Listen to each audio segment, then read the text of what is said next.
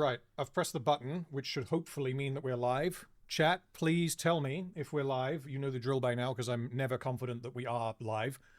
And looking at all of this, the windows should also be in the right place, and you guys should have text on the screen, which means you can see what you are currently saying, although let me change that to that.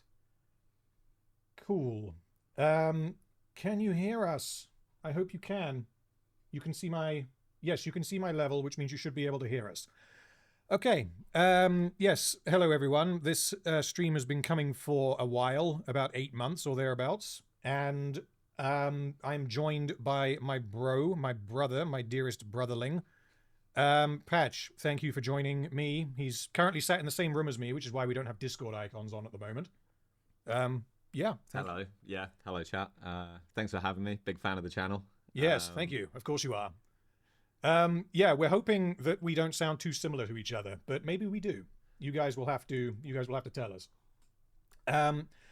Okay, so a couple of things before we start, just to explain how this works for you, bro, as well as for anyone who hasn't seen like the tier list streams before. Is we're going to go through each character. We're not really sure on the order yet. Live is a bit choppy. Okay, I'm not sure. I don't believe that's a problem on my end, but I'm gonna have to just keep going. Yeah, so we're gonna go through every character in the show with a few exceptions. Essentially, there's a lot of characters in this show, and I didn't want to include loads and loads of characters who are gonna go under non-character. We are a bit quiet. Can I turn us up? The reason why we're slightly quiet is because I don't want to mess with that while we're live. It's because I'm slightly further away from the mic because there's two of us. We're sharing a mic. So you guys will have to turn up the volume if that is okay. Yeah, so we're going to go through every character, and any super chats that happen to come in, if you send one in that is regarding a character that we're already talking about, then I will read it before we rank the character. If you're like, you know, late and we've already moved on to the next one, I will still read super chats, but it's going to be later because I'm not going to keep jumping back and forth between characters. As I said, there are a handful of characters that I am not including. I won't even bother reading who they are because I really don't think it matters. Essentially, if they were like secondary or like really tertiary characters that just there is no point in even bothering because there's going to be no discussion and they're going to go straight into non-character. To speed things up, I ejected them.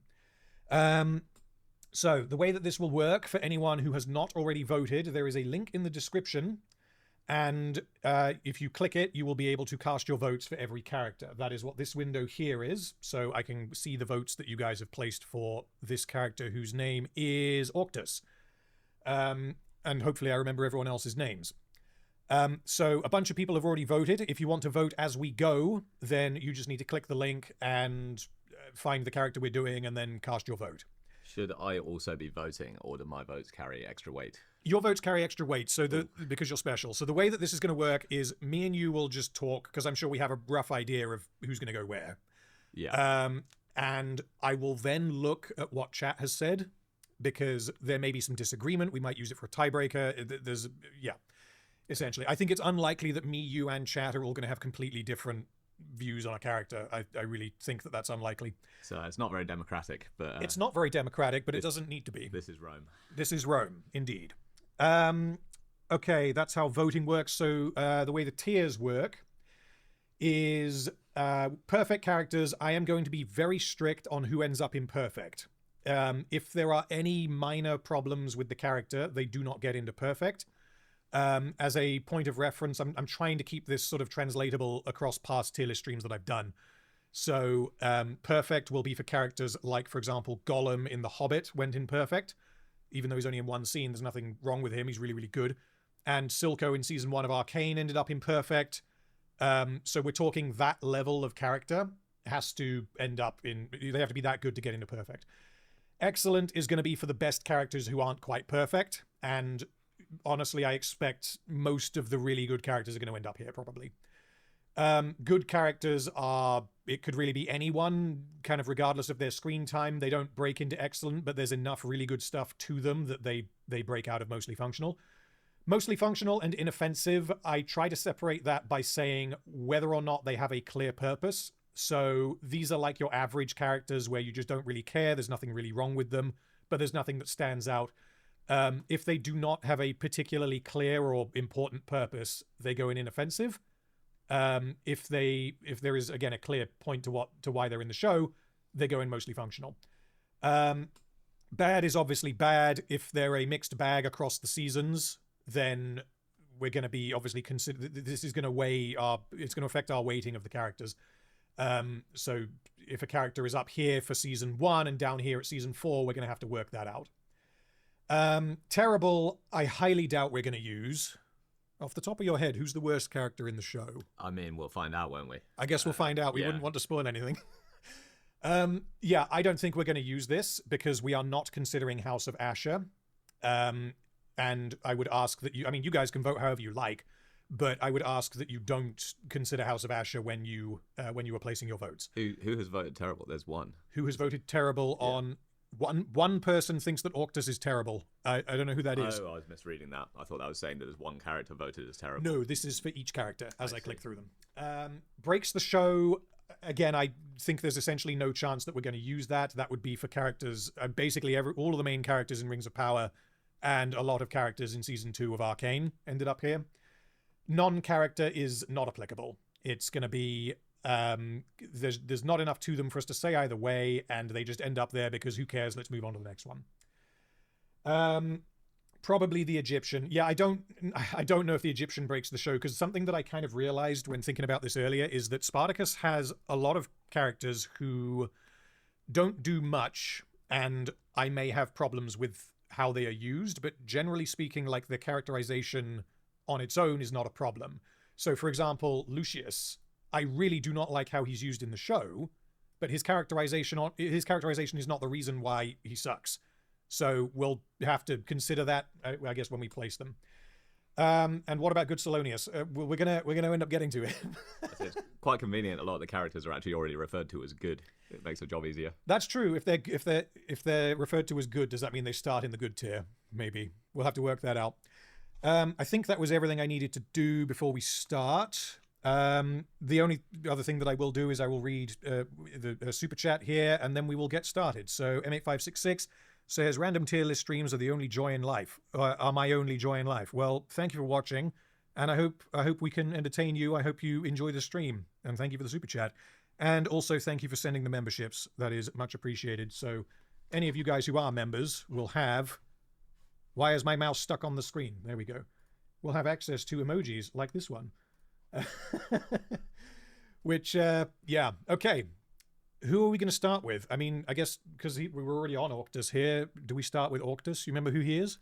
Yes, actually, I should say that I've done my research for this. I've rewatched the whole series, so I feel I probably won't have your level of insider knowledge of everything that went on, but I feel like I could probably identify most characters, and I'm at least familiar with their plots. So yes, I'm happy to start with Octus. Perfect. I should say as well, the reason why I asked you to join me on this stream specifically is because I feel like you know the show basically as well as me, because we both lived at home when this show first came out, and I remember watching it together, and I kind of remember us both becoming a little bit obsessed with it because it's really, really, really good. I think I actually might have introduced you to it. You did. I'm not sure. Did it come out same year as Game of Thrones? I feel like it was on after Game of Thrones or something like that. I just stayed up to watch it. I believe this came out in 2010, 11, 12, 13. Yeah, because War of the Damned was 14 as far as I can remember. I might be off by a year there.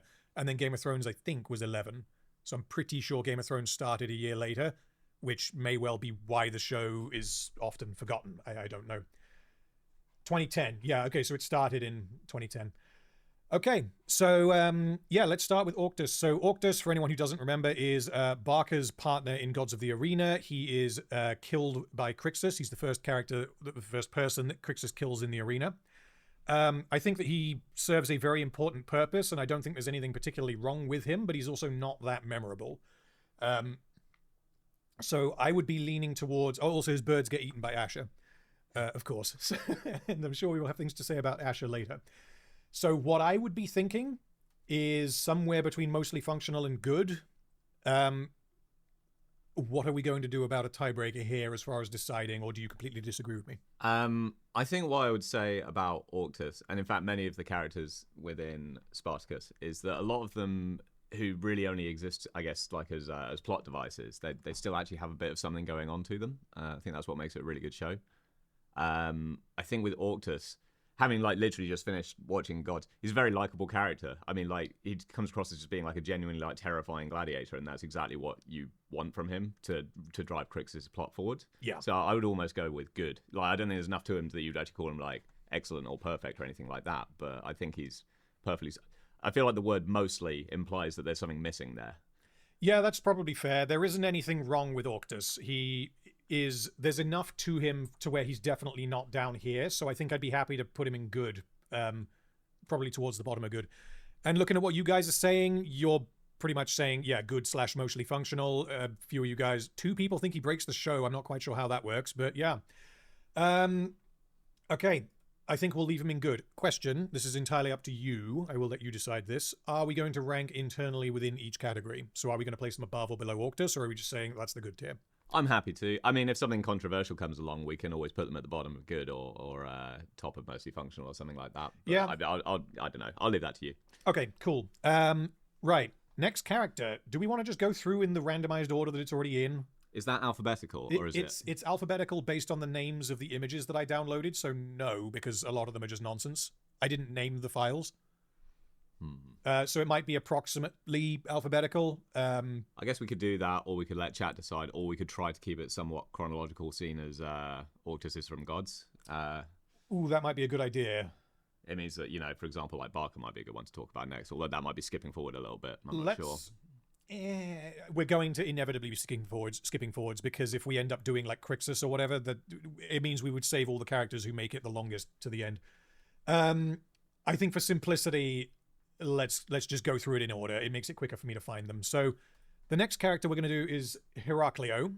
I really like Heracleio, but I think he has a few scenes where he's just kind of dumb. I think that he kind of reminds me of Asher. He's just nowhere near as good of a character as Asher is for the most part. He's a side villain who is very memorable, and the performance from the actor is just, it's that right level of kind of cheesy and like hammy.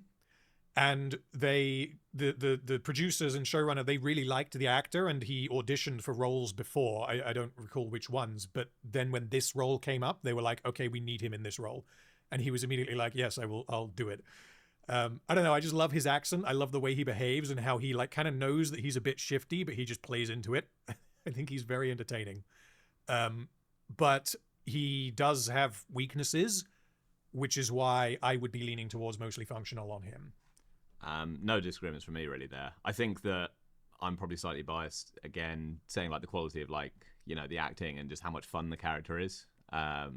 Probably biases me to put him as a quite good character, but if we're being strict about saying it's the quality of the writing, then yeah, I can't really argue with that. Yeah, I think we may revisit it when we get a few more characters down, but like for now, I think we need to go quality of the writing. Does he have much of an arc? I can't really remember, to be honest. No.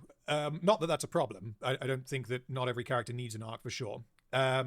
Essentially, the biggest problem that I have with him is I think it would have been, I understand why they didn't do this, but I think it would have been good to see the relationship he had with Caesar, because behind the scenes, Caesar makes a deal with him, which is what leads to the betrayal. And I feel like watching a conversation between these two when he is not shit-faced out of his mind would have been good to watch. He seems to completely forget about, what's his name, Castus, and just leaves him to die for no reason when he seems to quite like him. He is a pirate, though. I know he's a pirate, but he's a member of his crew, and we get at least 2 scenes where it's shown that they are actually, at the very least, friends. And yeah, I get that he's being paid. It just seemed really like odd to me that he would be like, we'll just leave Castus, he's fine, and then obviously he's going to die as a result. I imagine that's quite normal in the pirate world, but yeah. I guess it could be normal in the pirate world potentially. We'll keep him right about there. He might edge up into the bottom of mostly functional for now. So you guys, vast majority are saying mostly functional. Let the people decide. Mr. Heracleio. So we'll go with you guys as the tiebreaker. Okay, the next character we're going to do is, can you tell who that is based on the screenshot? Who have we got? Put him up on screen. This one. Oh, it's Donar. Is it Donar? That is Donar. So, I mean, do you want to take Donar or? Well, what is there? What is there to say about Donar really, apart from his very last episode in the show? He's got an axe. Yeah. You had a bit of a fun trivia about Donar, didn't you? About how he was just was there a reason behind why he was just very much a side character, and then they just sort of had him exit like a badass? So, well, there's two reasons, kind of. It's not specific to the character. So originally, for anyone who didn't see the video that I made, the character was invented in the opening of Vengeance to die. That was his purpose. He was going to be like the guy who escaped with Spartacus, even though we never saw him. And he was going to die at the end of the opening episode, which would then motivate Spartacus going forwards. Because different things were going to happen to Aurelia in episodes that got cut when the season was shortened from 13 to 10 episodes. Somehow that meant that Donar stuck around forever. I don't quite know how he managed that. I mean, presumably he's one of the stuntmen. I didn't check his credits, so I'm not sure. I would imagine so, right? A lot of them are. A lot of them are. Yeah. And then for his final episode, the reason why he kind of goes out like that is because Stephen DeKnight says repeatedly that if you want to die on a TV show, you do it on Spartacus, because they make sure that every character who dies gets like a glorious send-off. Which even obviously for the villains, like they have very memorable deaths generally. Maybe we'll find one who doesn't, but yeah, generally something that this show handles very well is death scenes. I think I'd put him very much in the same category as Lugo, but I think his death is even better executed than Lugo just dying in a spectacular way. I think it actually drives plot forward. So I'd almost be.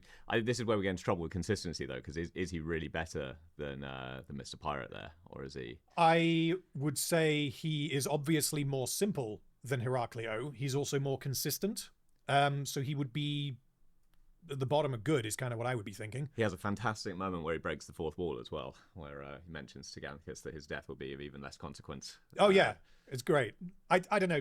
I mean, looking at this, putting fucking Donar up that high to me seems excessive. I think this is going to be a recurring thing though through all the characters. There's so many characters who, even though they're minor, they are quite good. I think we're going to have a very inflated good list. We might, but then honestly, it's a good show. So, because spoiler alert, like for a character like Asher, for example, he is so much more important than Donar. And at his best, he is so much better than Donar. The problem is that there's a lot of Asher stuff, though we're excluding House of Asher, there's a lot of Asher stuff in Vengeance that is just bad. Which means at his worst, Asher is so much worse than Donar. So we're gonna have to take that into account. I think we leave him here below Octus. He's not as memorable as Octus, I don't think. Okay. Next character is Nemesis. There's probably quite a lot to say on Nemesis, isn't there? Yeah, probably. So Nemesis was introduced in episode 7 of Vengeance. Very, very minor character initially. The first thing he does that matters is that he goes off and attacks Glabber kind of on his own.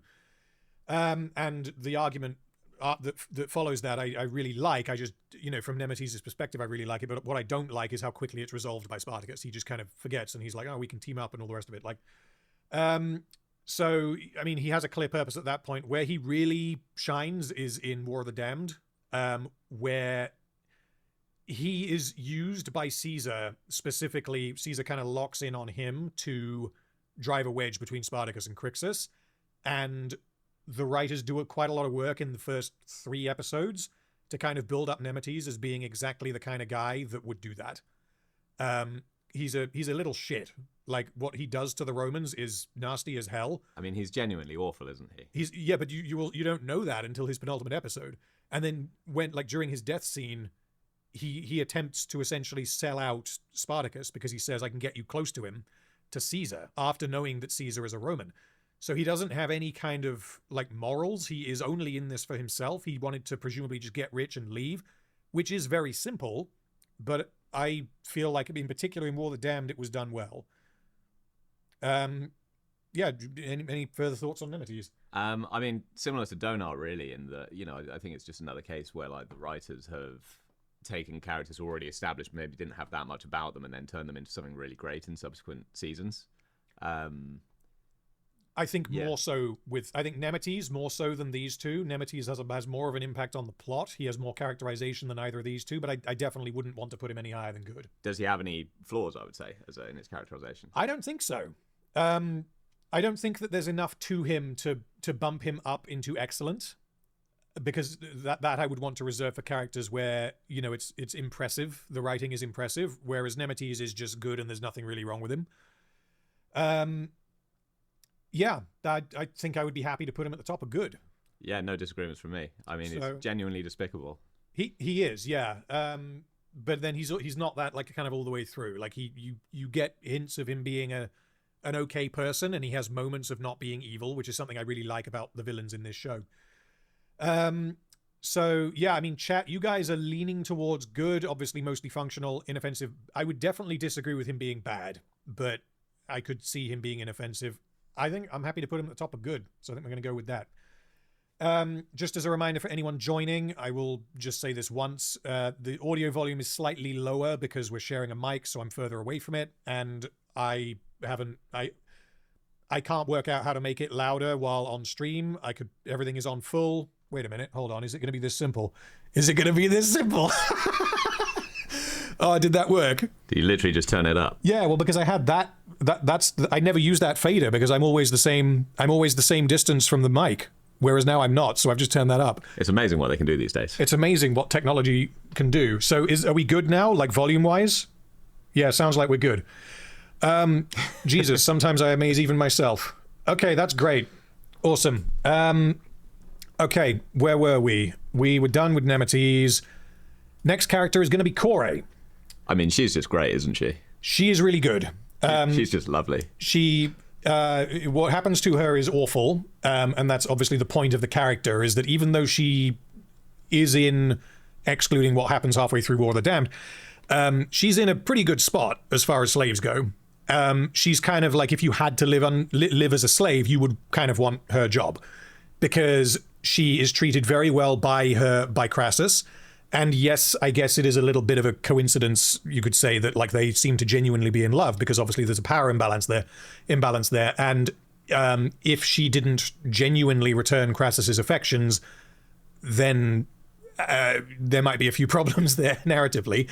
But that's something I think that they do really well in episode 2, because you don't really get anything from her in episode 1, is they make it very clear that even though she is a slave, she is genuinely in love with her master.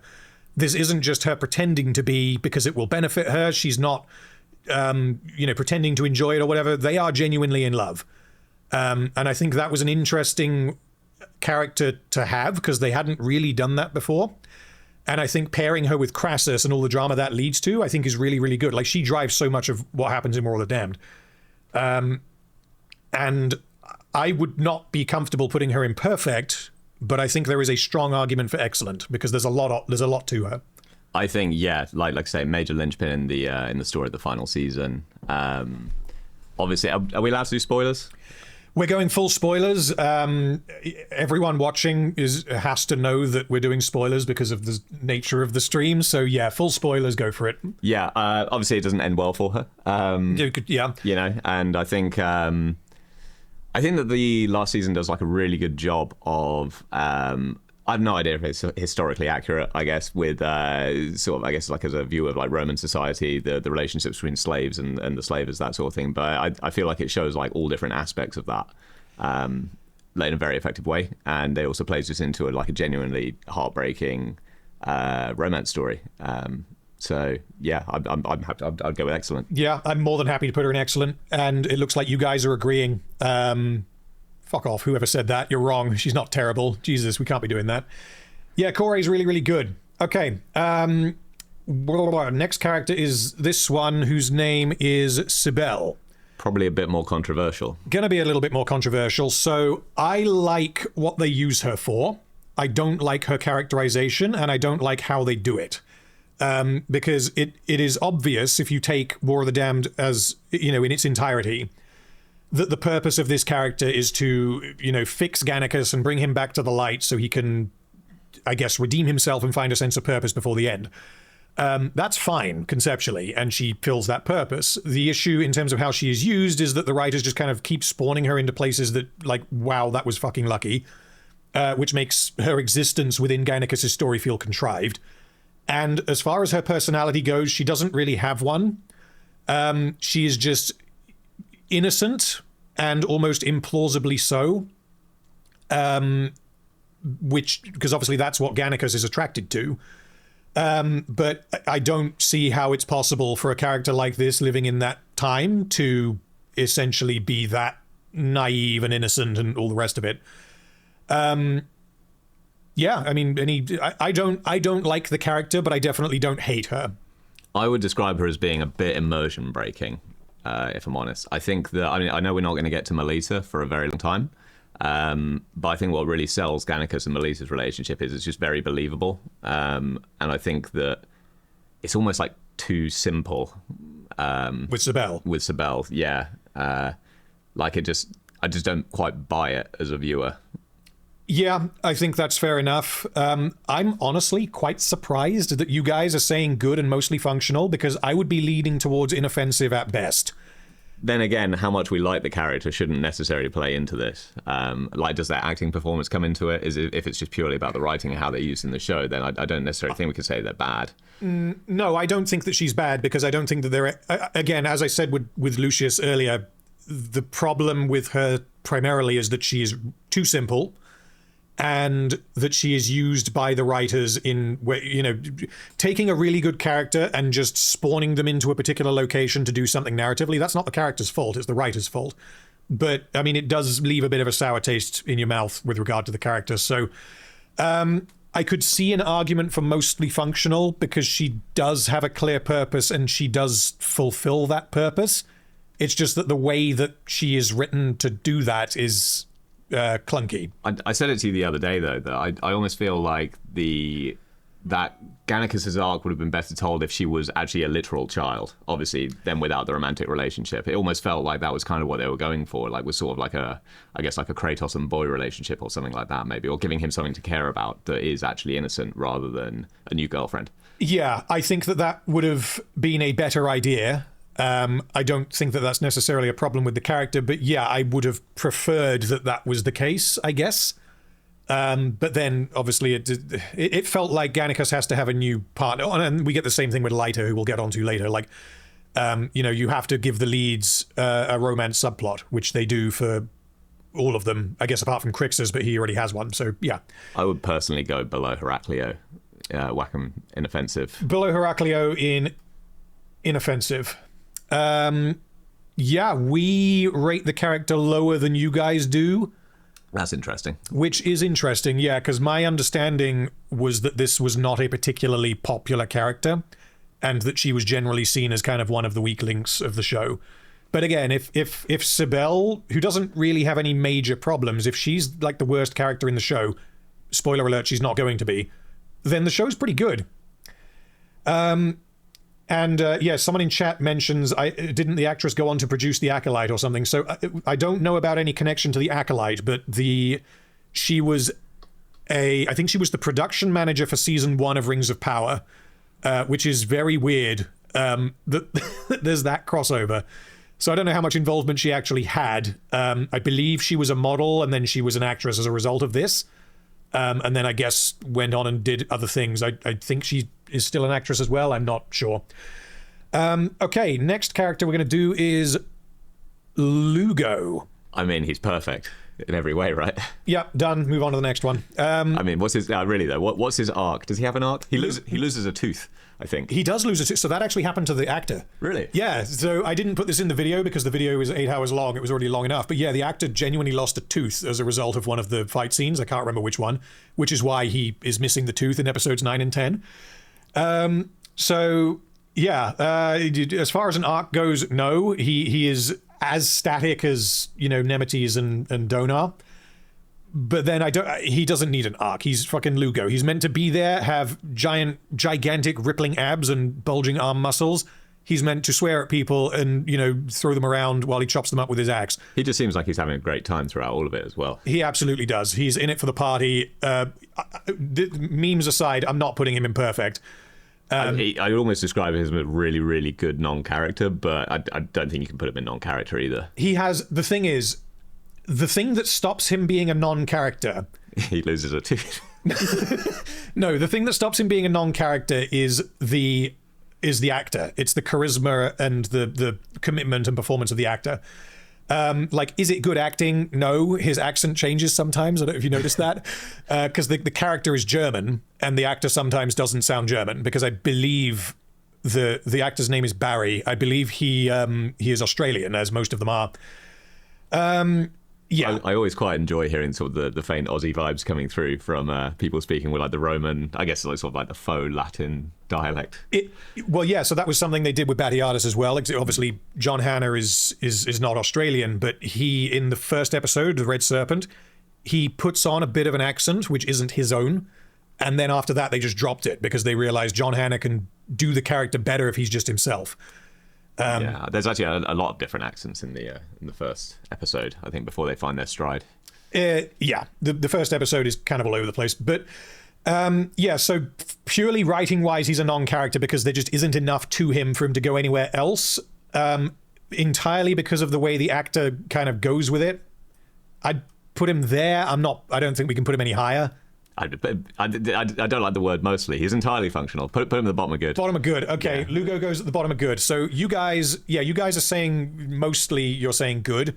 Some people are saying perfect and excellent, which I can't disagree with you. But if I ranked this by memes, then Naevia would be in Breaks the Show. So I'm not going to do that. And I hope I just put her back in the right place. Otherwise, I've messed this whole thing up. No, I think she was there. Fuck it. I'll work it out later. Okay, next character is Diona. So she obviously only appears in Gods of the Arena, and she's kind of similar to Kore in terms of her purpose, but much more simple. I wouldn't say she's the same as Kore in terms of purpose. I was actually thinking, like, you know, obviously she has an arc and things go very badly for her, but it's kind of... Is there a point to her story? The point to her story, I think, is to affect Naevia, I guess. Because Kore doesn't purely exist in service of Crassus, even though that's one of the purposes. Diona almost entirely exists in service of Naevia. She is what would have happened to Naevia if... I'm not going to say the line, but you know the line I'm thinking of. Yes, yeah. I think you're right. I think that she is purely there to inform us things about Naevia. And I think that... And Lucretia, because she sells her out like a piece of meat, because that's essentially what she is. Yeah. And good Casutius, obviously. Obviously, yes. But I think with Naevia, when you actually look at her arc throughout Gods, like, she's in the same place at the start as at the end, really. She gets a new tattoo. That's basically it. The difference is that because at the very start, the very first scene, she's happy. And, like, basically all of the slaves are, you know, as happy as you can be, given that you're slaves. It's the opening episode of Gods, pretty much everyone is happy. And it's when Batiatus starts, you know, getting this hankering for, like, the ambition of what he wants to get. That's when everything starts going to shit. Had he not done that, then everyone would have potentially lived happily ever after, obviously bearing in mind that they're slaves. Because, yeah, if you watch just that first episode of Gods of the Arena, it's like, wow, are these people really slaves? It almost doesn't feel like it. It's almost like, you know, wistfully, it's like a pipe dream, given that you know where things go. Yes, I suppose it's like an awakening of the setting of the loss of innocence in the first season, isn't it? With Naevia, yeah, because by the time when you meet her in I just realized we're meant to be talking about Diona and we're talking about Naevia. I know, but that's what Diona's for, isn't it? Is to tell us about Naevia. Let's speed this up a little bit then, because we're going to get to Naevia soon. Where do we put Diona? There's nothing really wrong with her, but she's not much of a character. She's a plot device, right? She is that's how I would describe Sibel. Yeah, I mean, in every sense of it, she gets used by folks in the show as well, doesn't she? Really, I mean, that's her whole character, is to be a plot device in sort of the most tragic way. Yeah, I think for that reason, I'd almost say good for that reason. I've convinced myself. I don't know. Up to you. Because she's similar to Sibel in terms of, I guess, obviously the point of the character is very different, but the fact that both characters are pretty clearly plot devices. With Diona, she has more of a personality for sure. Mostly functional to the top of the bird. There's nothing wrong with her. She's going at the bottom. She's going below Lugo. I think we're going to end up with a lot in good. We are. It's a good show. It is a good show. It's a good show, yeah. And yeah, you guys in chat are saying, vast majority are saying good. I can't really argue with that. I think that's fine.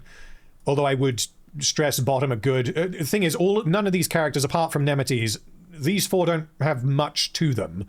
It's just that they're done well enough to where there's nothing wrong with them, and you can be like, that was a good character by the time you get to the end. I almost feel like we need 2 tiers of good, like good and actually does stuff versus just good. But I mean, it's too late now. We're already in this. Yeah, well, so these are the tiers that I've used on other shows, and those lean bad, which is why there's more tiers where there are problems. Really. Is this the first time you've done a tier list on a show that's actually good? No, I did Arcane Season 1, yes. And then we redid it for Arcane Season 2. So the Arcane Season 1 one was obviously very top-heavy. And I believe there were a few characters who went in mostly functional. Obviously, there were some non-characters, but basically everyone was up here. In fact, someone in chat said, do we need a functional tier? If we got rid of the word mostly on mostly functional, then I would be happy to put her there. I think that's fair. And I may take that forwards. I may take that change going forwards, because the mostly is... It implies there's something wrong. Potentially confusing things, yeah. Inoffensive is where things start getting wrong. Okay, I drank a little bit too much and I'm going to need a wee in a minute. Not alcohol, I'm not on the booze yet. I'm out of tea as well. You're out of tea. Okay, well, let's do a couple more and then I'll put on the BRB screen so I can empty my bladder. Or maybe take a break before Batiatus, because I feel like that's a long one. Yes. That's true. God, we've got Glabber and Batiatus next. Oh, we've got some heavy hitters. Yeah, we have some heavy hitters. So, let's do Glabber, and then I'm going to go for a wee. So, Mr. Glabber. I really like this character. You're going to have to bear with me, chat, because I need to take a phone call very quickly from wife, and I think it might be something I need to answer. Sorry about this. I'll be back in 1 minute.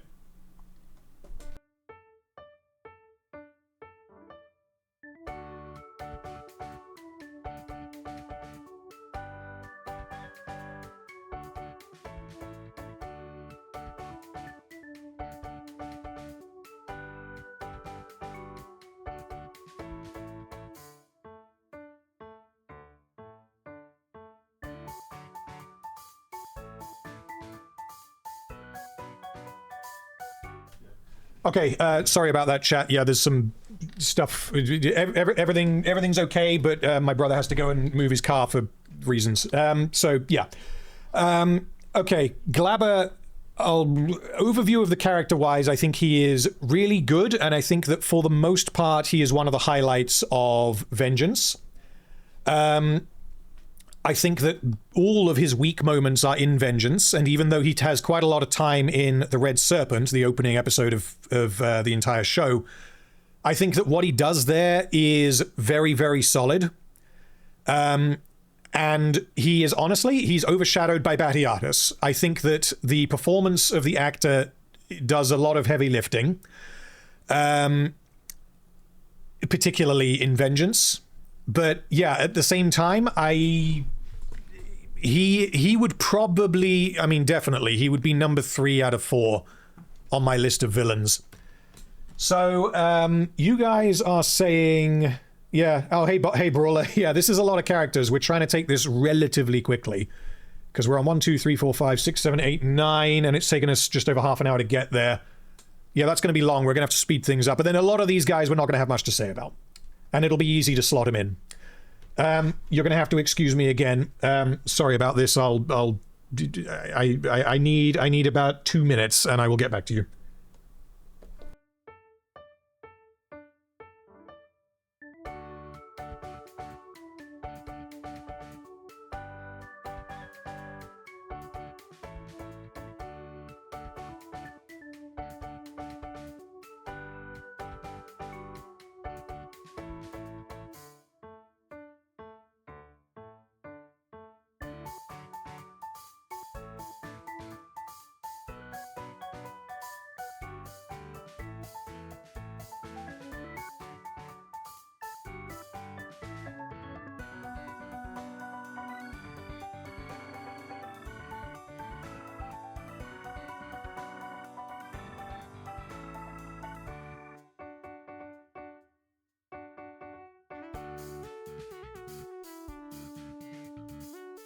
Right. Sorry about that, guys. I shouldn't have to put up the pause screen again for a little bit. Essentially, I think something is going on with a friend's pet guinea pig, and wife is going to help out, which is, yeah, we just had to sort that out quickly. Okay, where were we? What were we doing? We were doing Mr. Gaius Claudius Glabber. So you guys are saying excellent. That is where my brain would be going as well. The problems... Hello, bro. Bro is back. So the problems with Glabber are entirely in vengeance. I don't like... I mean, the biggest problem that I can remember just immediately is in episode 9 of Vengeance, he basically spends all of Vengeance, like, completely obsessed with hunting down Spartacus to the point where he does things that are politically inadvisable, let's say. And he basically tanks his career in order to fucking get Spartacus.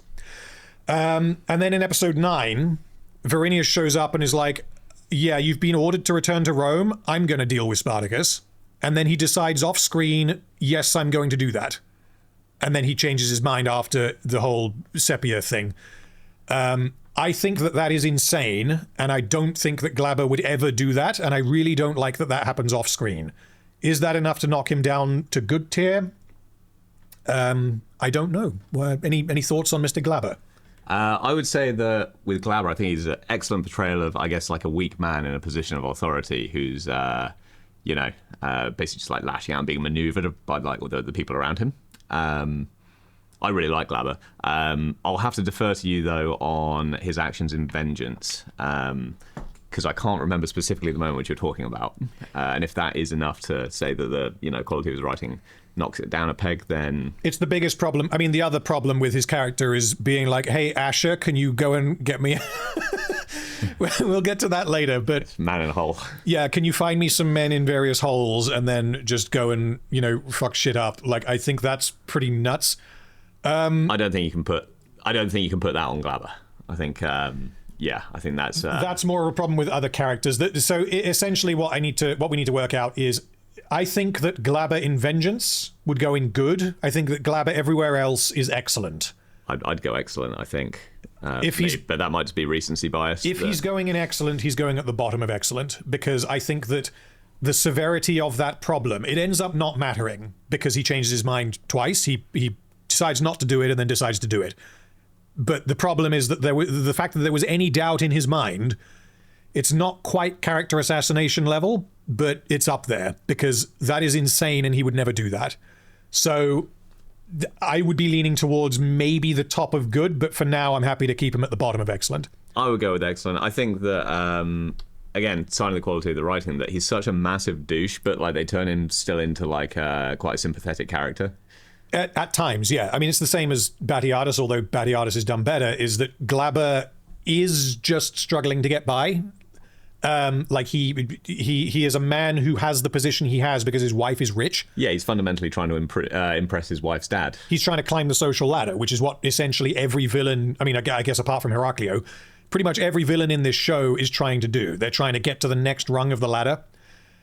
Or, in the case of like Calavius, they're trying to stop other people from, following them up the ladder. In fact, even in his weakest season, which would be Vengeance. Yeah. Right? Well, he's only in 2 seasons, isn't he? But even there, he has like quite an arc where he starts to actually stand on his own 2 feet and turns into even more of a monster. Yeah, which happens at the halfway line. That's at the end of episode 5 when that happens. And I think I'm happy thinking about it. I'm happy to put him at the bottom of excellent, but he's somewhere around there. You guys are saying pretty much the same thing. The majority is saying excellent, so I'm happy to defer to that. Okay, the next character is going to be Mr. Quintus Lentulus Batiatus. Look at those votes. Look at those votes. 1 of you is insane. 2 of you are insane. 10 of you are insane. I don't think there is any argument for this man being anything other than perfect. I think Batiatus is the best character in this show.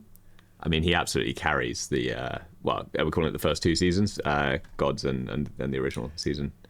Yes, although I would totally see the argument that Lucretia carries more of Gods of the Arena. Also true. They're a power couple. Absolutely. I don't see him moving from there. He is one of my favorite characters, favorite villains, favorite performances. He is probably the best thing about the show. Like, you know, what is the one best thing about Spartacus? It's John Hannah as Batiatus. I can't really imagine another actor playing him, which kind of sounds insane because the only other thing I've seen him do is in The Mummy, which is totally different. Uncle Jonathan. Yeah, Uncle Jonathan in The Mummy, which is he's a goofy comic relief man, which I guess that's range, but because The Mummy is a very popular film and everyone has seen it. Like some of you guys in chat may not have seen it. If not, then you need to watch it. And because of how strong his performance is in Spartacus, it means that whenever I watch The Mummy, I'm like, oh, it's Batiatus, rather than watching Batiatus and being like, it's the guy from The Mummy. Yeah, I mean, there is nothing bad to say about him, I don't think. I think that when I went through and made the videos, I didn't find a single problem with his character. As far as the writing goes, and just thinking about it now, I can't think of any time when the writers do something with him that's a bit fucky. I think maybe the only thing is his interactions in Gods of the Arena with I'm blanking on the name. Tullius. With Tullius, yeah. Ultimately, his plan in episode 6, it pretty much just boils down to let's go and grab him. Yeah, you're right about that. I don't think that's enough to mark him down. No, that plan is insane. However, is it going to mark him down from perfect? No. But yeah, I really do think that the first half of the finale of Gods of the Arena is not good, which may be a hot take. You know, the beats that it hits are really good, but how we get there is insane. The plan is ridiculous. Yeah, I mean, he's going to stay in perfect. I mean, let's be honest, he's going to be the top of perfect, isn't he? Almost certainly. Yeah, I don't see anyone beating him. He's going to be at the top of perfect. So, super chat from Mr. Heem, thank you, says 10 people need their balls locked as punishment. So is it more than 10? It's now 11. So one more of you said non-character. I don't like this. You guys need to not do that. He's perfect. He's perfect. He's not 90% perfect. He's 99% perfect. He's the greatest Ilithia in the Republic. He certainly is.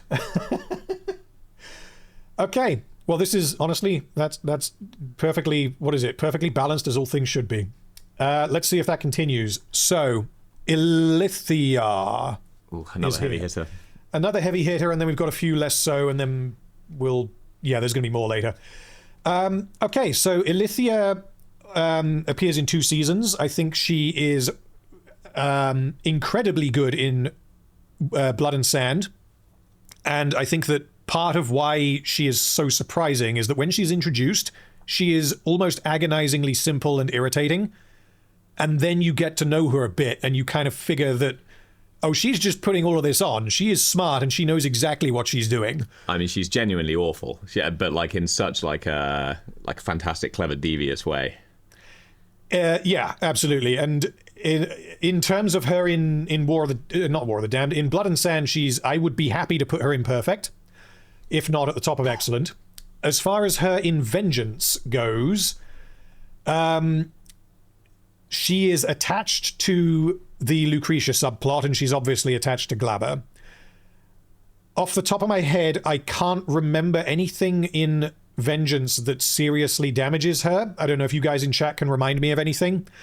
But there are pretty serious problems with Lucretia. I don't recall those bleeding into Ilithia. You're going to have to remind me what she gets up to in Vengeance. So in Vengeance, it's when she's pregnant. And she gets kidnapped by Spartacus, doesn't she? She gets kidnapped by Gannicus and then given to... Oh, yes, yeah. So, I mean, I don't really have a problem with that. Like, the manner in which that happens is a little bit nuts, but there's no character problems there that are kind of allowing that to happen. I mean, my recency bias, because I watched Blood in the Sand more recently than Vengeance. I'm probably remembering her much more fondly than maybe you are if you watched Vengeance more recently. Possibly, but it's because Vengeance is just not as good. I don't think that it's necessarily fair to the character because nothing that she does in Vengeance is as good as what she does in Blood and Sand. And as far as I can remember, there's nothing in Vengeance that she does that's particularly problematic. I would put her, based on the current list, I'd put her at the top of excellent. That's what I'm thinking as well. I think she'll move down when we get a few more in there, but I think she's better than Kore. I definitely would put her above Kore, for sure. So I think that pretty much decides it. You guys are split between perfect and excellent. Majority going excellent. I can't think of anything which would actually knock her out of perfect, to be honest. She's great. But if we want to be conservative about who we're putting in perfect, I am going to be very conservative about who goes in perfect, because I try to keep that for like the best characters in the history of ever. So getting into perfect is going to be difficult. I'm going to kind of gatekeep that one pretty strongly. Yeah, okay, someone in chat says her leaving to go back to Glabber irked me. So, because what ends up happening, I didn't have a problem with that because that was essentially a power play, and it was her. I mean, essentially, what happens in the scene is that she kills Glabber's new slam piece, and then kind of tells him like, "Yeah, we're both monsters, so let's just embrace it and fuck everything up. Like it's us versus the world. Let's go. Let's do it." I think that fits her character. She's a little bit of a maniac sometimes, which we also get in Blood and Sand, and she is happy to just, torch everything that she doesn't like as long as she gets off scot-free. Which is what happens in Kill Them All, right? Yeah, I think her ending in Blood and Sand, where she bars the doors and leaves everyone to get chopped up, is just amazing. And then, yeah, it's a difficult act to follow, isn't it? Yeah, for sure. Yeah, let's put her in there. So next character is going to be Ilithia's father, Senator Albinius. He is barely in Blood and Sand, and I'd forgotten about this until I did my video on it. I think he's in one episode. I believe he's only in the opening episode. I remember very little about this guy apart from he gets his head squished. Glabber squashes him, yeah. Yeah. Yeah, so this character is again pretty simple, but he's kind of like, he's kind of the highest until we get to Crassus and other characters in More of the Damned. He is the guy who has the most power. He is a senator, which is above in the show, at least. I don't know if this is historically accurate. He has more power than people like Calavius. He is more powerful than Glabber. Glabber is concretely beneath him. But then he ends up kind of not respecting the determination, I guess, that Glabber has, which is what leads to his death. Ambition, I guess. Ambition, yeah. And because he conspires with Ilithia and Lucretia to dissolve the marriage, which is what then leads to him getting killed. So... I mean, he's a very powerful off-screen presence, I guess, because he's like a main motivator for pretty much all of Glabber's actions, isn't he? He is, yeah. He's kind of like the bank that rolls everything that happens. And after he dies, his money is then used for a wanted poster for Spartacus. And really, that's when Glabber turns into an absolute monster, isn't it? Is when it's after he kills Albinius, yeah. Yes, because then it's no longer a controlling factor for Glabber. Yeah, so he is very important, and honestly, I don't really have any faults with his character. You guys in chat are saying functional. I would be leaning towards good for this. Well, we got rid of the word mostly, didn't we? So I would describe it as being functional. He's more important for Glabber, really, rather than being good of his own right. Okay, so given that we've changed this to functional, do we want to adjust any of these four quickly? Oh, yeah, maybe. I am happy with Nemesis staying in good because there's quite a lot to him. I think what we're going to do, unless anyone objects, we'll slide Lugo, Donar, and Octus down to functional because their characterization is slim, but there's nothing wrong with them, so therefore functional. I think that's fair. I think that's fair. Heem says no. You're talking about Lugo there. Lugo is good. Put Lugo back in good. Lugo can go in good. I love democracy. Okay, next character. Do you know who this guy is? He is the Australian Thracian. Yes, confusing as that may be. Yeah, I don't really know anything else, but he gets killed very early on, doesn't he? He's got a very thick Aussie accent, and that's about it. Do you remember his name? I believe it's stated once. No. His name is Drenice. Definitely wouldn't have got that. Yeah. So he has the lucky position of being the guy in the first gladiator fight we ever see. He is also the first guy who dies in the arena that we ever see. Because he's the guy who is fighting, while Spartacus is chained up below deck. And obviously this is going to happen to Spartacus next. So... yeah, he's really, really simple, but he also appears in a not good episode of the show.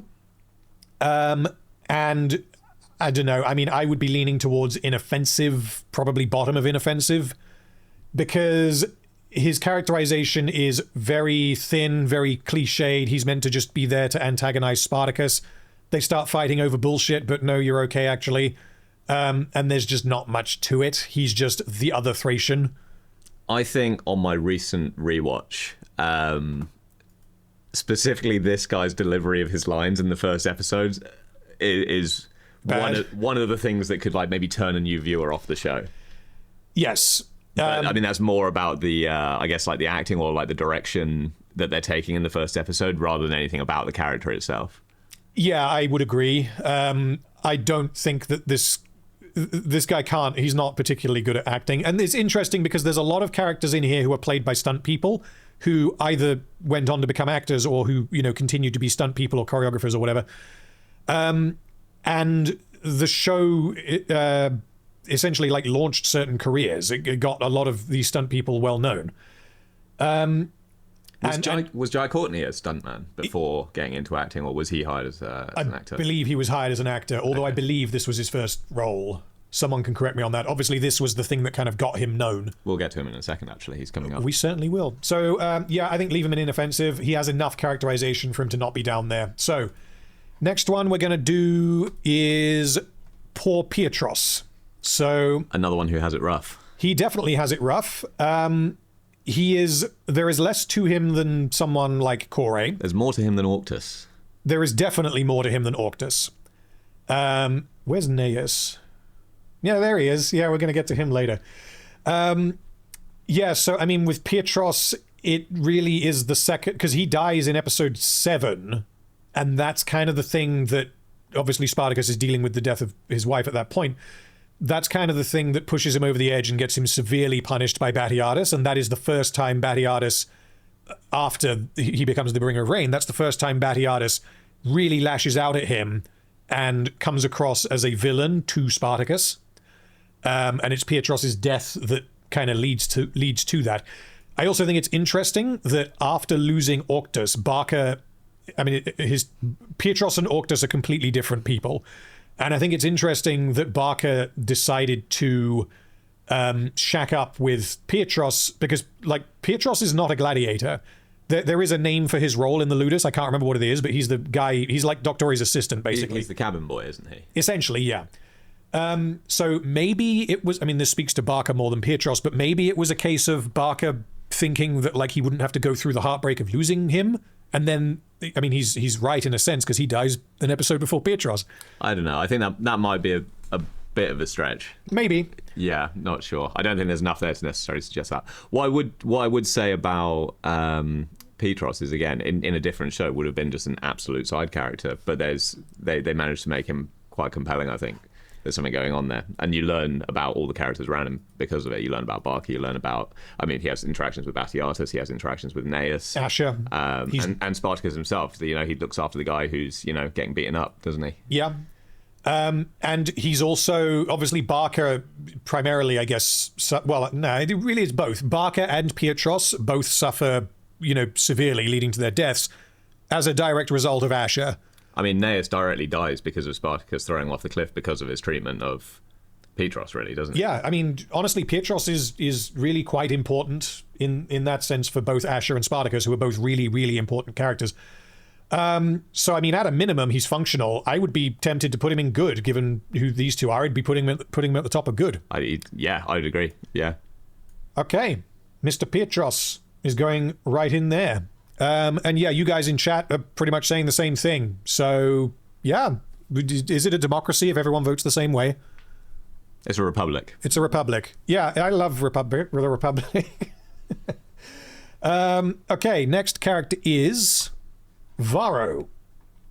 So I was thinking about Varro the other day, as I do from time to time.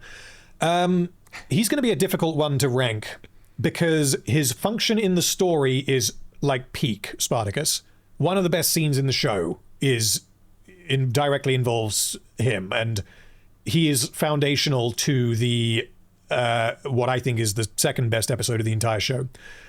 His characterization, however, is there's not as much to him as you might expect, given that that's the case. And much like Kore, he is an extension of Spartacus. There's not really much to him beyond that. But something that I will say that I really do like is that he's not just friendly man. You have his whole thing going on with Aurelia and his infidelity and his gambling addiction, plus the whole concept of him, deciding to, his sense of honor, meaning that he sells himself into slavery to then pay off his debts, tells you a lot about his character. And then he gets back into gambling as well. And then, as a result of the suspected infidelity. And he also, in the earlier episodes, is the guy who is Spartacus's frame of reference for how things work, because Varro is a Roman and Spartacus is not. So he has no idea what anything means. He's our tutorial character, really, in the show. Essentially, yeah, because Spartacus is obviously the fish out of water, and everyone else in the Ludus is a dick to Spartacus at the beginning, except for Varro.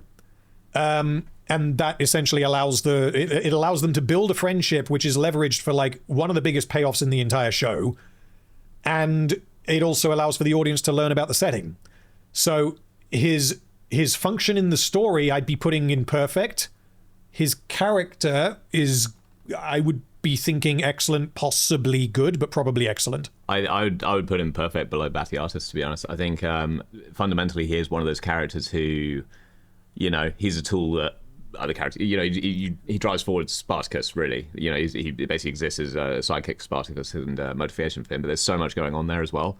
And also just like speaking to Jai Courtney's portrayal of the character, it's like he's just so damn likable.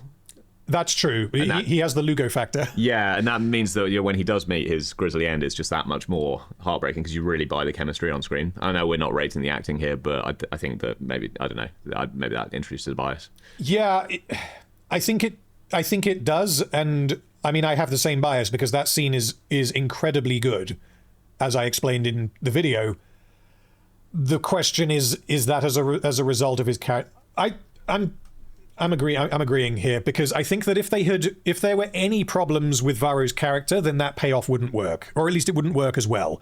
It would be, I can't remember what the meme is from a sitcom TV show or something. Maybe you'll know it, where a guy picks up a pencil and calls it Jim, and then he snaps it and he's like, "Now you feel sad about Jim because I gave it a name." Does that ring any bells? Doesn't ring any bells, but I know exactly what you're saying, and I completely agree. And It's a very likable pencil. Yeah, someone in chat might know what I'm talking about. I can't remember where that's from. Varro is a very likable pencil, and also bear in mind here that this is Jai Courtney, who I really like him from watching like the behind-the-scenes stuff. It's from Community, apparently. Okay. But his career has not been great. I mean, he's been in some big movies, but as far as like his performance goes, this is by far his standout from what I've seen. I would agree with that. I don't want to like say that he's a bad actor, but have you seen the movie where he feeds people to sharks? That's actually quite good. No, I haven't. You told me about this. Wife watched it as well. I need to watch this because it sounds very funny and it sounds like the kind of role he could have fun with. Yeah, it's a silly horror movie, but he is actually pretty great in it. Okay, yeah, I'll have to watch that one. Yeah, so you guys are saying, majority of you are saying excellent. What I might do for now, I'm going to keep him imperfect, because also remember that Marcus from season 1 of Arcane went in perfect for me. And Marcus is a similar kind of character in terms of his importance. What he does is very important, but his characterization is relatively simple. Like, you've seen characters like Marcus all over the place. It's just that he's done really well in Arcane. Chat's asking what movie it is. Yeah, bro's looking it up now. It came out, I think, last year. It's a relatively new movie. Dangerous Animals. Dangerous Animals. It's a solid 6 out of 10, but it's a lot of fun. Okay, fair enough. Yeah, so for now, let's leave Jai Courtney in perfect. Once we get to the end, we may well bump him down. We'll have to see. Because once we start putting other once we start putting other characters at the top of excellent, we'll be able to see. But right now, the reason why Ilithia is not in perfect herself is because of vengeance. Varro doesn't have that problem. Yeah, dying early is quite a good thing, actually, I think, for characterization in the show sometimes. We are probably going to see evidence of that soon. Okay, next character is this guy. Who is that? Well, he's in Blood and Sand. Does that help? He is only in Blood and Sand. Ooh.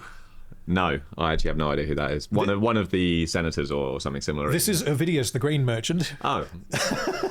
He's going in non-character. I don't think we need to have a discussion. I feel like we hear his name a lot. Oh, because he's important. He gets assassinated by Barker and... Is that him? I thought. Wait, is he the guy who sends like the debt collectors to attack Batiatus in the pits? He's very important. He doesn't really show up very often. I don't think he has enough of a personality for him to be worth putting anywhere else. He does get killed along with his whole family, doesn't he? And that then drives the whole Barker plot. But I mean, that's not really anything to say about him. Well, yeah, it doesn't rely on his personality in the way that like the Varro stuff does. So first non-character. I think we'll leave him down here. You guys are saying mostly functional, inoffensive, which fine, but I think that his characterization is thinner than basically everyone else. So does he actually do anything? I genuinely can't remember. I watched this like last week. He reveals to Batiatus that Salonius was behind the assassination attempt because he's coercing him by threatening to kill his son. And then the way he dies is, are you going to kill me? And no, my slave is going to kill you. But that's a Batiatus bit, not a Ovidius bit. He's the one that Asher feeds all the maggots to. Is that the one that Asher feeds the maggots to? He like holds his head. Oh, that's Marcellus. Is he on the list? He probably. Did I eject him? No, Marcellus is on my list of characters that I ejected because he doesn't do very much. So maybe he should have been rejected. But yeah, we'll move on. We'll move on. So the next character is Naevia. Oh, it's probably another controversial one. This one is going to be tricky. So obviously the picture I've got up is the first actress. We are counting the characters as the same, even though the actress changes. In particular, in Vengeance, I don't think anyone likes Naevia. I think that she is blamed for neutering Crixus because Crixus is amazing in Blood and Sand and he is less amazing in later seasons.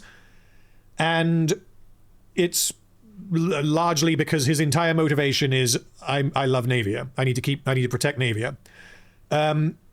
However, the character of Naevia being the way that she is, so being like ridiculously traumatized because of what happened to her,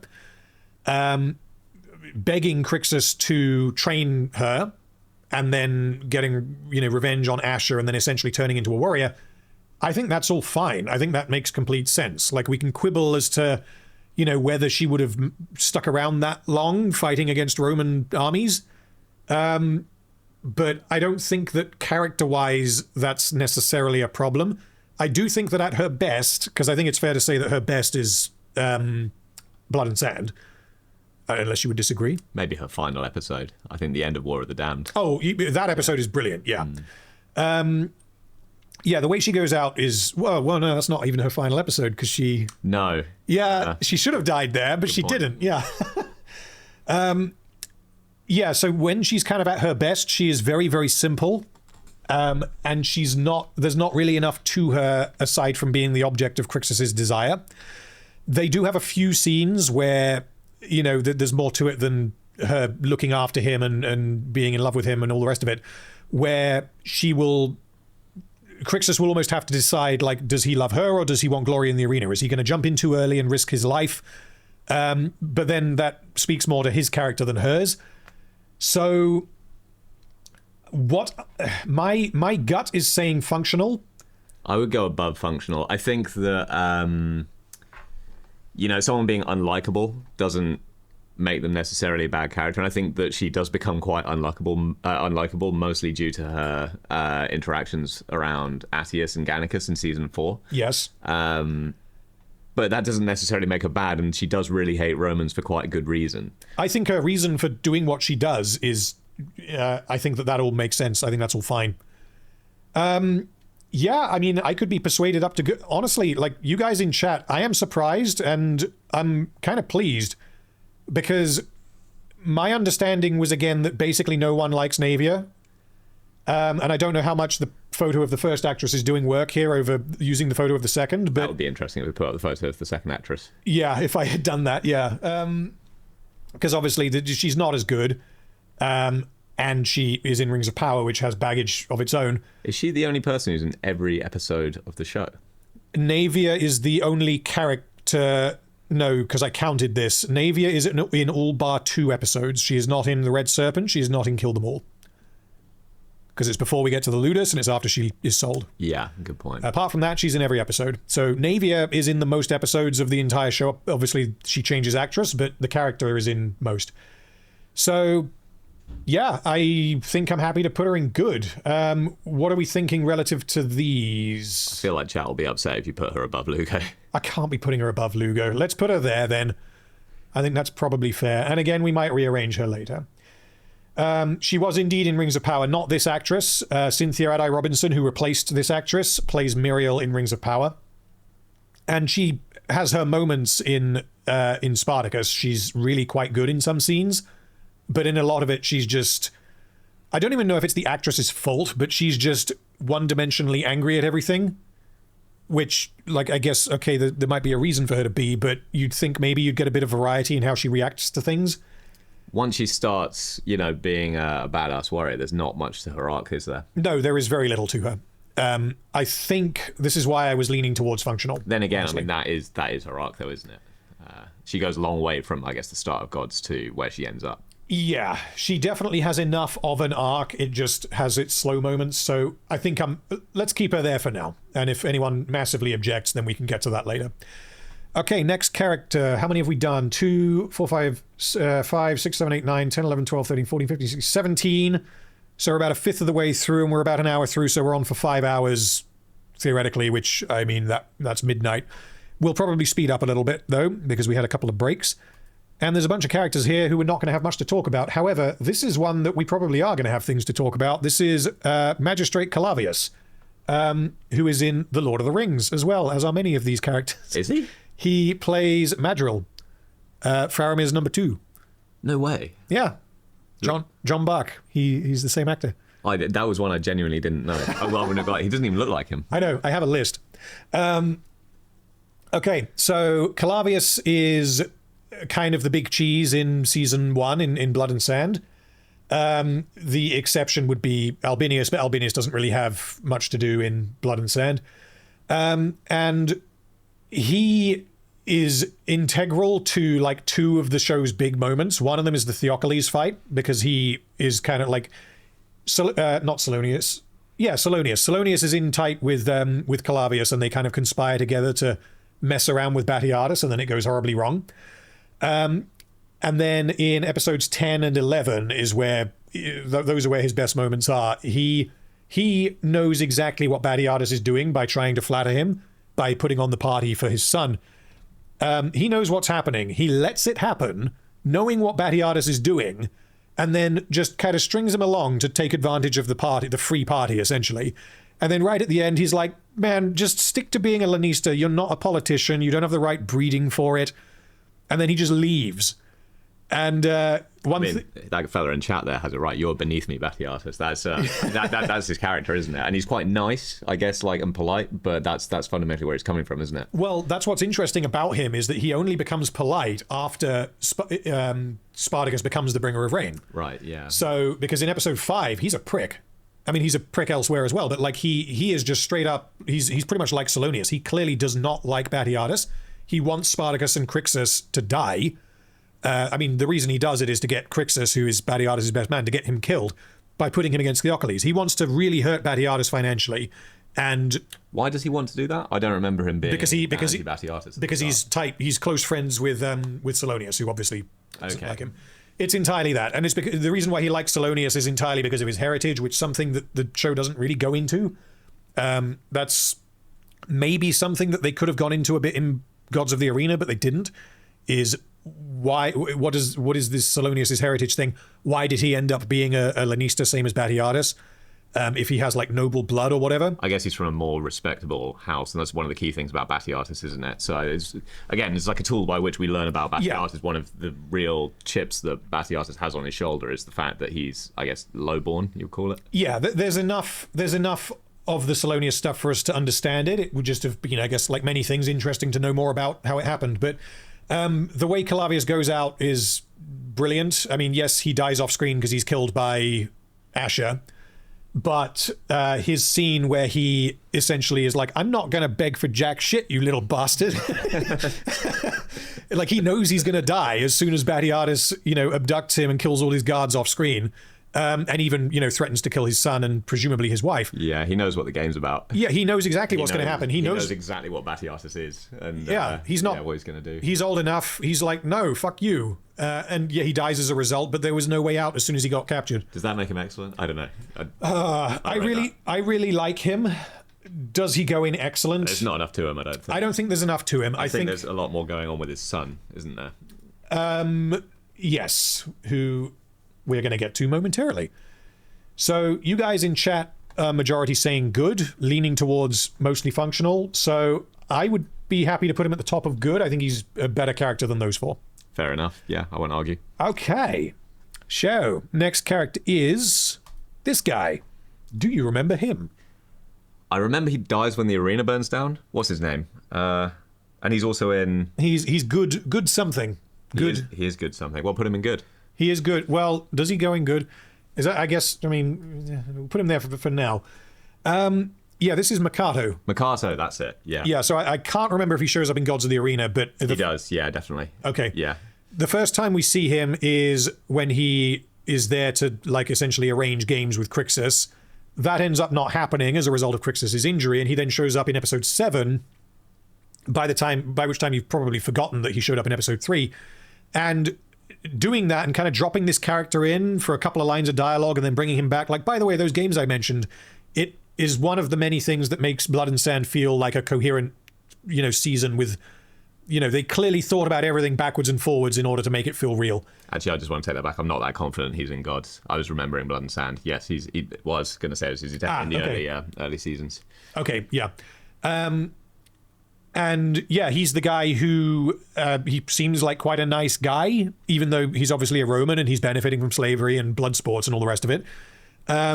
The only real problem that I would have with him, not that there's very much to him, is that he seems totally fine with what goes on in episode 4 of Vengeance, where they slice the guy apart during the party. He's just there yes, I'm all happy and bubbly and this is normal. And I guess he's part of the system, man. He is part of the system. I just find it strange that, in particular, him and Albinius, I find it very odd that they just stand there and watch it when you wouldn't expect that they would get anything out of that. I think that maybe in Vengeance, they lose the fact that one of the things they're setting up, I guess, in the arc from Gods through to Blood and Sand is that kind of thing's maybe not that normal. It's only in the House of Batiatus where all that crazy shit happens. That's true. They kind of do that in Gods of the Arena as well, because that's where you get this first sex parties. Exactly, yeah. And then, so I think that people who aren't necessarily part of that should, even if they are sort of on the slave master side of the relationship, they should be quite shocked at how some people are treating their... That's what I would have slaves, expected. Yeah. He does have some pretty great facial expressions, though, when...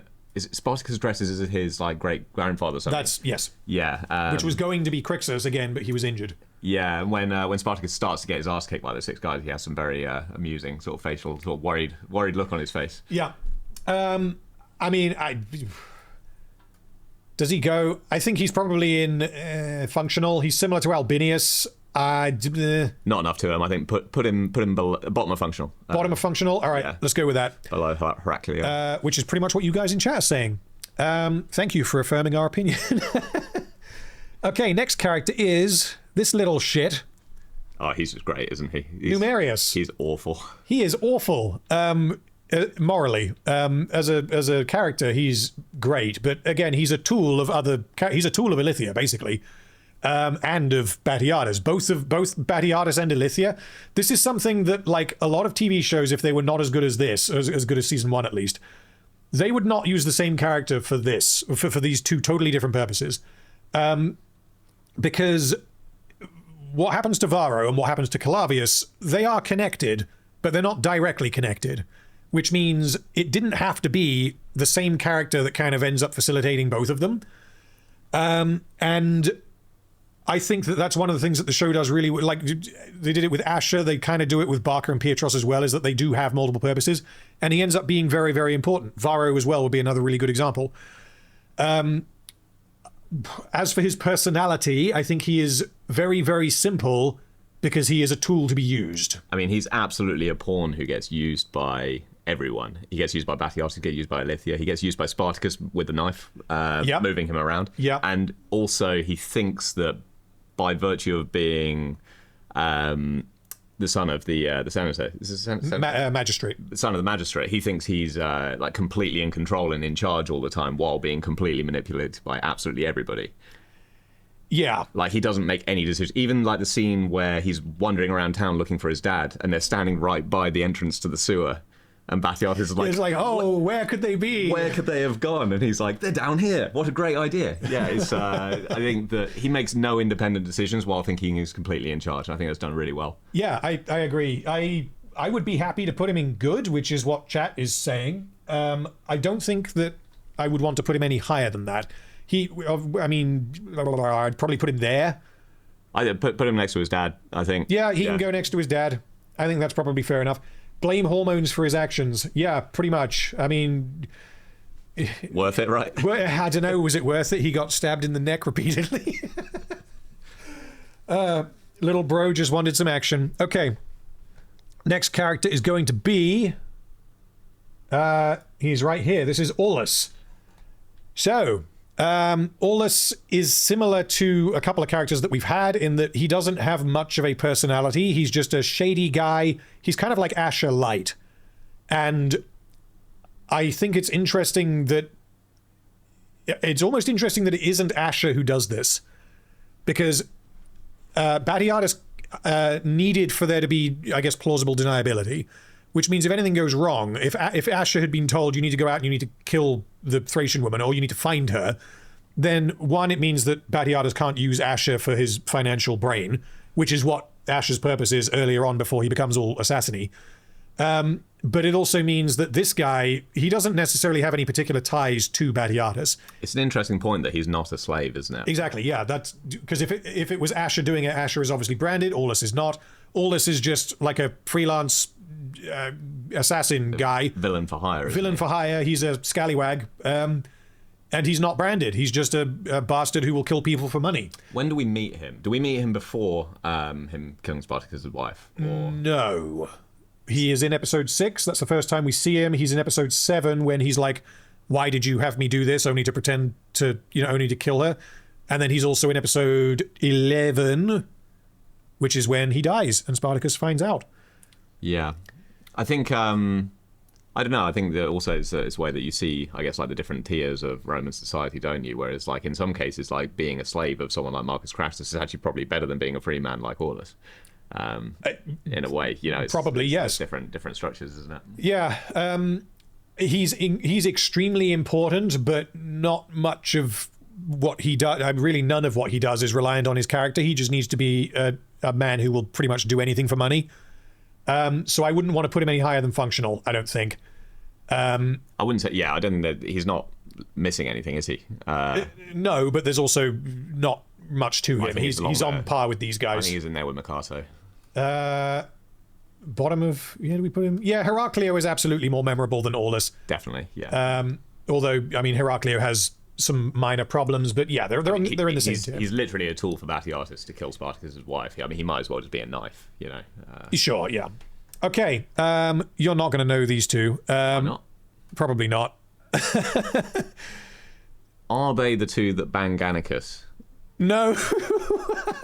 No, they're not. Right at the start of God. No. They are not. No, this is... I don't know which one is which, but one of them is Aemilia and the other one is Caecilia. Oh, are they sort of the girlfriends of not Lucretia? Ilithia. Ilithia. Yes, they show up with Lycinia. Lycinia, yeah. They're the I guess bimbos who show up and complain about each other. They're the mean girls, aren't they? They're the mean girls, and they fulfill that role, but that's all they do. I believe one of them, although I can't remember which one, dies in Kill Them All. The other one doesn't, and that was entirely because the actress was unavailable. Oh. So she was going to. Avoided a grisly fate. Yeah, I can't remember if she shows up and dies again later or whatever, but as far as I remember, they only do that. Yeah, I really like the scene that they appear in, but the only function that they serve is they're just meant to be complete bitches to each other and to the other ladies in the room. Yeah, it's literally they're the cool girl clique, aren't they? Yeah, like they almost function as like a hive mind for the purposes of the plot, and I don't think there's enough to them for them to go. I mean, I'm thinking non-character here is where I would be putting them. I'd go the same place. Yeah. Okay. Let's put both of them in non-character. Right. Next one is the legendary Segavax, the Gaul, also known as Penis Man, also known as Ilithia's, well, I was going to say first victim, but also probably not.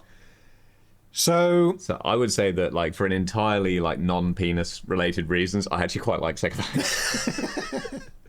I do as well, and I think that they put in quite a lot of effort that they really didn't need to make him likable, and to specifically give him a little bit of a relationship with Spartacus. He seems like a good dude, right? He seems like he could have been a really good gladiator. Yeah. And this isn't his character, but they also made him a Gaul, which then makes Crixus's actions in killing him to save a man he hates, more meaningful. He's not just a guy. He's one of Crixus's countrymen. He meets a grisly end, though, doesn't he? He certainly does. His is the death scene in the show that really makes any man cringe. One of the more memorable ones. It's definitely one of the more memorable ones. Yeah. It's a very small part, but I think it's very well executed. I think they make him very likable, and then they find a way to sort of like twist his purpose and use him against his motivations. I think it's just like, he's only in one episode, right? Is he? He is only in episode 8. He's introduced at the beginning of 8, which is also when Agron and Duro get bought. Yeah, I mean, it's just like such a fantastic little story, isn't it? Where you're like, where's this going? Like, what are they going to do with this? And you kind of see where it's going. Like, you see like the cogs in Ilithia's mind turning as she figures out what she can make happen. Yeah, and it also, like, all of that happens for like character-driven reasons, because Batiatus and Lucretia are trying to kind of get Ilithia on board by giving her this opportunity without, they're underestimating what shit she's going to get up to. Chat. Very small part. Okay. He got cut from the show.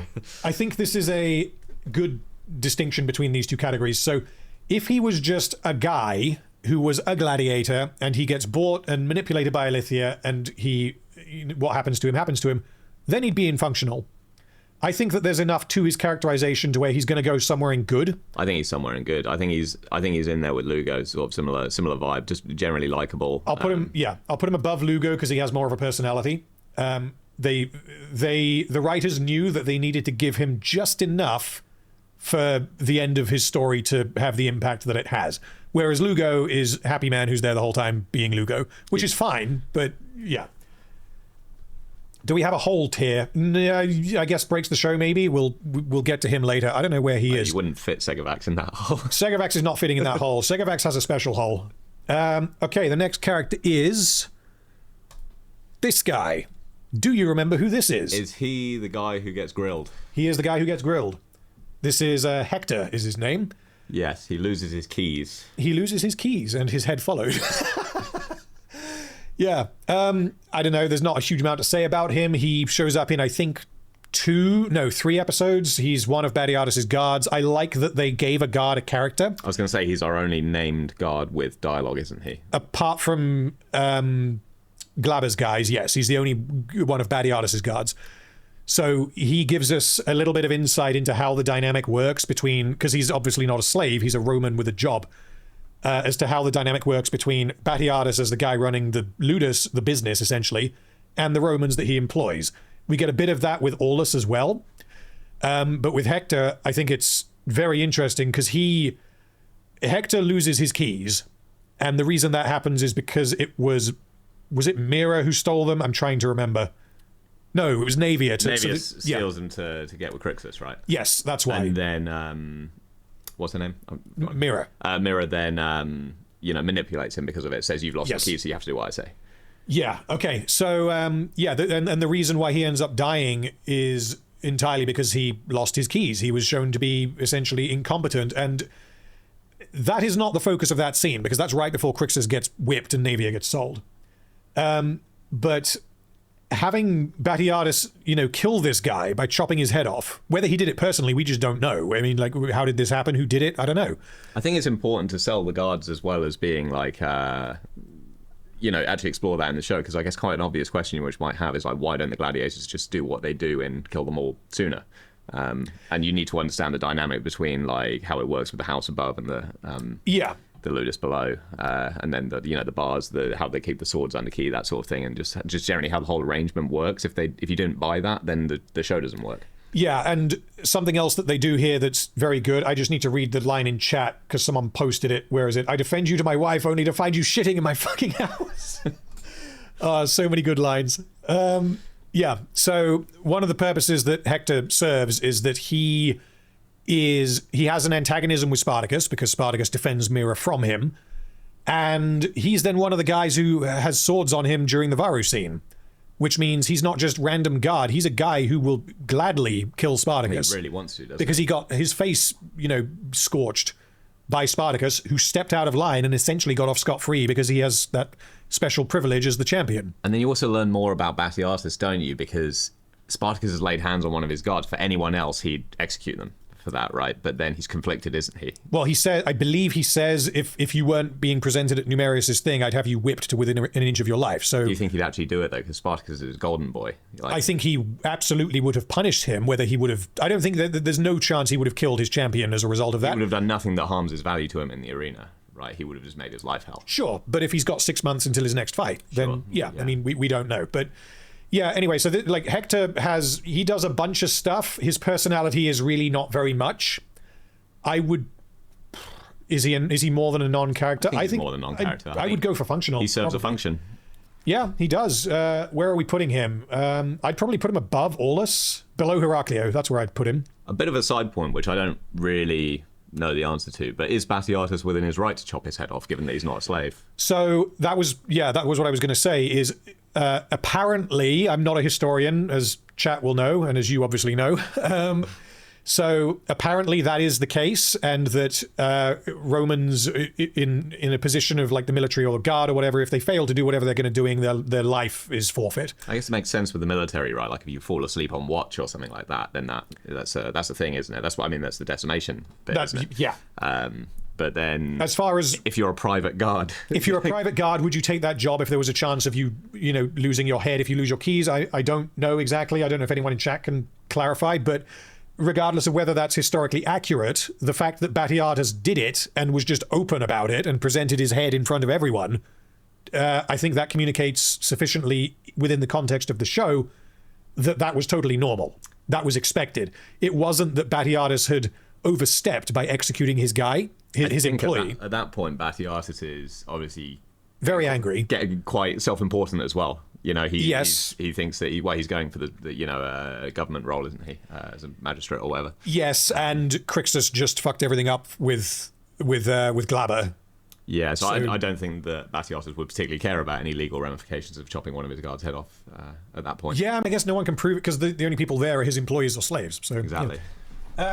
Yeah, I don't know. If anyone knows whether that is historically a thing that happened, then let me know. But yeah, let's leave him there and move on to... The next character is... Fuck, what's her name? I know who she is, but what's her name? Calavius' wife, isn't it? Yes, Ditia is her name. I mean, is there any argument for anything other than that? Does she do anything? She has a few lines. She has a few lines, but she exists because Calavius would have a wife and Numerius would have a mother. She doesn't do anything. She's very thankful. I guess the purpose she serves is that it allows Batiatus to be, swindly and dastardly because he's kind of buttering her up afterwards, knowing that he killed her husband. And she then dies during Kill Them All. So kind of, I don't know. She's one of the, I guess, few characters who, I guess, they speak on behalf of, I guess, Capua to give you the public opinion of the people in the show. So like she has a line or something where she says to Batiatus, like, you really are the savior of this town or something like that. Yeah. And I think it's just a good way of like injecting what the people perceive the characters to be like, isn't it? Yeah, so, I mean, that is a purpose. It's kind of a secondary purpose because it's not strictly necessary for the narrative. I think if we put these two here, we've got to put her there. And for non-character, I'm not going to rank them because they just... how do you rank them? They're non-characters. Yeah, I wouldn't... I don't think that makes her anything more than a non-character. I see two good arguments for putting her in perfect. We can't use those for ranking. Otherwise, this is going to be a very one-sided tier list and Lugo would be at the top. Yeah. Okay. Next character is... Is that the Medicus? That is the Medicus. He's cool. He's not in every episode. He only shows up in a handful of episodes in Blood and Sand Gods of the Arena. And he's a colorful man who just gets the hell on with his job, even though he doesn't really have the tools that he needs. Do you think he went to Roman medical school? I have absolutely no idea how that works. You probably learn on the job, don't you? He may well have learned on the job. I don't know how many people he's killed. He probably has a little bit of a body count. Yeah, obviously he is the doctor of the Ludus. He is very important for that purpose, because if you get rid of him, cough cough, House of Asher, then bad things are going to happen. When someone gets injured, they're going to die, or they're going to... Well, not if Asher's around. Not if Asher's around, because he has a PhD in stitching people back together, but let's not talk about that yet. Yeah, I mean, he's functional, he's the medic, inoffensive. Does he really do... Narratively, he doesn't really do anything. He's there because they would have a medic. I think which is fine. He's an argument for top of an offensive, maybe. I don't know. Oh, I don't know. He serves a function. You know, he keeps characters alive. And in fact, like the characters getting injured, maybe in slightly more serious ways than you would normally expect people to survive in a Roman society, is actually fundamental to the show, isn't it? Yeah, that's true. There's going to be a lot of injuries, and showing people recovering from those injuries is very... It's central to the plot. It's like, central to with the Spartacus stuff, yeah. Catches his injury against Varro, doesn't he? And that then... that then drives his discovery of the fact that his Batiatus killed his wife, isn't he? Because he has his visions, doesn't he? Yeah, I wasn't even thinking about that. I was thinking about the Crixus stuff where he distracts Medicus and steals the sedative for Enemeus to drug him. Oh yeah, that's another thing. He's in the fact that there is a doctor healing people is really, really important to the plot. His personality is just not really there. He serves a function. He's there. I think bottom of functional. I think put him above Maccatus. Put him next to Olus, I think, because they're related, aren't they? Yeah, that's probably fair enough. That's not how this works, but you guys are saying inoffensive. I think that's fine. I could see an argument either way. He's somewhere around here. So far, this tier list is looking about how I expected. Perfect bell curve. Not really. Yeah, but well, there's nobody in bad. What does that say about the show so far? What percentage are we in? I would say we're a quarter of the way in. Not a single bad character. Just a few non-characters. Yeah. I don't know if we're going to have bad... Because there's two that come to mind. But I don't know if they will stay there. Okay. Next character is going to be this guy. Do you know who this guy is?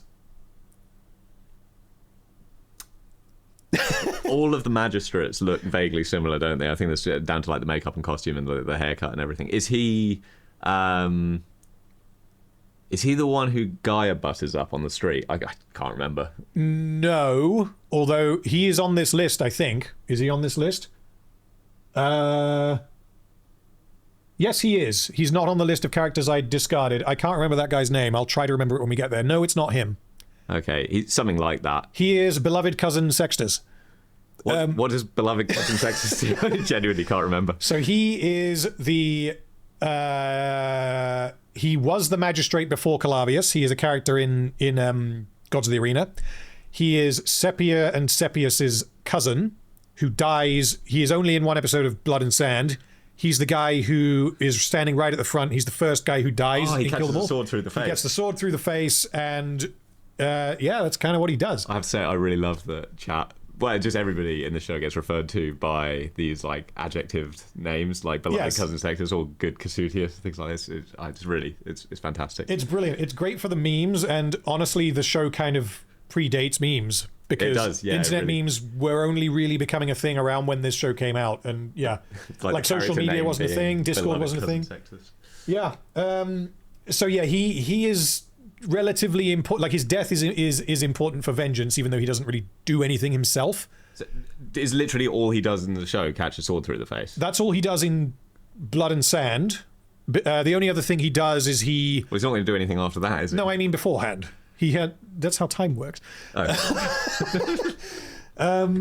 Yeah, no, all he does before that is he kind of questions Batiatus, being like, oh, you're going to become an aedile. That's a breath below magistrate. So he's only in the final episode. He is only in the final episode. I believe he shows up. Well, I mean, I know that he shows up in Gods of the Arena, but he doesn't do anything as far as I recall.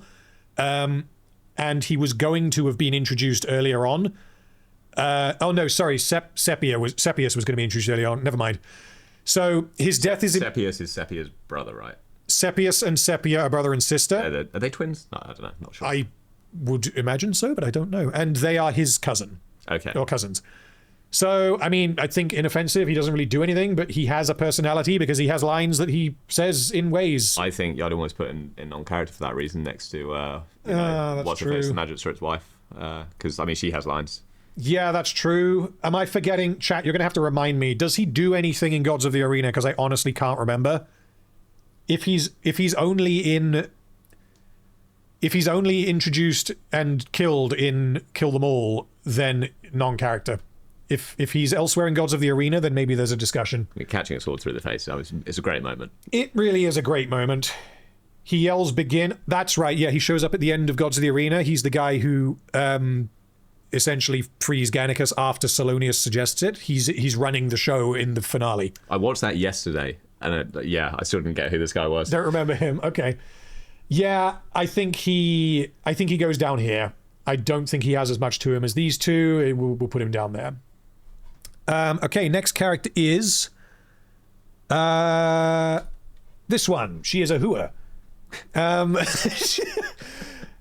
Shit, what's her name? What is her name? Why can't I remember her name? Oh, damn it. I thought I would draw a blank on some of these, but not her. She steals... Chidara is her name. She steals the map, right? She does indeed steal the map. So It's a bit of a silly mystery, isn't it, that one? That's a silly mystery, but as far as what they do with her, in particular, like kind of contrasting her with Nazir, who happens to be next. Scuzfuck.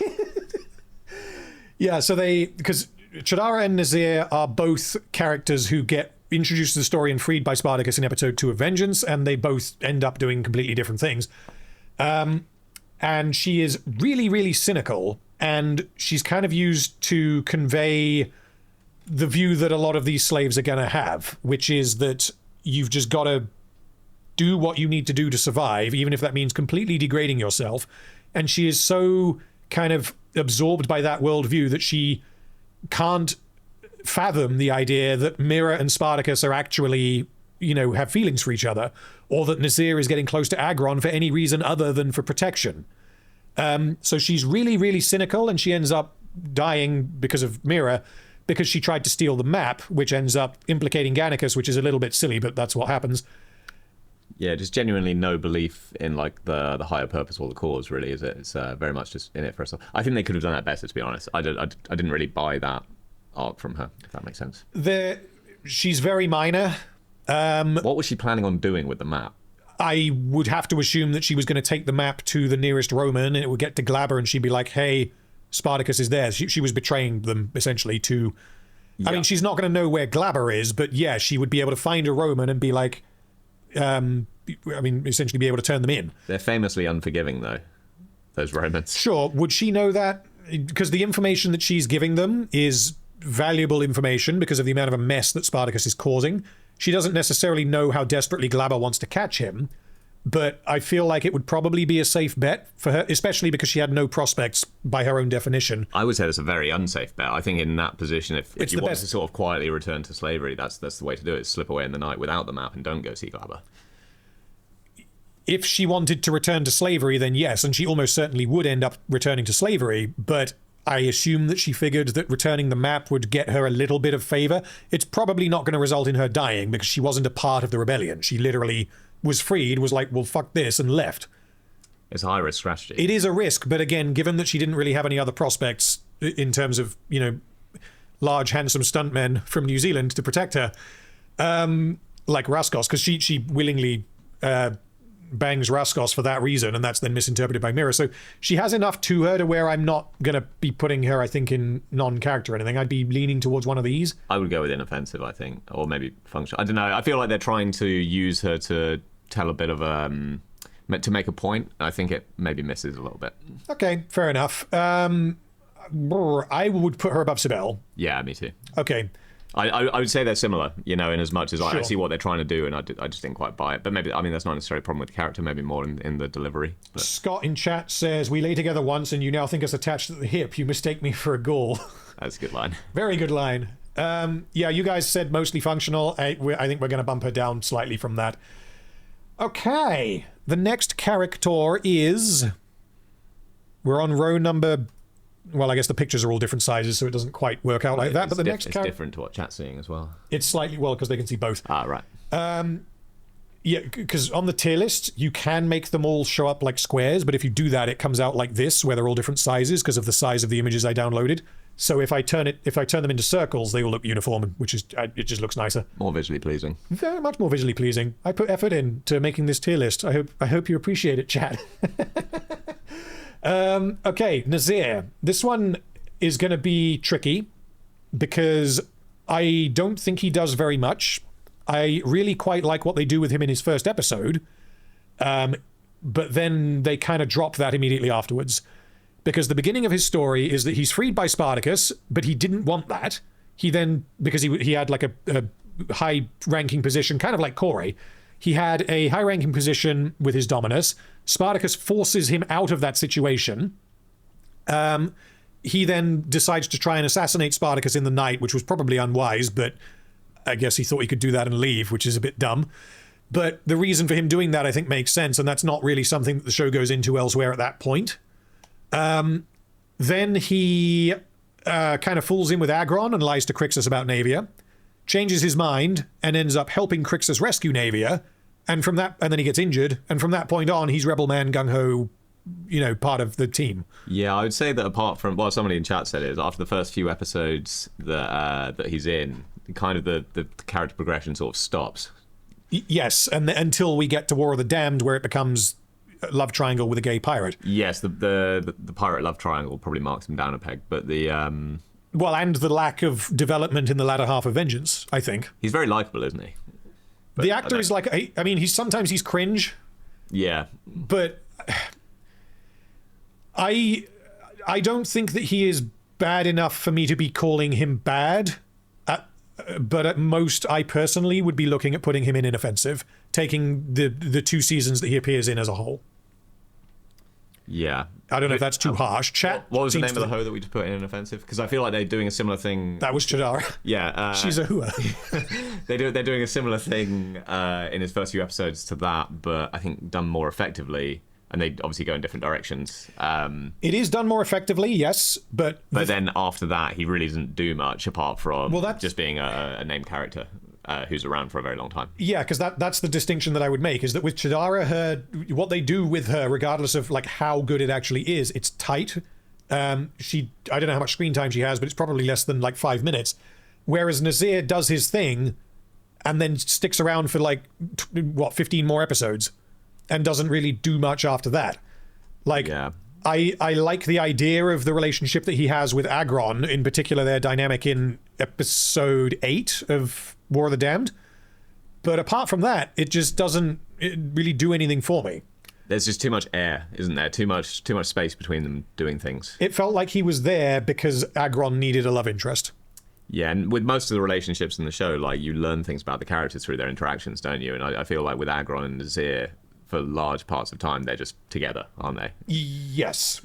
So honestly, again, as with Naevia, I'm kind of surprised that you guys are ranking him so high. He's likable. He is likable, but he definitely doesn't have the Lugo swag. Oh, we didn't change the name of functional on the vote. I can't do that because this is a live thing that's running for a week. I can't change it. Okay, fair enough.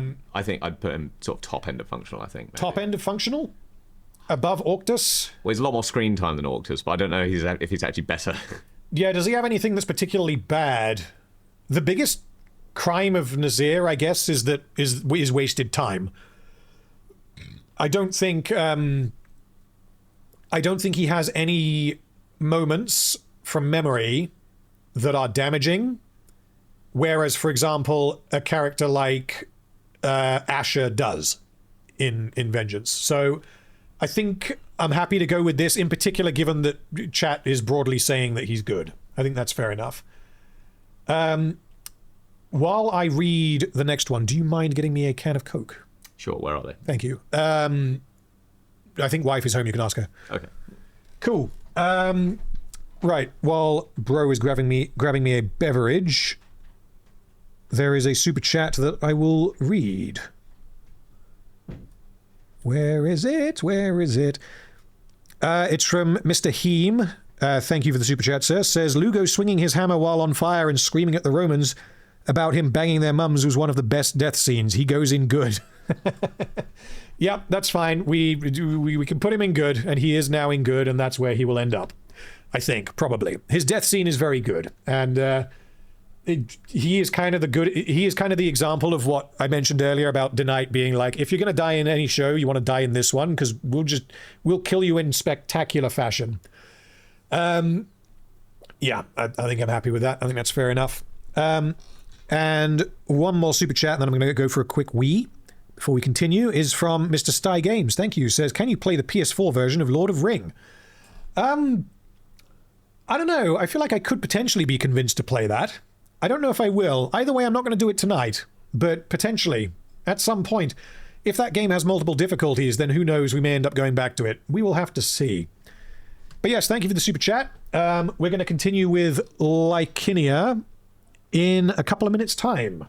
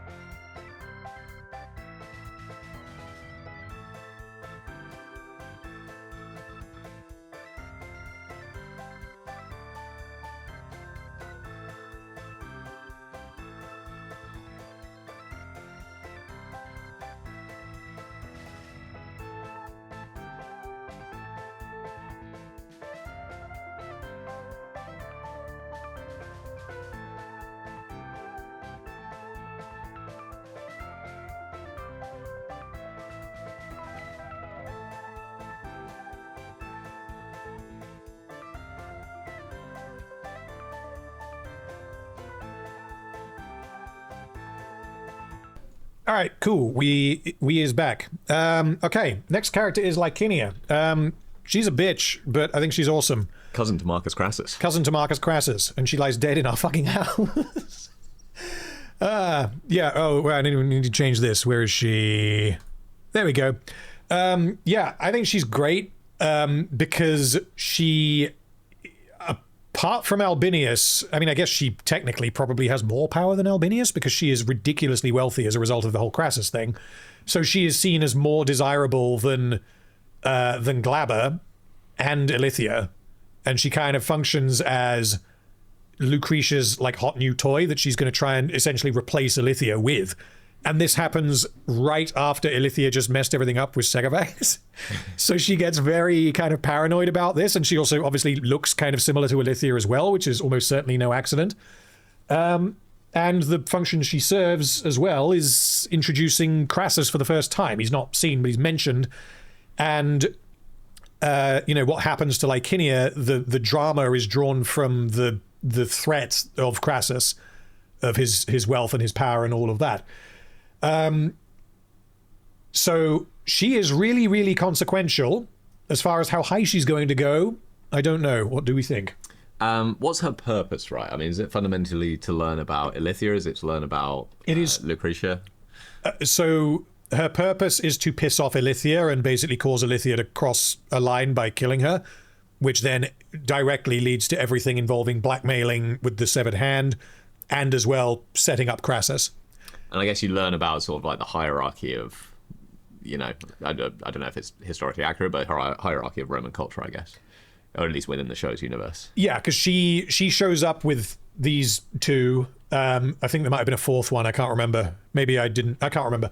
But Licinia is clearly the big cheese. She's the one that Lucretia wants to impress the most, and she basically drops everything to make sure that she does whatever Licinia wants. I mean, Horror's just like such a fantastic episode as well. Really, it's so good. One of the high points of the show. It's really, really good. Yeah, like, not for the obvious reasons either. Just like the writing. Yeah. Oh, will this not set every tongue in Rome wagging? Oh dear. Yeah, she's not excellent. She's better than functional. I want good. What do we think? In middle of good, but below Petros? Somewhere near Petros. Still, it's like, again, it's a small part, isn't it? It is a small part. It's just really well done. Yeah, let's put her below Petros, above Nemesis. Maybe a little bit too much of a cliche for my taste, but I think that works quite well. Sure. Yeah, I probably would agree with that. Looks like chat agrees as well. They're going good. So, next character is going to be this guy. Uncle Lucius. This is Uncle Lucius. Who is he an uncle? Or no, that's a singer called Uncle Lucius, I think. There's a singer called Uncle Lucius? I think so. I'm not sure. I have no idea. Yeah, so Lucius is a plot device, a blatant plot device. The question that we need to ask is, how badly does that affect his character? Because his integration into the plot is really not good. He shows up exactly when he's needed. He does exactly what he's needed to do 2 or 3 times. And then he is killed by the man in the hole. It just happens.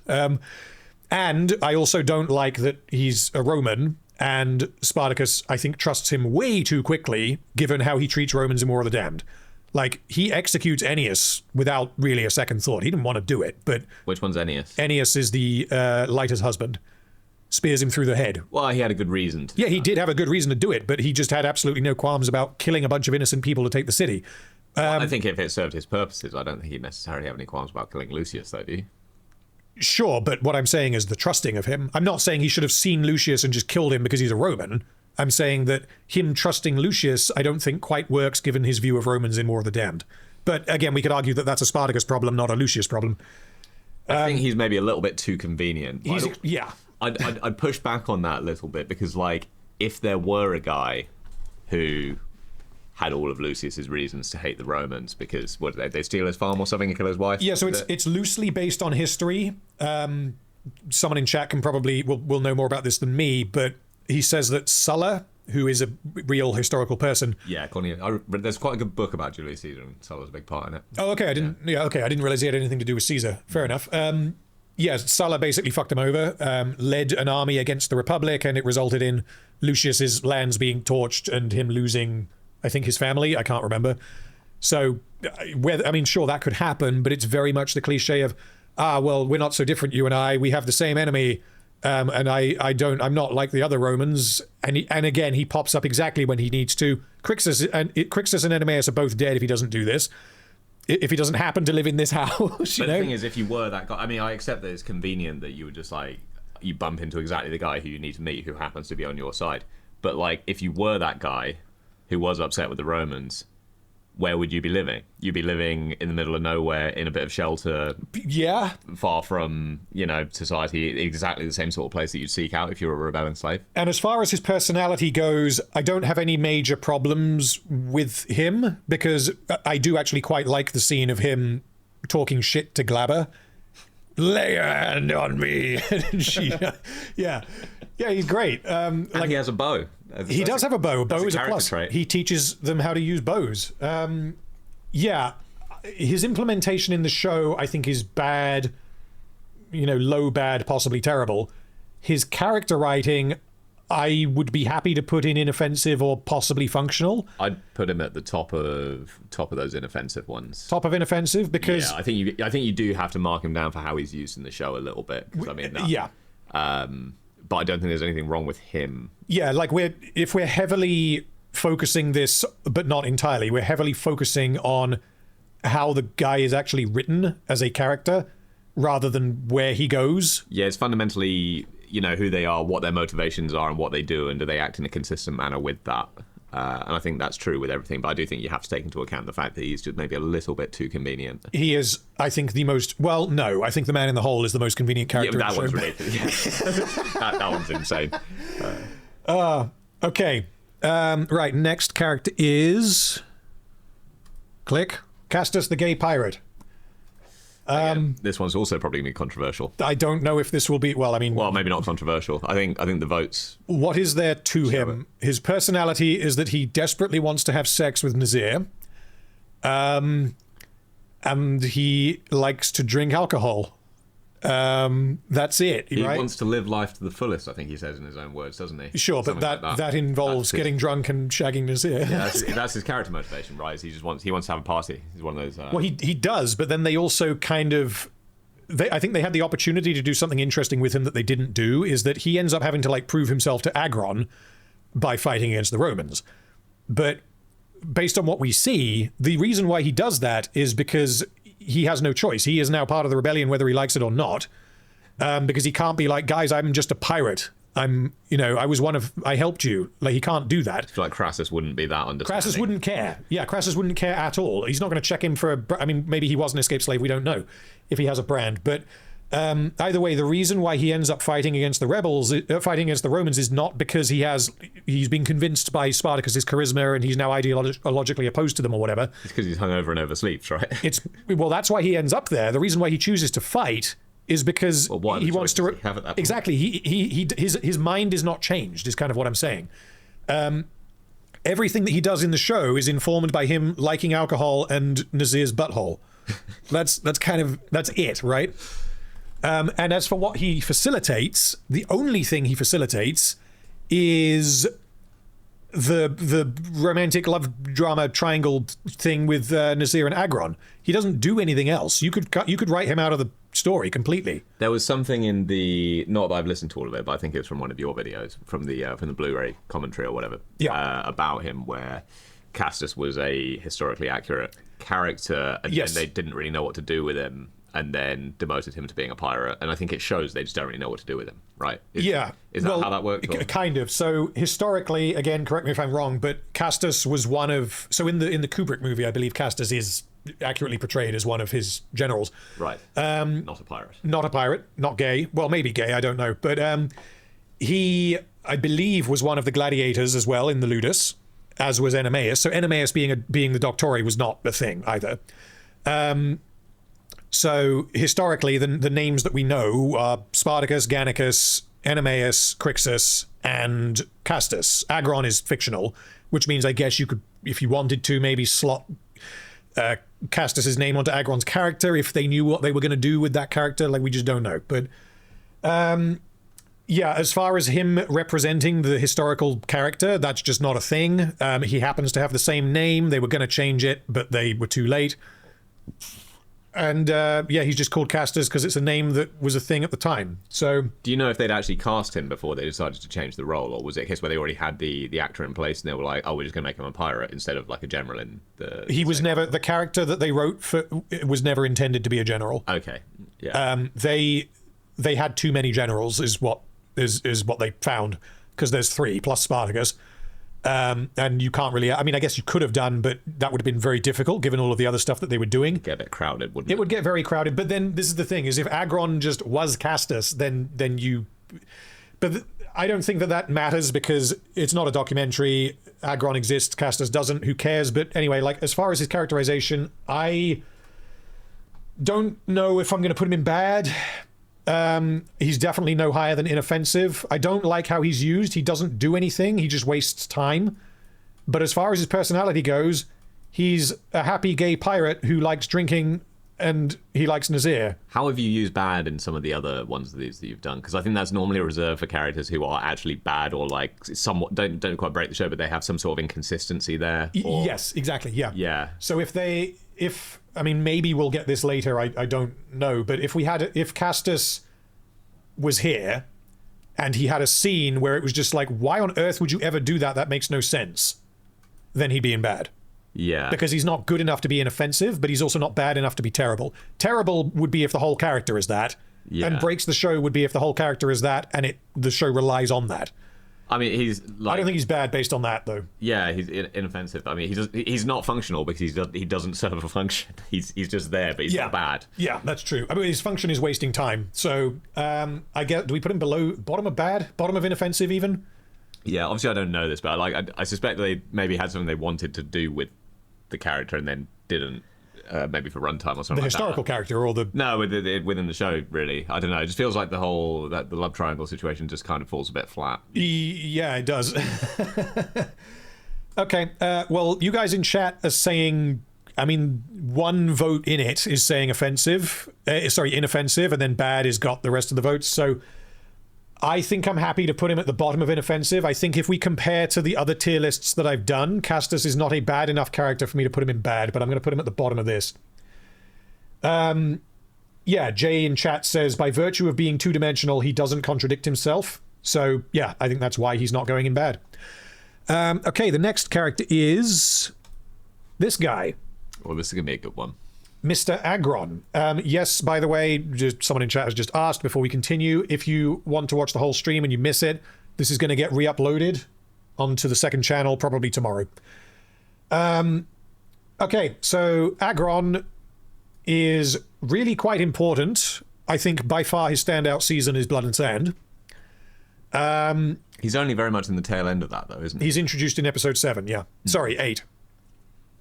Yeah, I mean, he's really important or I don't even know if I'd say he's really important. He's a guy who befriends Spartacus, and he has that friend, obviously brotherly relationship with his brother.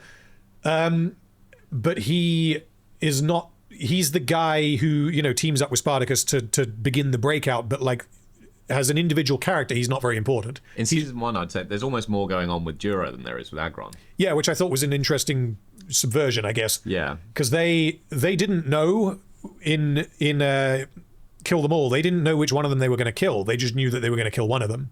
Oh, really? Is that in the behind the scenes? Yeah.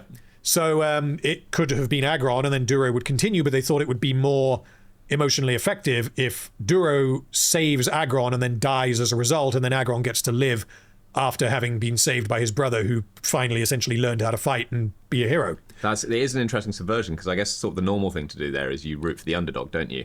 You'd have Agron dying to save his sort of weaker brother, who then goes on to become quite important and has a motivation to live up to his brother's legacy, and they kind of don't do that, do they? Well, they could have done it either way. Yeah. Because the characters are simple enough in Blood and Sand to where you could have just taken Duro and done essentially the same thing that they did with Agron. In Vengeance, Agron spends most of his time hating the shit out of Crixus, which I think is fine because they set up the whole fucking Gauls thing. Well, they do really have that dynamic of the Gauls versus the Germans going on, don't they? Yes. Which is at least somewhat interesting, I guess. It's one of the main plot points of the season, I guess, in sort of in the mid-season of Vengeance. It is, and it doesn't come out of nowhere either. We have bits of that in Blood and Sand. And we do have some pretty great scenes out there, like, with the, what's the big fella called? Segabax. No, not Segabax. Sedulus. I mean, Segabax is a big fella, but... Yes. Sedulus, who is also on the tier list. So, yeah, I think that his best moments are towards the end of War of the Damned, probably. But he also, like Nazir, there's quite a lot of wasted time. I like in Vengeance his whole moving against Crixus, I guess politically, when he deliberately busts out a load of Germans as like a power play to almost take control of the rebellion. And I really do like him in that episode as well, because they kind of play with the idea that he's gonna maybe not turn on Spartacus, but take control of the rebellion, because he thinks that Spartacus is not thinking wisely because of how much he trusts Crixus.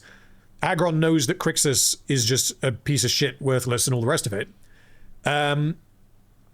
So that's why he ends up freeing a boat full of Germans. But then at the end of the episode, you obviously get the Naevia, Sedulus, Crixus stuff, and he then kind of dials back a little bit, and he's like, I'm not even considering that. I'm with you all the way, Spartacus, and the rest of you Germans can fuck off.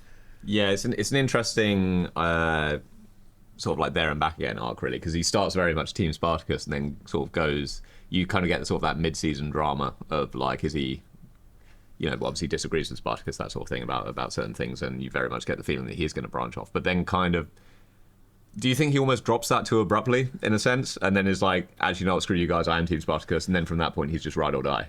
I think he, potentially, and that's probably one of the things that they would have fleshed out more if it had been 13 episodes, which was the intention. I don't think that he was ever actually considering turning against Spartacus. I mean, there's no way that Agron would have ever literally turned against him and killed him to take control. Oh, no way. But he could potentially have, if the plot with the Germans had gone another direction, he could potentially have led the Germans and a bunch of people away from Spartacus, which would also be a betrayal. I think he's more trying to influence the direction that Spartacus is leading. Exactly. I don't think he was ever really consciously considering that as an option. He was just trying to stack the courts, essentially, to get more political power with Spartacus and to push Crixus out because of, I guess, his prejudice against Gauls. He really does not like Crixus, and that means that affects his view of Spartacus. And then the means by which they get past that, I think, is fine with the sedulous Naevia stuff. And then in War of the Damned, he gets up to a lot in season 4 as well, doesn't he? I mean, more towards the tail end of the season, where he loses use of his hands, I guess, and still wants to fight. And there's the whole bit about, is he going to sort of like leave Nazir because he's not going to be a farmer and all that stuff. Yeah, that I really like. I mean, in the earlier parts, he's basically Spartacus's bodyguard for the entire time. He does suffer a bit from Castus's influence, but not as much as Nazir. I'm thinking I would want to go with chat on this and put him in good. I don't think there is enough to him for me to put him in excellent. He's definitely not on par with these three. Yeah, I'd put him somewhere around Petros. I mean, which feels a little bit unfair because he's so much more like he is a memorable part of the show, isn't he? He's one of the sort of the fundamental characters who's in there throughout. Yeah. And gives a good performance, genuinely likable, all that sort of stuff. But in terms of his character writing, I think he's just a bit too. I wouldn't say he's too one note, but like he's not one of the more memorable characters who gets like their viewpoints challenged or anything like that, or delivers any big like major gotcha moments. Well, yeah, and also I think he suffers from being easily the weakest out of the big four. Yeah, but most bland, I would say. Most bland, yeah. Not necessarily the weakest, but he's the one that you just like, oh yeah, he was in the show. Like, what are Agron's big moments? You'd have to think for a minute. What are the big moments for the other three? You've just got a list. Yeah, I think that's fair. Okay, right. Next character is going to be this guy.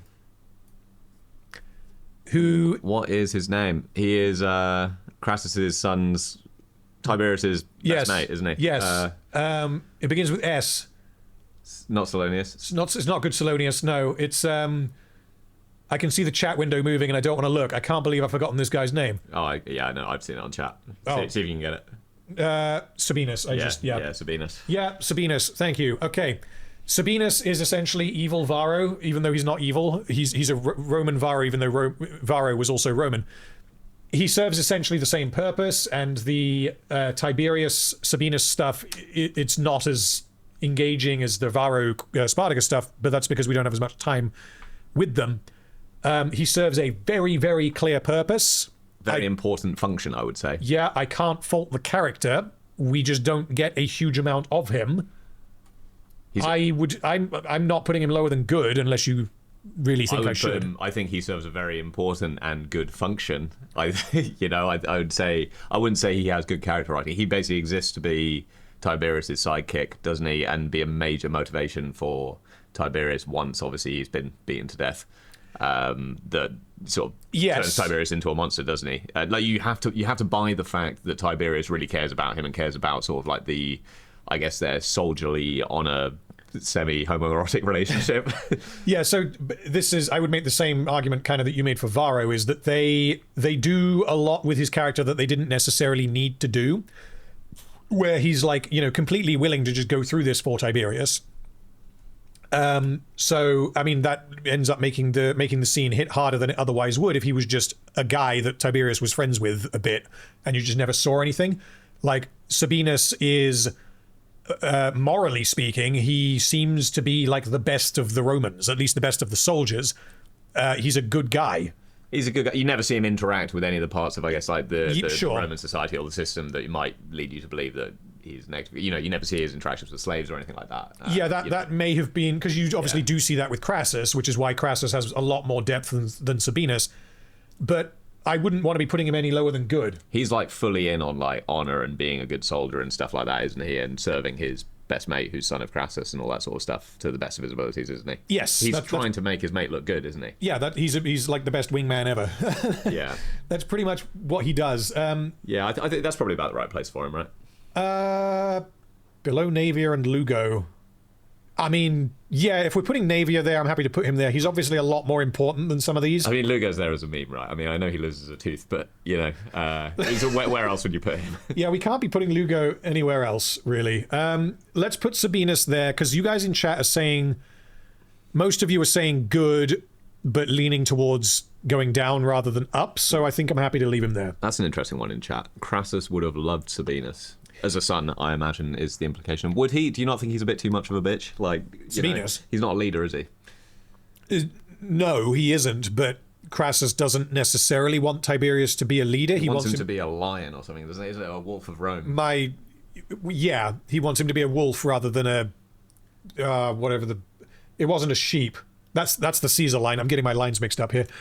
That's one thing that I think is interesting and maybe a bit of a missed opportunity is we never get any Sabinus Crassus time. They share 2 scenes together, and apart from the decimation, obviously. I don't think you ever really get the sense that Sabinus is like superior in ability to Tiberius.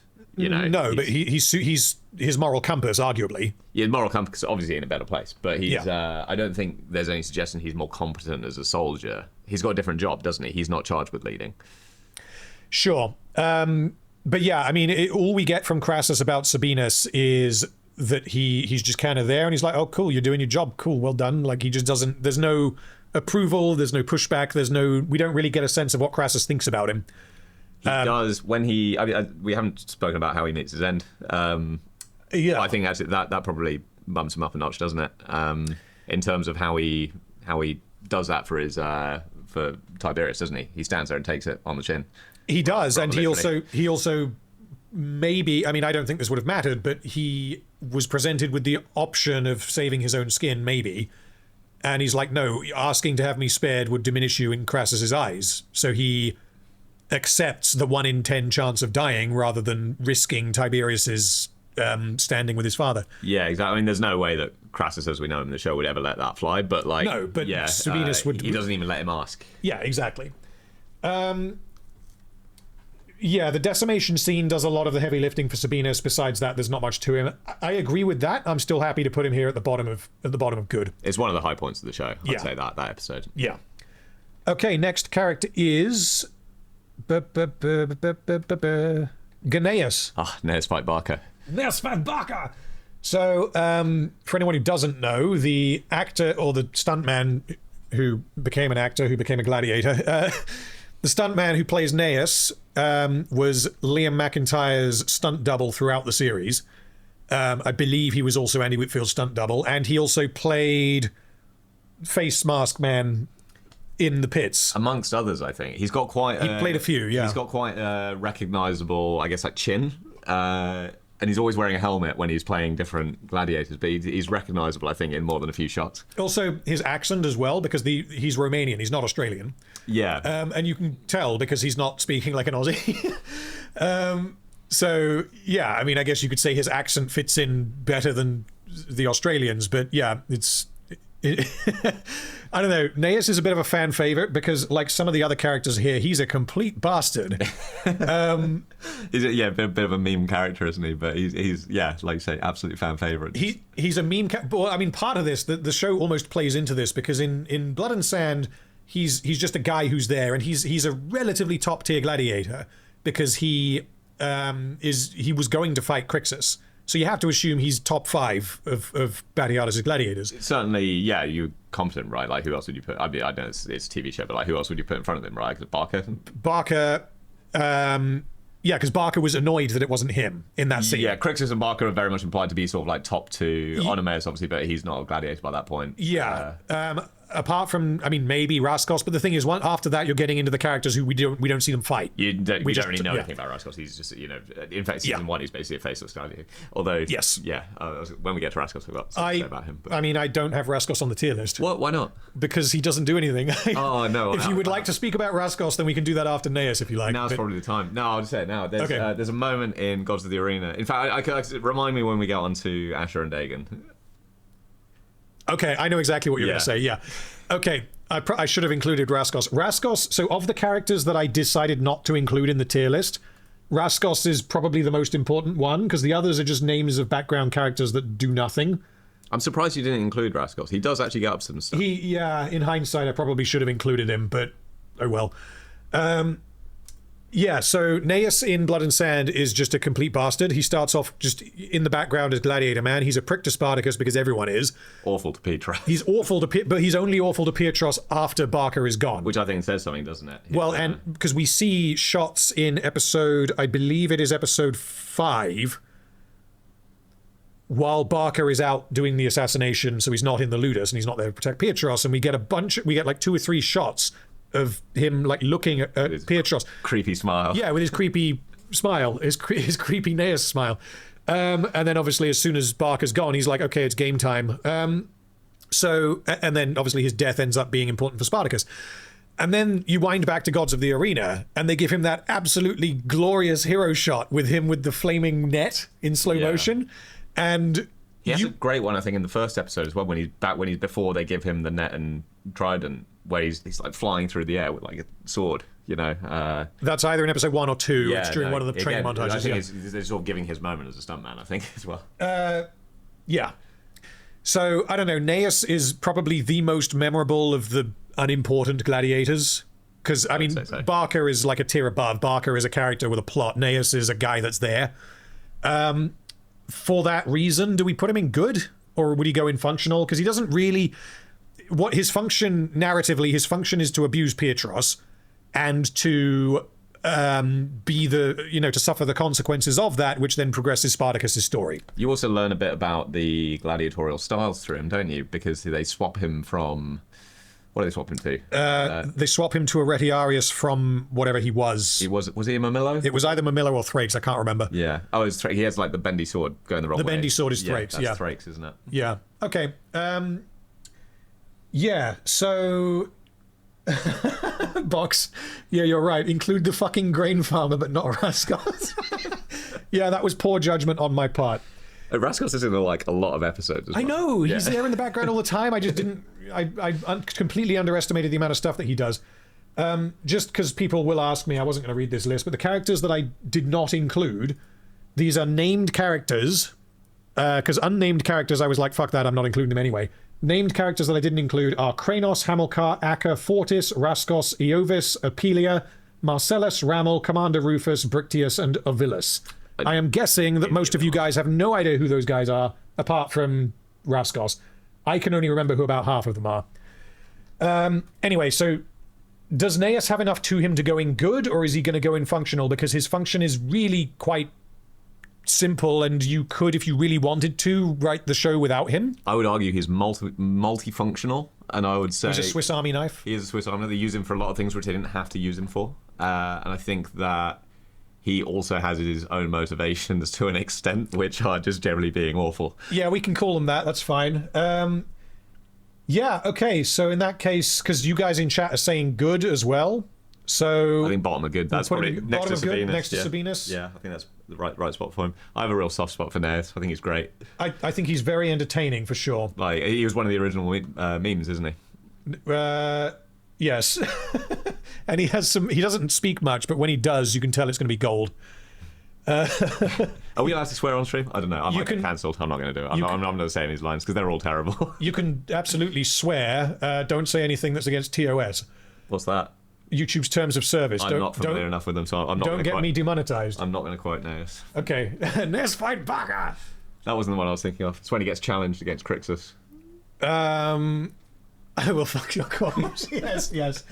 Okay. Right. Next character is. Well, it's Mira. Mira, yes. Oh, this is an interesting one. This is an interesting one. So Mira is introduced in episode 9 of Blood and Sand. She survives until the end of Vengeance. She kind of has the Nazir problem of they don't really do anything with her in Vengeance. She just wants more from the relationship, and that's not going to happen. And she learns to shoot a bow. She learns to shoot a bow, yeah. She becomes a bow lady. I really, really like Mira in Blood and Sand. I think she's great, and I think what they use her for is like you said with Naeus, really good, but I would put her like a level above Naeus. She's the person who bumps the threat level to midnight, isn't it? When she sort of tells Spartacus about his plans are going to kill everybody. Yeah, and he doesn't care, which I think is such a good moment. Yeah. So she does so much. I think that the way that she's introduced into the story and the way that she ends up having that relationship with Spartacus and the nature of her relationship with Spartacus is brilliant. Because they could have gone so many different directions with it, and I think inevitably there's going to be a romance there, which is fine, but they didn't rush it because they don't have a romance really until the start of Vengeance. They first have sex in the finale of Blood and Sand, but Spartacus doesn't love her. The only reason why he's doing that is because that's what she asks for. She thinks they're all going to die, and she just wants to know what it feels like to be loved. So he essentially, puts on a show for her. And he probably almost certainly does have some feelings for her at that point because he bonded with her as a result of what happened to Varro, because she was the one person who was there for him, to comfort him. I'd say that's actually quite a difficult one to pull off, because Spartacus, with his main character motivation being the death of his wife, if you then actually want to introduce a love interest for him, it's quite a difficult thing to do and keep everything, just to keep it believable that Spartacus is doing what he's doing for his the death of his lady. Exactly. If they'd done it too quickly, they would have undermined the Sura thing. Yeah, and I think that they do actually, they pull that off quite well. And the whole "you will never love another" thing. Yes, like you buy the fact that introduces strife in Spartacus and Mira's relationship, don't you? Because he's basically emotionally unavailable. So, given that she doesn't really do anything in Vengeance, I don't recall her having any major problems in Vengeance. If it was just Blood and Sand, I'd happily put her in Excellent. I think she's going to be in Good. I think that's a good comment there from Simone Salvatore. Mira would be a contender for Excellent if not for how she went out like a fart in the wind. Yeah, that's true. She's kind of not really remembered after that. The only time, as far as I can recall, which I'm 99% sure on, that she is mentioned after she dies is in episode 9 of War of the Damned, when everyone's reading each other's names. Spartacus also mentions he's found comfort in the arms of others. He found comfort in others, yeah, which he's referring to Mira, but that happens after the scene I'm talking about. So yeah.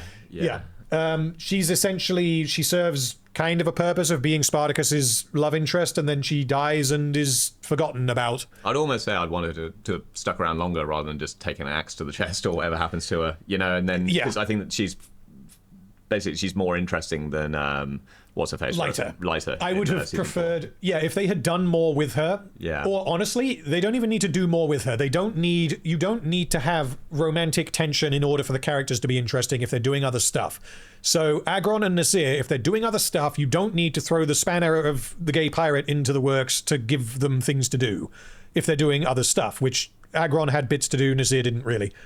So in the case of Mira, had he grown to actually, in some sense, love her, even though she can never replace Sura, during Vengeance, I would have loved it if Mira had stuck around until partway through War of the Damned. Maybe she dies in the fall of the city, which was a criticism I had, is no one dies. Yeah, I mean, you could have done something really interesting there with, Spartacus choosing between his grand cause versus... Do I save her? Yeah, exactly. Yeah. Because, obviously, Donar dies as a result of that, but he dies after the fact because he's kept alive and tortured. But also Spartacus would never go back for Donar because, he knew the game and he's not in love with Donar. So, yeah, I don't know. I feel like Mira is a bit of a missed opportunity, but at the same time, I don't think she's going lower than Good. Yeah, I agree. I think the work they do with her sort of at the end of season 1 of Blood and Sand, season 1, which is Blood and Sand. Yeah. I think that's great. Okay, so given that she doesn't really have any major problems, she's kind of at her best, she's better than Agron, I think. I would agree. Yeah, I think... she's going top of Good? She could even go top of Good, I think so, yeah. Whether she'll stay there, we'll have to wait and see, but for now, she's at the top of Good. They have so many, different distinct characterizations, even amongst, I guess, random, You could very easily have just made her, like random female slave, but like she's the one who's a bit more, awake and street smart and that sort of thing. Clearly been around for a long time, knows how the system works, that sort of stuff. I just feel like there's a lot going on there, which maybe comes through from like the actress's portrayal. But yeah, so the impression I got, which I don't know if this was intentional, was that she was a new slave in episode 9 of. It's not implied. I didn't think it was implied that she'd just been there in the background doing other things. That's interesting. That was kind of my interpretation. You thought that she had been there for a while. Yeah, more of a I don't know. There's no reason to meet her up until that point, right? That's true. I figured. I mean, I guess obviously we don't see her until then, which maybe that was part of the reason. But it could have been that, like, as a result of Batiatus' newfound wealth, he bought a new batch of slaves. Oh, entirely possible, I guess. I mean, I get the sense that she knows exactly what she's doing. She knows how to do all the jobs around the house, doesn't she? Because of Varro's wife. She's sort of showing her the ropes, that sort of thing. You get the sense that she's been a slave for a long time and knows exactly what all the rules are. And again, they sort of use her in a similar way to Varro, actually, to inject information about the world into our heads. Well, because once Varro is gone, because she's introduced in 9, Varro's gone in 10. Which means there's not really much overlap between them, and Spartacus needs someone to talk to, essentially. Yeah. She also gives Spartacus a hug after the whole Varro thing. She does, which is so good. Oh, it's so good. Okay. Yeah, Blood and Sand is amazing. Right, next character is going to be this guy. Do you know his name? He is... Oh, hold up. Is that right? Yeah, there we go. Ooh, yeah, he's War of the Damned, isn't he? He is in War of the Damned? Yeah, he hangs out in like the rebel camp. Yep, his name is Sanus. He's mates with Gannicus. He is friends with Gannicus. He drinks with Gannicus and stuff. He dies off screen. Does he organise sex parties and things? Not that I'm aware of. I thought he like gives Gannicus his girlfriends and that. No, he tried to have them as well, thinking that they were for him, and Gannicus is like, get out, and then the third guy is like, this is my fucking tent. He does wield an axe. Yeah, he does have an axe. He's in the fight scene. The only time we see him fight that I recall is episode 5 when they attack the grain supplies, and you have the one-shot slow motion thing, and it ends with Sanus being like, Sanus will send you on your way, and it splats up into the camera. I couldn't tell you anything else about this dude. He laughs and he gets drunk, and Spartacus trusted him enough for him to be the guy who goes and does the thing with Heracleio. Because the original plan, which I'm not going to explain now because I don't think I need to, involved Heracleio sending rebels to Sicilia, and Sanus was the guy that he kind of positioned there to make sure that Heracleio didn't betray them. So he has a level of trust for Sanus. But then, he dies off screen, and the only recognition we get is, where is Sanus? And that's kind of because the first time I watched that, I was like, who is Sanus? Like, obviously someone has died, because Spartacus thinks this is out of the ordinary, and that's what tips him off that Heracleio has betrayed them right before he reveals it. But yeah, there's not enough of him for that to feel like it. There's not even as much of him as there is for, like, Donar, because we know who Donar is. He's always there. Yeah. Sanus is barely there. I think that's a non-character, right? I think... Again, it's sort of a lot of the non-characters. They're still sort of useful, because just by his existence in the show, you get the sense that the rebellion's grown a lot. There's characters who we've not met who now are in trusted positions, that sort of thing. And he's friends with Gannicus, so a relationship. Yeah, exactly. You get a sense of like the passage of time, how much the rebellion's grown. Yeah, that sort of stuff. But I mean, he doesn't do anything, does he? No, his purpose is to die off screen. Yeah, okay, I mean, you guys agree, you're saying non-character. I don't know who remembers him well enough to say that he breaks the show, but that's totally fine. Right, next character is going to be Sura. Ooh, yeah, another good one, actually. Sura is really, really, really, really, really important. Yeah, very important. There's not much to her. Has visions. Generally don't like that about a character in a show. I don't mind it.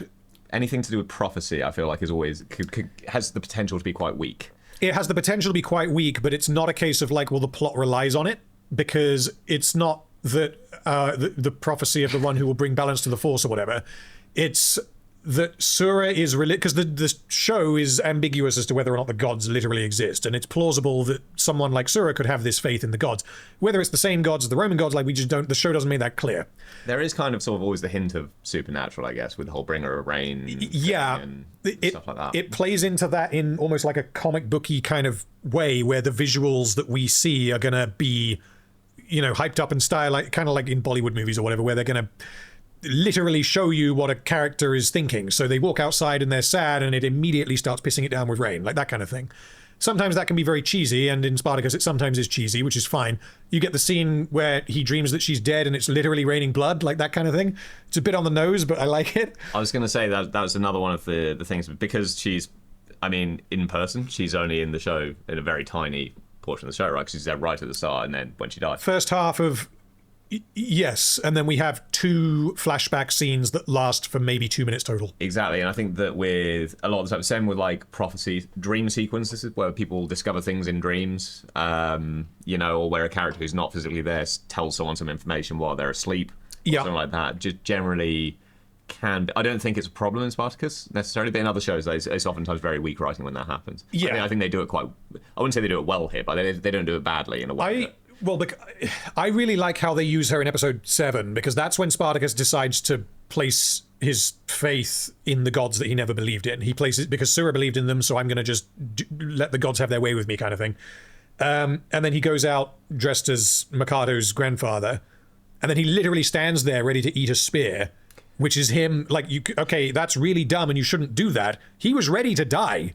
And I really like that about the character. And the only reason why he didn't die, okay, was it because the gods intervened and saved him? Maybe, that's one read of it. But the plot doesn't rely on that. It could be that this guy who was some random prisoner who picked up a spear, threw it at him and missed. That could absolutely happen. Yeah. And then he ends up surviving because it grazes his face or whatever. And he takes that as a sign that, okay, I am now set on this path of being a gladiator because I need to have something to focus on now that my wife is gone. And all of that happens as a result of Sulla being, you know, really religious and all the rest of it. You get the visual symbolism of the red serpent, the great and unfortunate things.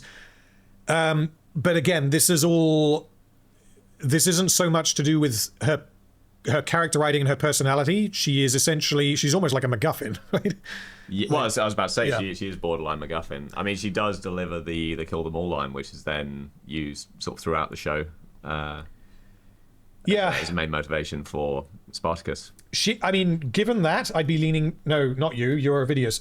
Given that, I'd be leaning towards functional because she has a purpose and she does the purpose. There's not really much icing on the cake that I think would put her any higher. I mean, chat, some people would say... 38% of people would say that she's in good. I'd be interested to know what they think that she actually does herself. You know what I mean? She's not in the show, is she? Not really, no. I mean, that's not a bad thing. You know, it's not a bad thing about the performance. It's not a bad thing about anything. But it's like she just doesn't... She's not a... Yeah, she's similar to someone like, I don't know, like Crassus or whatever in season 1, where she's just not there. I mean, obviously more than Crassus, but like... Sure, she informs certain decisions that are made, but as a character, there's not really much... She's similar to Ilithia's dad, right? No, I would say that she is definitely more of a function than Ilithia's dad. But then, obviously, he's in Vengeance as well, whereas Sulla is not. Yeah, okay. Okay, I mean, top of functional, given that chat's saying majority good. Yeah, she's hot as well. Put her up there. That's, again, we can't take that into account. We're not allowed to do that. Okay, next character is going to be Django Fett. I quite like this one. But not really. So he has a name. If you go on the Spartacus wiki, he has one. I can't remember what it is. It's never stated in the show. He is just Doctore. He is Enemeus' predecessor. And he is awesome. But that's mostly because of the actor. You really believe that this guy is like the old school Doctore of a School of Gladiators, don't you? Yeah, he absolutely sells it, which is impressive given that he is slotting into a dynamic that already exists, because all the actors would have already known each other and the gladiators would have trained together and all the rest of it, and then he's got to slot in and be the guy. It's kind of like Viggo Mortensen doing Aragorn. He was brought in after everyone else already knew each other, and he had to not feel like an outsider. Same thing with Michael Biehn in Aliens, was cast replacing someone else when the actors had already bonded with each other, and he had to fit in. Yeah, and I think he does a really good job. As far as his purpose, like Medicus, there would be a Doctore, obviously. I think that he ties in really well with, is his name Titus Batiatus? Yeah. You know, he ties in really well as selling that as like, they're sort of like the old school traditional too. Who are like, this is how we used to do it. I am not my fucking father. Exactly, yeah. You can buy that this guy would be the Doctore under Titus and his old school traditional ludus, where he's not pursuing any kind of greatness, but he's just producing really good, solid gladiators. Yeah, and how that basically what Batiatus' ambition then brings him into direct conflict with Django Fett Doctore before Batiatus comes back. Yeah. And obviously, because Django Fett had died very recently when Batiatus' dad comes back, that almost could have gone very wrong. And he's like, yeah, I've already started like replacing you kind of thing. Yeah. And I think it also just like it's an extra dimension to how they sell, I guess, all the friction with Gannicus as well, because Gannicus is like showy and foolish and that sort of thing. And like Hubris. Yeah. Exactly. Yeah. And that's something which Titus like would completely reject. He doesn't want that in his Which he does, yeah. And that's a conflict point between Titus and Batiatus as well. And it's just like an extra dimension to how you sell the believability of that. It's I hadn't even really thought about this, but yeah, now that you mention it, he is a really good way of setting up Titus Batiatus before there is any suggestion that he's going to be in the story.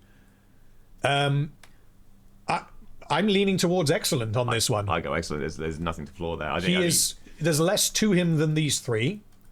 I'd almost put him above Glabber because he dies early, right? Yeah, exactly. Glabber absolutely has more problems than Doctore. In fact, you could almost put him above Ilithia. You could. I think you do. I think you do. Huh. Again, was he dying in episode 2? He dies at the end of episode 2, yeah. Yeah, of Gods of the Arena, which chronologically that's extremely early in the story. It is. He doesn't get far. I think. Let me just look at chat and see if a lot of people voted for excellent as well. A lot of people did vote for excellent. More voted good than perfect, but excellent I think is a totally fair. In terms of impact, I would agree Ilithia is on top. Yeah, but and honestly, so is Cor. Sure, but I don't think that Ilithia really has many problems in Vengeance. No, but she doesn't do much. I don't. I think that's. Her in Ilithia in Vengeance is good, right? So I think that's a peg down from excellent. Sure, but I would have said that Ilithia in Blood and Sand is perfect. I agree. So we're averaging it out. I think if we're going by average per minute of screen time, I think old school Doctore. Oh, if we're talking like pure condensed like old school Doctore character work, then yeah, you get a shot of that instead of Ilithia. And also, we didn't even talk about his impact on Animaeus really as well. Oh yeah. That's like a whole other thing. Like I said, it's the main motivator for him too, and he's another great character. So I think you have to go up there. Yeah. Okay. Django Fett is currently number 3. Badass scar as well. You didn't know he's been in some wars. He is so good. And I don't know if you saw this. I'm pretty sure I put this in my video for Gods of the Arena. Is Tamura Morrison, who plays him, is a complete like shithead on when they're filming. He will just crack jokes and just make everyone laugh when they shouldn't be, and he will just fuck around. And apparently everyone loves him. And after his death scene, they put the actor like lying down on the cart to be wheeled away. And Animaeus has got to be like standing at the cliff, reacting emotionally to what he's done. And off screen, he sits up and just waits at him. So, yeah. Oh, I love that stuff. Yeah. Okay. Right. The next character after him is going to be... Is that Saxa? This is Saxa. So... Saxa is an interesting one because she arrives with the other Germans who are kind of in good and functional. Do you think she knew how awful Nemesis was? That is a good point, and I did not consider that. I'm gonna... Probably not, right? She seems actually quite sweet with regards to Gannicus. She does, and I think the suggestion there is that Gannicus changes him.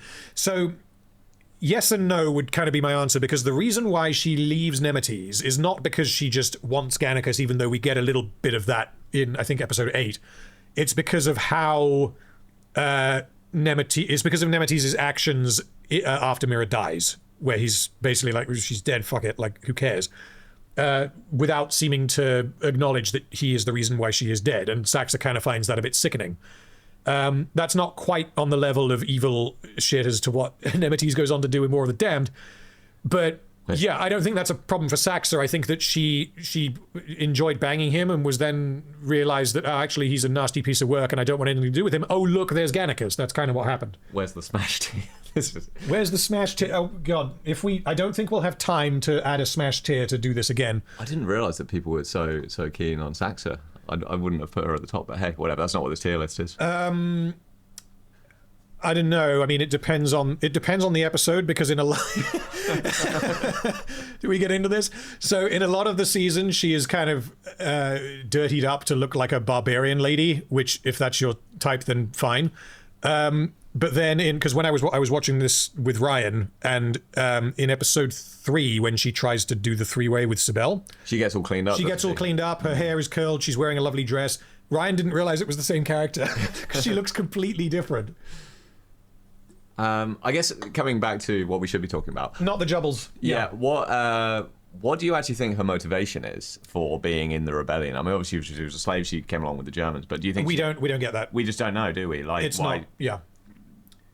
I mean, to be completely fair, we also don't know for Lugo.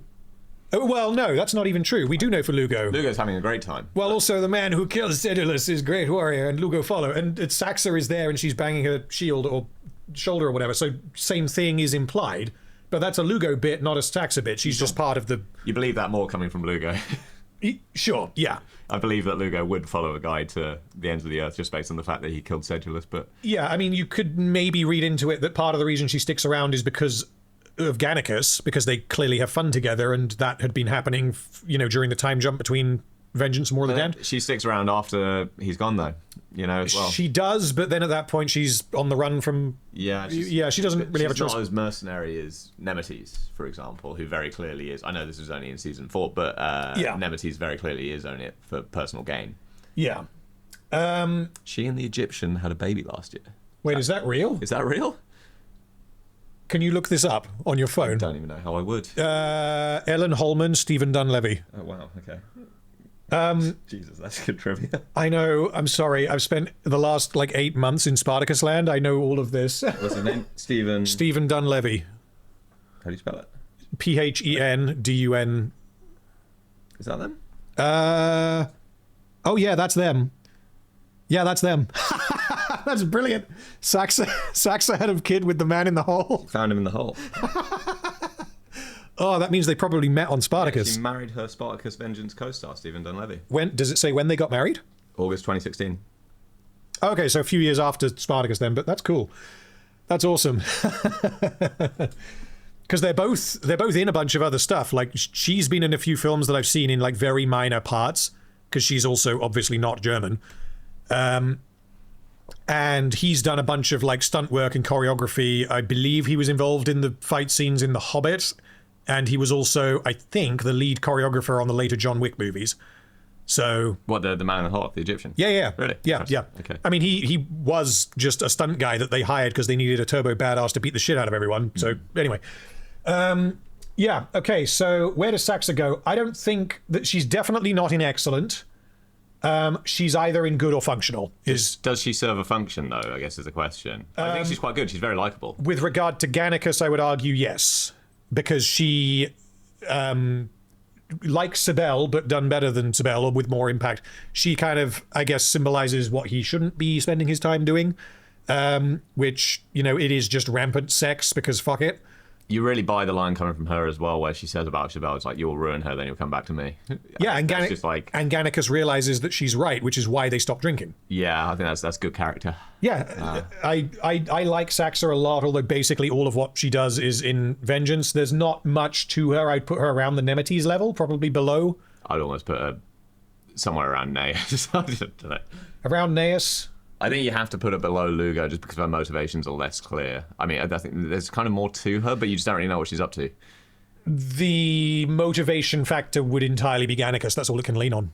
Because Lugo doesn't have that. We don't have any... I mean, I guess we see him during the sex parties, hooking up with people, but... Lugo's got a simple motivation, but, you know what it is. Sure.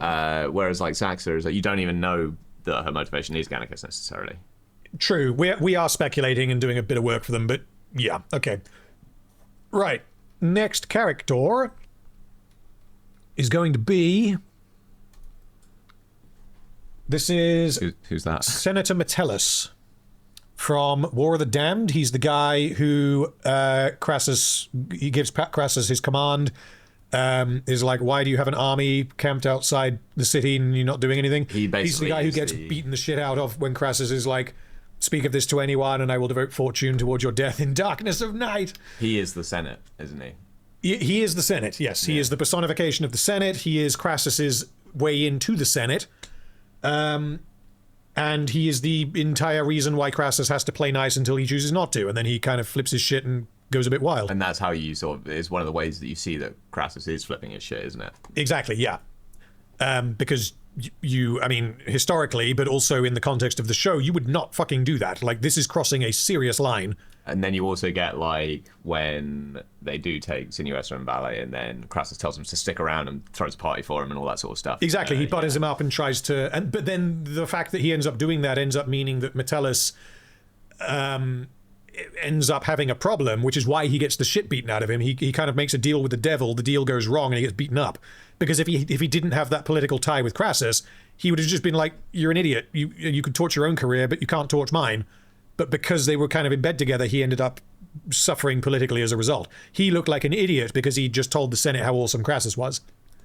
Yeah, so I think he very much serves a function. Is there anything to him in his own right? What's he trying to achieve as well himself? Like, is the Senate Senate objectives beat Spartacus, isn't it? Beat Spartacus. He wants Spartacus gone. He wants to do politics. Like, he would be infunctional, I think, by that definition. Yeah, I would say so. Where? I'd be tempted to put him there because there's definitely more to him than Albinius.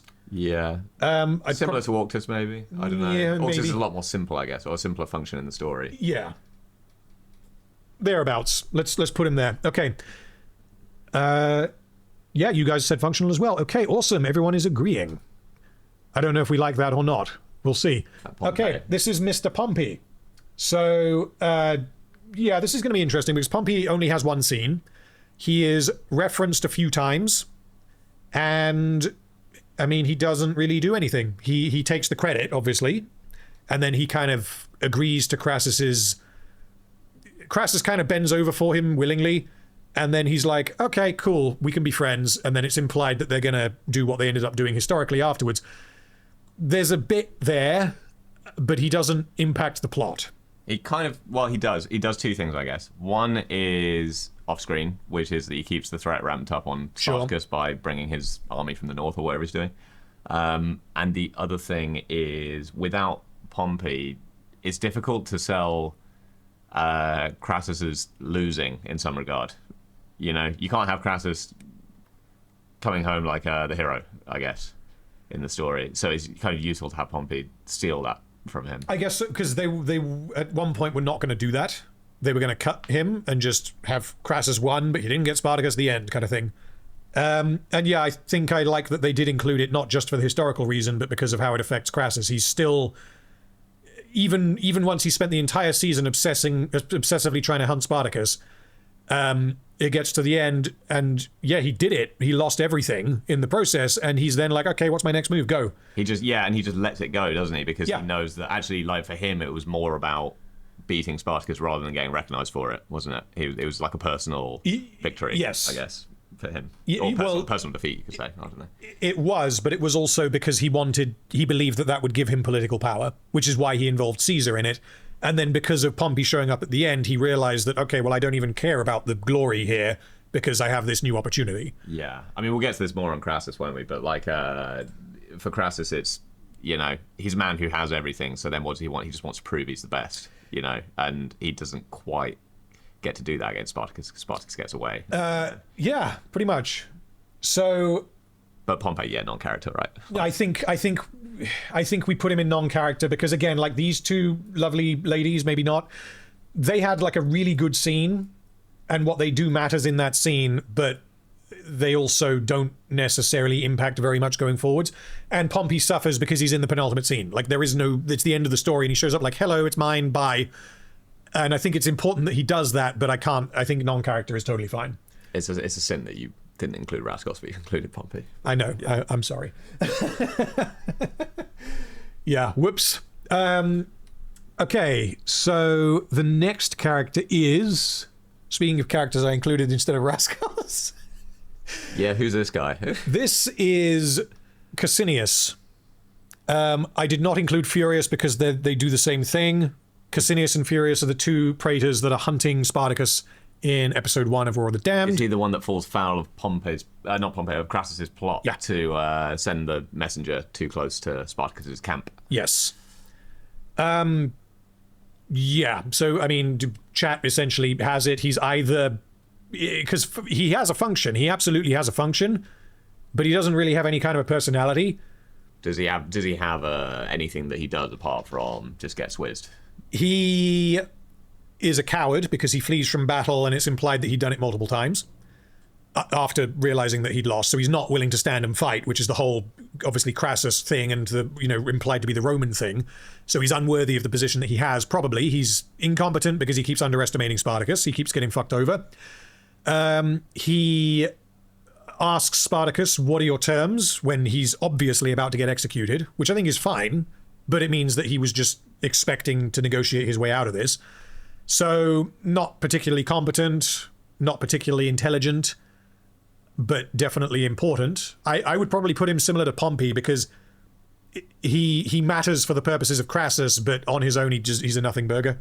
Yeah, he's somewhere between non-character and plot device, right? So I think we just go maybe top of non-character. I don't know. Can we rank? We're not. Nah, if you're a non-character, you're not getting ranked. Yeah. Yeah. Chat is majority saying non-character, but mostly inoffensive. Or inoffensive and functional. So, okay, we'll leave we got a good one him there. The next one is... Should we take a break? Where are we at with timing? Where are we at with timing? We are about halfway, which means... I mean, obviously, depending on how much we end up talking about the rest of these characters, but we got some big hitters still to go. Yeah, I feel like this is a good one to keep people hooked. They'll still be there after the break. Yeah, if you want to take a couple of minutes, go for a wee, grab a drink. We will be back in a couple of minutes.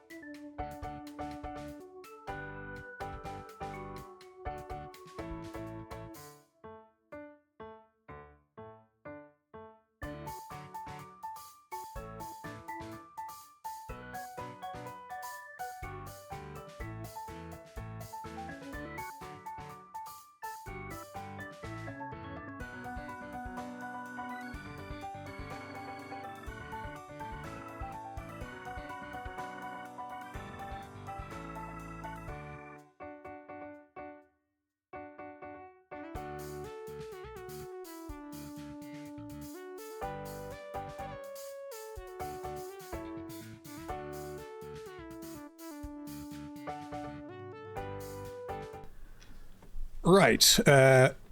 Just while Bro is sorting a drink, I will read a couple of super chats. I hope you guys are enjoying the stream. So, well, member for 10 months, thank you. Tony says, did you wash your hands? I always wash my hands. If I'm quick when I pee, it's because I washed my hands with my pee. And super chat from Tony Cass says, I don't like Kinia this rating. I'll see myself out.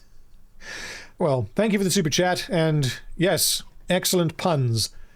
I don't... How is the tier list looking so far? Is there anyone here that looks like they are in completely the wrong place? The only one that I am wanting to nudge right now would be Varro. But apart from that, I'm pretty happy where everyone is. You trying to move them while I'm out the room? No, I'm not trying to move them. I'm more sort of contemplating whether I should move them. Thank you for the beverage. I will grab some... yeah. Okay, this is important, and I know I just switched off the BRB screen. I'm going to get some whiskey. Because it feels a little bit like whiskey o'clock, so I will be 30 seconds.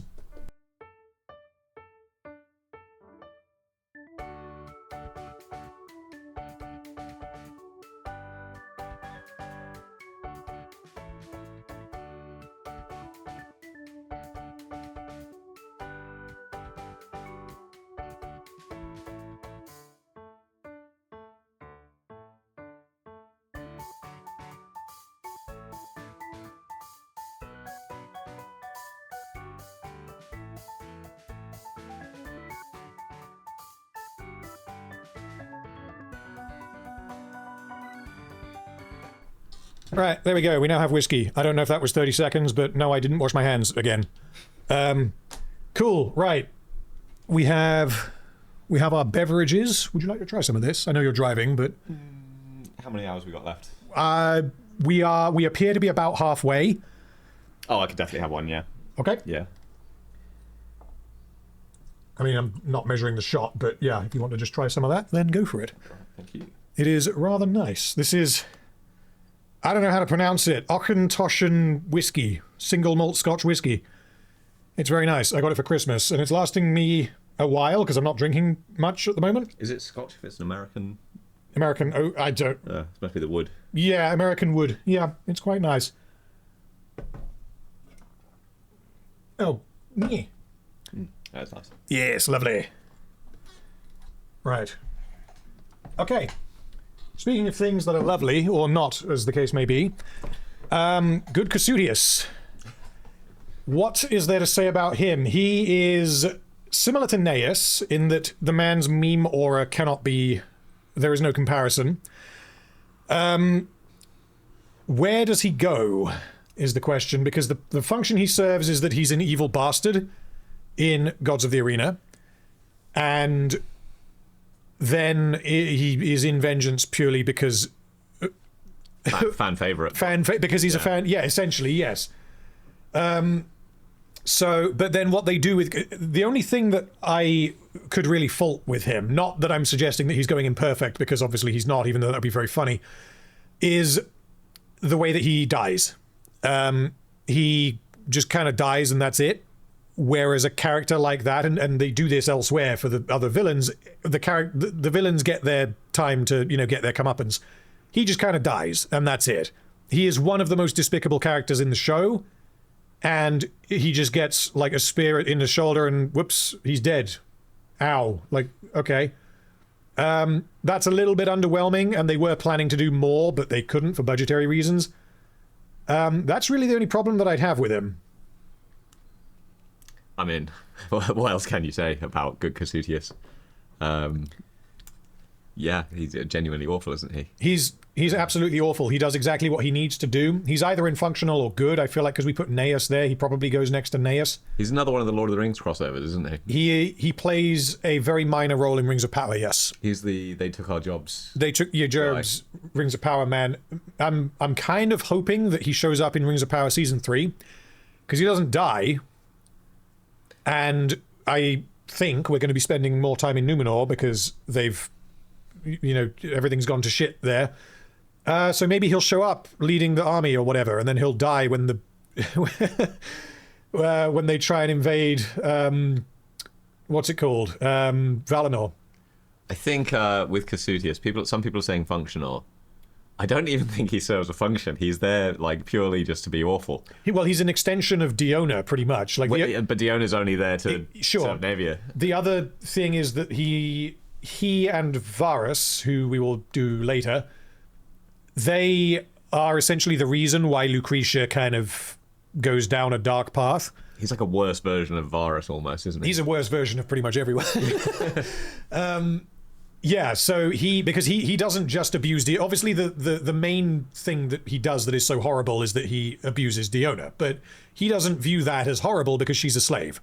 So that's why he's there, and he's going to have his fun. Like, fine. Oh, but he knows he's being a dick, though. Sure, he absolutely knows that he's being a dick to Lucretia, which is what I find interesting about him, because he's not just evil or whatever. He doesn't think that what he's doing to Diona, there's anything wrong with that. Oh, I think he does. He makes a whole point about there being two sides to a coin and all this sort of stuff. He's like deliberately making the experience as awful as possible. He is, but he doesn't think that that is a bad thing. Yes, he's essentially destroying something beautiful, which is why he specifically requested one who has not been penetrated before. Yeah, so he is kind of going out of his way to make the whole thing uncomfortable, but the thing that he thought, the thing that he almost certainly thought was out of line, but he just didn't really care about, was what this meant for Lucretia, because he essentially is there, and then Lucretia is like, oh yeah, so we're going to use you for political favor or whatever, and he's like, oh, bye, I'm done, I've had my fun, goodbye, and we just don't see him again until I believe the finale. I think he is in the finale where he's sitting in the pulvinus, isn't he? He is. He watches Diona die. So, yeah, I think he's above functionals because I don't think he serves much of a functional. There is a character to him, and I think he's good. He is good Casutius. Bottom are good. So he's along with Naeus. He's a meme character, isn't he? Almost. Yeah, kind of. Yeah. Okay, big one now. Oh, this was a huge one. This is a rather big one. It's going to be Crixus, the undefeated Gaul. Controversial opinions going to be happening here. Controversial opinions are going to be had. You think that it's worse than? I think he's not perfect. So I don't even think. Do you think he's excellent? Would you say? I don't know. It depends on how much heavy lifting the earlier seasons are doing. I think I agree with Chow on this one. I think that Crixus is right up there with the absolute top of the bunch. If I was going to put a number on it, or a tier on it, Crixus in Blood and Sand is perfect. Crixus in Gods of the Arena is either perfect or excellent. The only downside is there's less to him. So it's how we want to slice it there. Sorry. Crixus in Gods of the Arena, Crixus in Vengeance is, I guess he's good to excellent maybe. And at his worst, I think he's bad in War of the Damned. But for the most part, he's between good and excellent. So I would split the difference and put him either towards the top of good or the bottom of excellent. Is where I would put him. So I would go with Gods of the Arena, excellent, perfect, whatever you want to say. I mean, I don't think there's anything wrong there. He's just great. At worst in Gods of the Arena, maybe he's like a little bit one note, but I don't think that's a problem. He's a side character, background character in that. So yeah. In Blood and Sand, I think he's perfect. Right, I think just the whole dynamic him versus Spartacus and the way that they bring them onto common ground with their very clear opposing motivations, and then also like you get so many great scenes in Blood and Sand, don't you? Where it's like you really do. People don't just talk past each other; they like our purposes are set against each other, and then that is why we have a disagreement, and you just completely believe it. That's exactly how that conversation will play out. Vengeance, I can't really remember enough about what he gets up to. So primarily Naevia. He doesn't really get up to anything other than Naevia. He obviously wants to go and rescue her, which is why he doesn't want Spartacus ungebunkering himself at Glabber. Yeah. they rescue her. He gets captured and nearly dies in the arena, but luckily they bumped into Lucius and then he survives. He lets Naevia fight Asher at the end. He trains Naevia. He has the antagonism with Agron. Yeah. And he then, yes, like you say, lets Naevia fight Asher and seems to be willing to let her handle it herself, even when it looks like she might die. So yeah, I think that's a good moment, I guess. I think that Manu Bennett's performance, the way that he runs up against Spartacus as well, is just like, it's so great. Yeah. And so season 4, this is where really what it comes down to, isn't it? Yes. Why do you think he's potentially bad in season 4? Because I think I'm going to disagree with you here. I think that the way that he is portrayed is overly... It is unrealistically unintelligent. Like, Crixus is not meant to have a mind for strategy. Like, that's fine. He's not Spartacus. He's not even Gannicus, because like Gannicus might pull some wacky bullshit that, wow, that kind of worked, I guess. I'll just wing it, like whatever. Crixus is meant to be a brute. That doesn't mean that he's meant to be an idiot. And throwing open the gates of the city so that he can attack a group of Romans that are just standing there, obviously waiting for something. That is retarded. There is no reason why you would ever do that. There is no reason why he would have any understanding of fighting outside of the arena either, though. And he doesn't know any. He thinks that the strength of the rebel army is entirely down to the way that they fight as gladiators rather than as a cohesive Roman force doing what the Romans would expect them to do. Sure. I think it's within character is what I'm saying. I think the things where you are saying that he's behaving in a stupid way are instances where it's obviously stupid knowing everything that you know, which he wouldn't necessarily know as a character. And I think his motivations are quite different to Spartacus's. It is. He wants Rome to burn. Yeah, he wants to cause as much damage as possible and go down in history, right? Yeah, sure. Because I don't disagree with what you're saying, but what I'm considering is things that are implied both in between seasons and during War of the Damned. Spartacus has Crixus as his number 2. If Crixus is that fucking...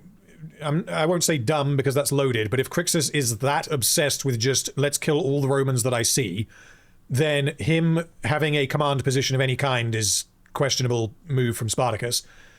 And him being a gladiator doesn't mean that he doesn't have any experience of fighting in a war. Like, initially, fine, but they've been doing this for over a year.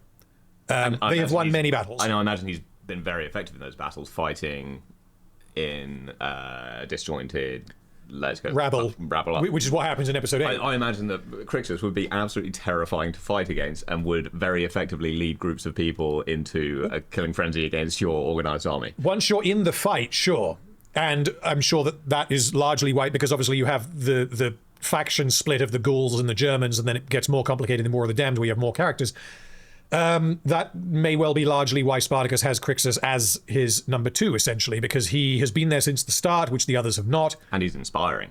He's inspiring, and he's a champion, which, I mean, yeah, Gannicus was as well, but he doesn't know Gannicus as well.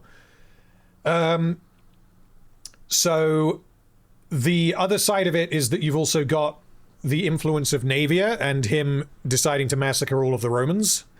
I don't have a problem with that in particular. But I do think that the way, principally, like him doing that, I don't think is a problem. I think that the speed that he does that and just changes his mind, I would call that more a flaw with the writing in general rather than specifically Crixus. Explore that point. Do you mean like in the sense that his main motivation is looking after Naevia and then he sort of flips into being like, we're both going to go down in a blaze of glory? No, what I mean is that I'm specifically talking about episode 4, when they massacre the Romans in the city. He is essentially like, no, we're going to do what Spartacus says, until Naevia is like, yeah, but Spartacus is wrong. And then he's just kind of like, yeah, Spartacus is wrong. And then they start killing everyone. I feel like the way that was written could have been done better, but the idea of him doing that, I could see him doing that, sure. I think that him massacring the Romans is less of a problem than him often displaying idiot tactics like, there's the Romans, let's get them. I think those idiot tactics are sort of, I think what you're calling idiot tactics, I think that's exactly in line with what he would do based on what we know about him. And I don't think that that's a problem with the character. Based on what we know about him, sure. The problem is that if that is the case, then I feel like that damages Spartacus. I think that you're basing this on sort of like your approximate cultural knowledge of like the past 2,000 years of battles and what is generally considered a good idea and a bad idea, which like the people just wouldn't have had back then necessarily. Sure, but I guess I'm leaning this on Spartacus's. Spartacus is the military leader. He's the tactician, he's the general, and all the rest of it. And we have to assume that, for example, Agron and Gannicus would not be making moves like that. Because maybe they want different things. Fine, they don't necessarily want Rome to burn. Agron does, as we learn. Gannicus obviously would not do that, but even like Agron doing that, I would definitely take issue with him being that dumb. But yeah, primarily that would be the issue that I have with Crixus in War of the Damned. It would be his very questionable military strategy, the fact that he doesn't seem to understand that in order to beat the Romans you have to eat first, because he's like, but we can feast on the blood. Like, okay, that sounds cool, but that's also not how anything works. It's not right. If you kill all the Romans, you get their supplies. Yeah, but you have to leave the city to kill the Romans, and they have food and you don't. I think we have to agree to disagree on this one. I think we're going to have to. Where would you put him? I would put him in excellent. Oh, I mean, I was thinking bottom of excellent, top of good. Okay, all right. I wasn't quite going to go to perfect. I mean, I could go into perfect. Season 1, I would be more than happy to put him in perfect. I would put him up there with probably around where Ilithia is at. Okay. I mean, he's just such an excellent character. I mean, there's no other way to put it, is it? He is. I feel like his weakest moments are weaker than Glabber's weakest moments. So I think his strongest moments are so much higher, though. Yeah, that's true. This is the one. I can think of maybe one or two others that we're going to disagree on. I think that I don't think he does anything that's fundamentally out of line with his character, where you're saying he's doing things which you would consider maybe be a bit stupid in season 4. And I think that his also some of his finest moments are in season 4, particularly his ending. He is it. Yeah, I mean the ending is brilliant. It's absolutely perfect, that ending, right? I mean, it's glorious. I mean, like Spartacus. I mean, in fact, I'm just gonna have to gush a bit because like, Spartacus is like. On the face, it's almost like a slightly embarrassing show to admit that you love because of how like gratuitous and over the top it is. It's campy and in some places maybe like. That was what I got as a response from people who had no idea what it was when I put out the first video, and then they watched it and they were like, "Oh, okay, I'm going to go watch it now." And a lot of people have told me that they've now watched it. Yeah, exactly. And I feel like a lot of people can like bounce off of it, and I think that like it says a lot. I would say that like the last, it's particularly Crixus' ending, and then the final episode of like War on the Damned. I'm 32, you know what I mean, and like. I tear up watching that. You know what I mean? It's so like, good. Yeah. It's that's how like effective they are, like the characters and the story. I think it's it's one of those things where it's like so many people just watch the show and just completely bounce off it and just completely miss out on what gem it is. And I think that I think that Crixus and his whole story, his arc, in that is one of like the high points of it for me. So I think almost like how you say like Batiatus is like the high point of the show. I think if you take the series after. Batiatus is no longer in it. I think that, and view like the show as like a whole, it's Liam McIntyre as Spartacus and then Manu Bennett as Crixus' performance that really sell it, and of course Crassus. Okay. Given how you guys in chat have voted, we're going to put him right there in the middle of excellent. I personally would be putting him there. I think that's harsh. I think I am harsh. I try to be harsh when I'm rating things because I figure that like if you have a perfect character and then you start introducing problems, they move down the scale. And in my view, he's damaged enough to be somewhere down here, but it's close. And he's by no means a bad character if you look at the series as a whole, for sure. Brain transplant alter ego is 32. Bro is not my alter ego, because if he was my alter ego, he'd be a retard, and I don't think he is. Yeah. Right, okay, that's Crixus. I mean, I don't think you can do anything else. I mean, he is just, if you're just going by the simple word of it, he is an excellent character. Yeah. Okay, next character is going to be not him. So, this is Tullius. Tullius is the primary antagonist of Gods of the Arena. And I'm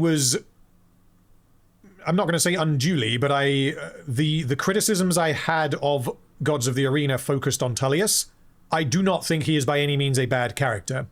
I think that he is when compared to the other three main villains, he is a simple character who does crazy shit because he's an unhinged maniac, which is fine.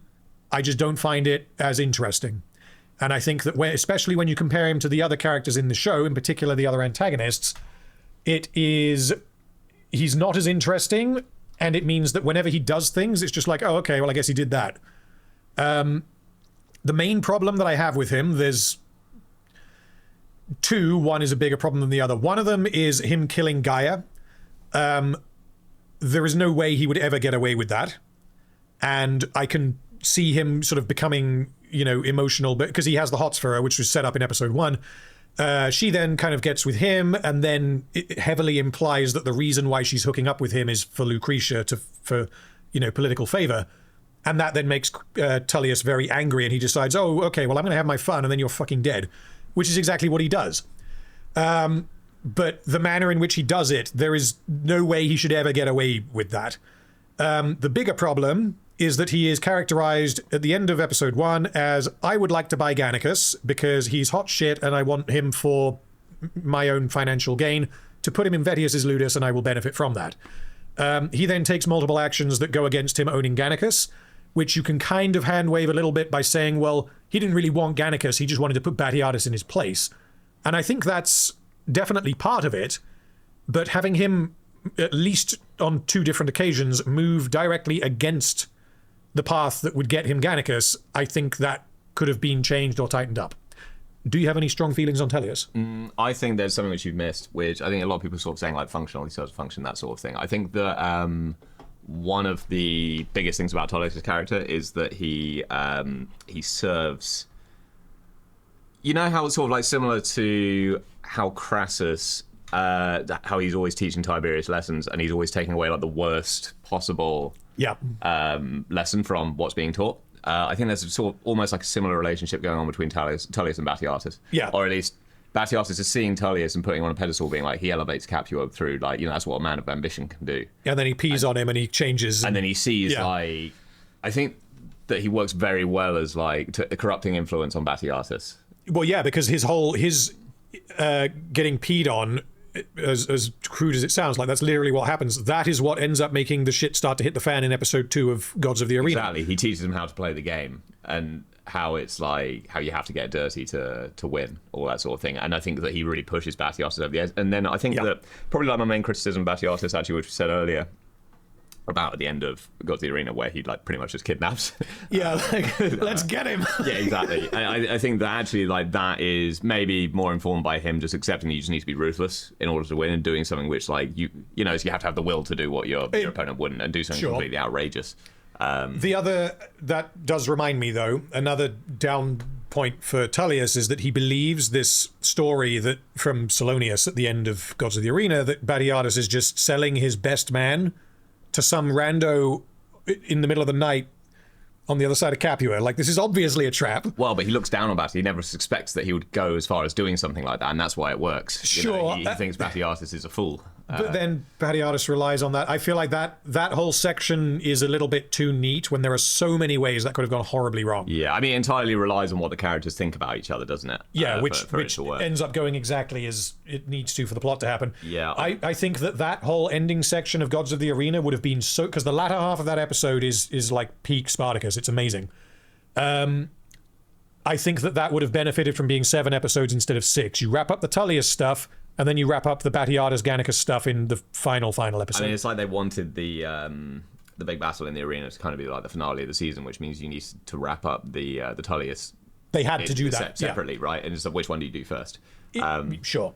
So yeah, I would also push back maybe a little bit on, because obviously his motivation is getting Gannicus, right? Yeah. And I think there's very much when Titus comes back and then is taking over, like, I remember you having a bit of criticism, was like, why doesn't he not just like buy him off of Titus? Because Titus obviously doesn't give a shit about Gannicus. Yeah. And I think that, I mean, we've spoken about it before, but the Tullius wants Gannicus for the same reason as everyone else, because he wants to elevate his own position. By that point, and he wants to get rich, but sure. Yeah, by that point, the senator, what's his name, has already been and seen Gannicus at Batiatus' Ludus and knows he's Batiatus' man, so it would be weird if he just bought him off him and then... Are you talking about Varus? Yeah. So it's almost like, I guess kind of when you watch it, it feels like Tullius forgets his motivation for sort of the midpoint of the season, when actually it's like... That's possible, but then the issue, because like, if we just accept that that's the case, which I think that's entirely plausible, his first move after those games is I'm going to buy Gannicus now off of Batiatus, and he doesn't do that. He murders Gaia and pisses him the hell off. Yeah, the murdering Gaia bit. I watched this the other day, and that's difficult to square away beyond him just being a bit crazy. Which again, the scene on its own is fine, if not for the fact that he shouldn't get away with it, and it relies entirely on Batiatus not turning him in. Yeah, I mean, it's packaged as him sending a message, isn't it? Yeah, and don't screw with me. It relies entirely on the power that he has, but the problem is that Gaia is a Roman woman. She's not a slave. It's not. You can't do that. I think there's something in there that they're trying to say about being. I mean, Gaia says it several times herself. Being without husband, being a divorced Roman woman puts you in a vulnerable position. Sure, but that doesn't mean that if you're a Roman woman, a single Roman woman, yes, you are a second-class citizen. You are a second-class citizen in the show, at least. That doesn't mean that it's fair game to just kill them. No, it's also it would be quite embarrassing for Titus Batiatus to admit to that happening in his house, like a crazy sex party. You know, you what I mean? Wouldn't have to reveal the crazy sex party. You could just say that we had our good friends Gaia and Tullius over for drinks, and then he went mad and bashed her head in. Well, but then he could say it was a party that got out of hand and also, and then it's just it dirties everyone in the situation. So I believe he could think that he might get away with it, but it's also like, why did he do it in the first place? You know, sure, yeah. So, okay, so Tullius, I mean, we haven't actually spoken about where we would put him. I would be putting him in good, but not excellent. Chat is saying a similar thing. What would you be thinking? Yeah, I'd say good, yeah. Okay, towards the top? Maybe around Nemesis, I don't know, somewhere around there. I mean, I would actually bump him up probably, Yeah, the whole, do I buy Gannicus, do I not buy Gannicus thing? Let's put him here. He's above Lugo, I think, sadly. He can go above Lugo, glorious Lugo. Okay, right, the next character is going to be Dagon. Dagon is wonderful. He primarily serves as an extension of Asher. He gives Asher things to do in Gods of the Arena. And that's pretty much it. But there's enough to him, like there's just little details that they didn't need to include, but they did. Like him essentially learning how to speak English. And then revealing that Asher's services are not going to be required soon. And also the fact that he didn't speak English originally, that being the justification for Asher's existence as a gladiator, I think is interesting. The problem with that I have, which I think I mentioned in the video, and I don't know who this falls on, probably Batiatus, honestly, is if Dagon is that good of a gladiator to where you need a translator and you're willing to buy 2 slaves to have 1, why would you fight Asher as a gladiator? Because he might, if he dies, you then have to get another translator. You see what I mean? Yeah, no, I see what you mean. I think that maybe they're exaggerating that to just tell Asher that he's shit. That's entirely possible, yes. Yeah. But yes, I mean, they also use him to translate Dagon's words, don't they? But I think that they just use that as a stick to beat Asher with. I think Dagon... Well, the only reason we have that is because Enemeus tells him, and Enemeus fucking hates Asher. Yeah. So yeah, that's definitely possible, but like you say, they do use him as a translator. Yeah, I think that... So I'm an absolute sucker for when people like mistranslate things in shows. Mm-hmm. It provides like such a good opportunity to give you information about the characters and their motivations and how they conflict with each other. Shogun is a really good example of that. Yeah, I was going to say about Shogun, where like you've got people with different motivations translating people's words and misinterpreting. And obviously in Gods of the Arena they do that, and for most of the time it's for comedic effect. Until it isn't, and it's like because you almost think it's a joke, and it is funny in a shocking way. But then you're like, wait a minute, did he just do that? There's the scene where Asher, should we say, he swizzes Dagon into being rudely handled by a Roman at a party. Yeah, do not be gentle, he craves rough hands, or whatever it was. Yes, and you can see where Dagon is genuinely unsettled by it, because he's, wait, what's going on? You know? Yeah. Because Asher has a position of power over him in that situation, which is like the only time where that's the case. Because otherwise, you know, down below in the Ludus, Dagon has all the power, obviously, in the relationship because he's, you know, Giga Chad. And then what I was going to say earlier about Raskos, there's just a fantastic moment where Raskos obviously knows everything that's going on because he heard it all, and he just gives him like a side-eye expression of like, have you really just done that? Yeah. Okay, I think Dagon, I'd be happy to put him in good. I'm pretty much agreeing with what chat has said. He's not, there's not enough to him for him to be excellent, and he is just an extension of Asher. He's so much better than he has any right to be. He's really memorable. He's one of the most memorable parts, and given like obviously he speaks in, I think it's Aramaic, I can't remember, the number of lines he has, it's really not many. He doesn't have much screen time where he does things. He's largely there in the background. He's a lot more memorable than he has any right to be. I was going to say, when they speak the, like say Aramaic or whatever, is that real? Have they done the effort to actually do lines, or are they speaking gibberish? I would assume so, but I also think that the only character who speaks in a non-English language is Dagon, unless I'm forgetting someone. Well, Asher. Oh, obviously Asher, yeah. I would assume so, yeah. Otherwise, they're just speaking gibberish, which almost in some sense is harder.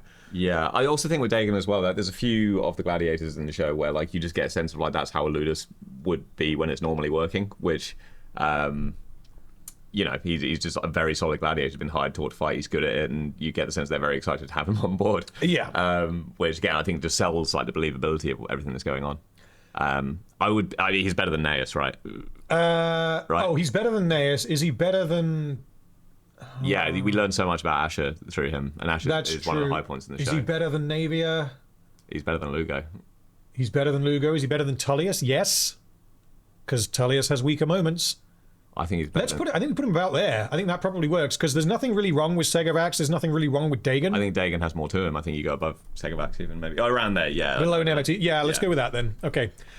Right. Next character is Aurelia. This is another character that, for some reason, I can't quite work out, the fans don't like. I think it's the performance. It might be the performance. I think it might also be the fact that the audience knows that Spartacus did nothing wrong, or he had no choice. Yeah.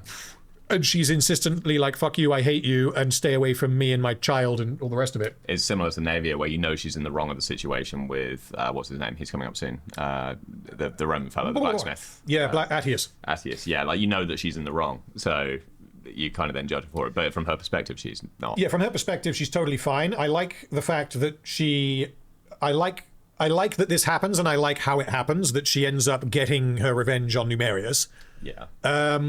However, and this isn't necessarily a flaw with the character, just the opening of Vengeance in general, I feel like we're missing so much information as to her relationship with Spartacus. Because it's like she kills Numerius and then they're good friends. Like, why would that be how that works? I mean, ultimately, she's another one of these characters in the show who more or less just exists to be a bit of a victim of circumstance. Yeah. And a motivation for other characters. I think and she's very, very important in the opening episode of Vengeance in particular, because she is the reason why Spartacus does what he does, and the reason why he changes his mind and is like, we'll build an army and then come back. And obviously her showing up is very important for Varro, because it sends him on a bit of a swiggle before he comes to his senses. And she shows up to see Varro right after Spartacus has lost Sulla, which is, again, very deliberate. But that's how she's used, not really her personality. Yeah, I think a lot of sort of the negative points there are that, you know, she's just, I feel a little bit overacted maybe, or something like that. Possibly. I would go with functional. I don't like her enough to put her in good. I don't think there's enough to her. I think she's somewhere around Sulla maybe. I don't like her as much as Sulla. I don't like her as much as Sulla either, but okay. We're not rating the acting performances necessarily, are we? I mean, no. If the acting performance is so bad that you don't understand what the character is meant to be, then yes, but I don't think that's the case here. Okay, next character is going to be, you know who this is? He is the supplies dude who eats the horse. He is Diotimus, yes. Yeah. So I had forgotten that he's only in like 2 episodes when I did the War of the Damned video. I quite like him. You know, sort of what you learn about Spartacus's relationship with the rebellion, it sort of makes it a bit more grounded and real. That not everyone on board would necessarily even know who Spartacus is, really. Well, and the fact that he is joking, but also there's truth in the joke, is that like maybe I would have been better off if I just stayed a slave, because Spartacus isn't handling basic shit like giving us food and clothing, and yeah. You know. And I think that all of that sort of accumulated over the season. You buy Spartacus sort of like changing his motivation to being escape and looking after these people rather than... He's a big part of that, yeah. Yeah, I think that is one of the little things that contributes to that, right? Yeah, I mean, I don't think we need to spend any time on him. I'm thinking functional, which is I agree. Pretty much exactly what chat has said. So yeah, clear purpose, he does it, and then he's gone. So if we go for the middle, I would put him... I'd probably put him there. That look fair? Looks about right. I think Heracleio has been hard done by as we've added more to the list. Oh, would you like to move him? Because we can do this at the end, or we can do this as we go. We can have a reshuffle. We can shuffle a bit, I guess, at the end. Yeah. Okay. I don't know. I'd still keep him functional. I'd just bump him quite a lot to the left. That's fine. Yeah. Okay, the next character is going to be this guy. Who is that? That is Laurus. What does he do? He was Diotimus's master. He is the guy who does the stoning. Yes. And he is the guy who gets his head cut in half by Gannicus when he rescues Sibel. Okay. He doesn't really do anything. He's just evil, and that's what he's got to be. He's a total dick, isn't he? That's the character. He's similar to like a good Cassudius type character. He just doesn't have as much importance. Is he the one who Spartacus is pretending to know to get into the city? Yeah. Yeah. And then they happen to bump into each other, and they have a chat, and he's like, yeah, let me go, bye. Yeah. Yeah. There's not really anything to him. Chat spamming non-character. I think I would agree. He's got quite a lot of screen time for a non-character, but I'm just like... Let's not waste time on him. Okay. We got a good one next. Right. The next character is Asher. And the problem that we're coming into here is that you have to remember that vengeance exists. Vengeance arguably character assassinates Asher. We have to take that into account. So you have a character who is perfect in one season and bad in another. Where do they go? Do they go in functional? We need to work that out. Because Asher is one of the best characters in Blood and Sand, for sure. He's up here.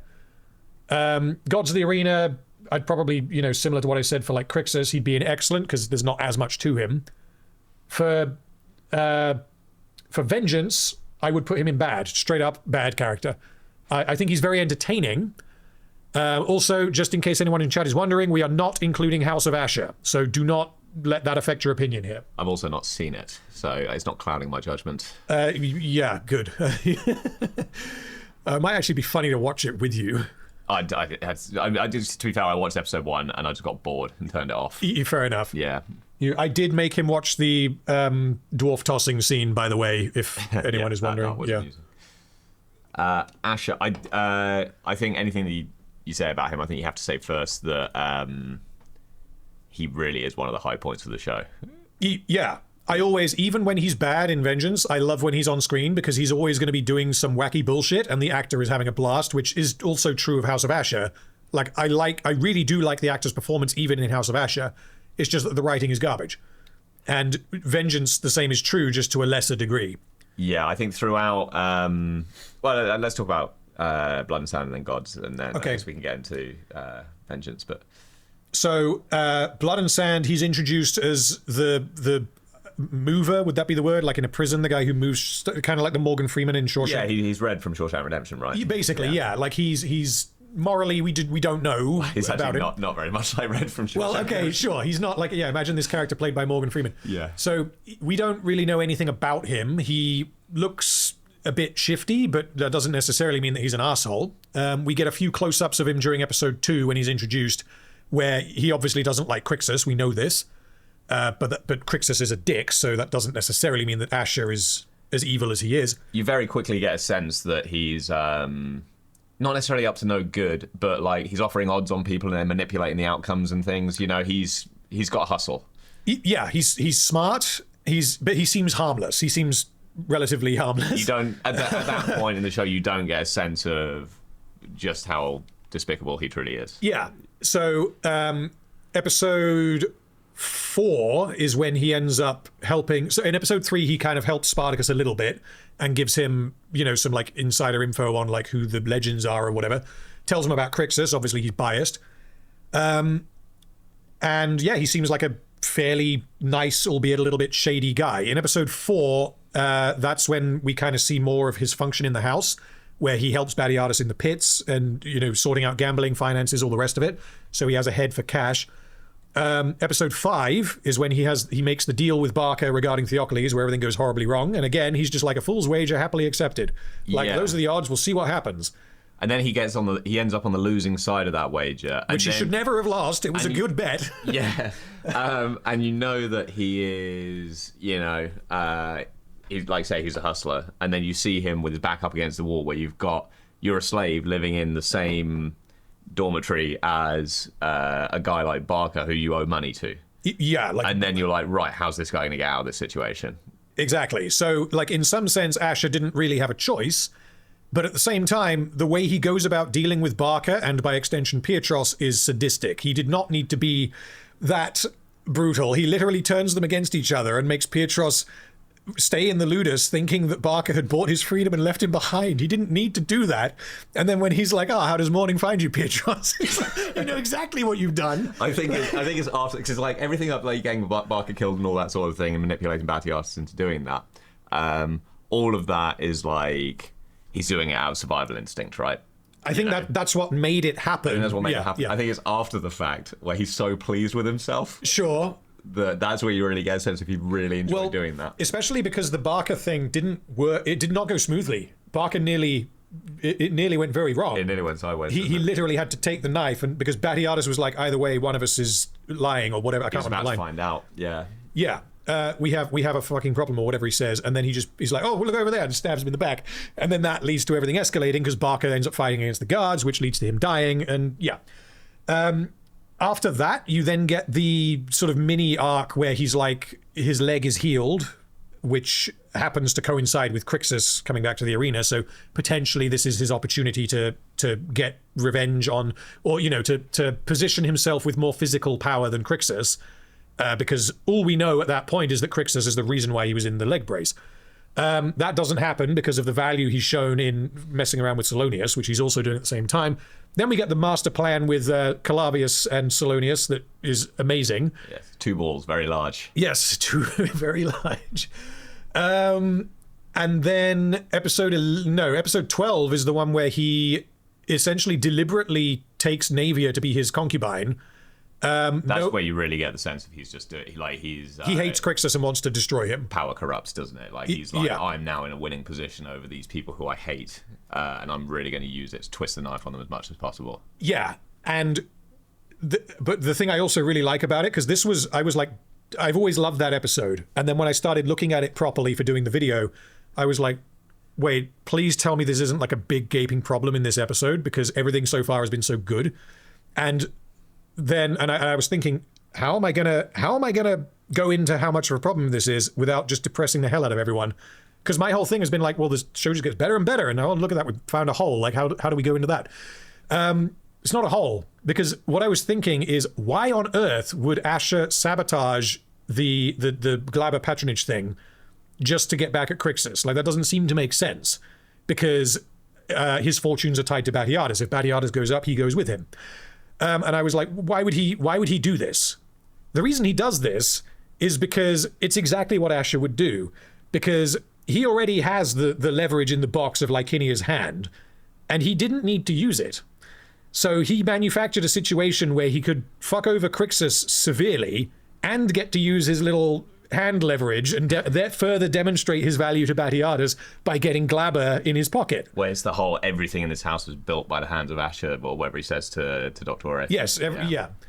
I mean, I guess that's largely what he's referring to, is that the fortunes of Batiatus only become a thing because of Asher. Yeah, every brick in this place has my handprint on it, or something. He says something like that, doesn't it? Yeah. And then in the finale, we get the reveal with Nemesis, where he finally puts together what actually happened. Do you recall what I said inside this very room? And then he gets away, which, I mean, he would, because he tricks Nemesis by pretending to be a gladiator, and he stabs him in the leg and fucks off. So Asher in season 1 is amazing. I think it's also then, I mean, you get more of this in Gods, but I think that they add that. He's truly awful, but they add that sympathetic angle to him, whereas like all he actually really wants is respect and to be a gladiator and to be like glory in the arena, that sort of thing, and he just can't have it. Yeah, well, he can't have it because he's not good enough, and he's not good enough. He was injured by Crixus, and that essentially it would be like a footballer breaking their leg or whatever. Like, you just can't. Even if he was a pro athlete, he now can't have that. And you have the fact that he's now proven himself doing like swindly bullshit.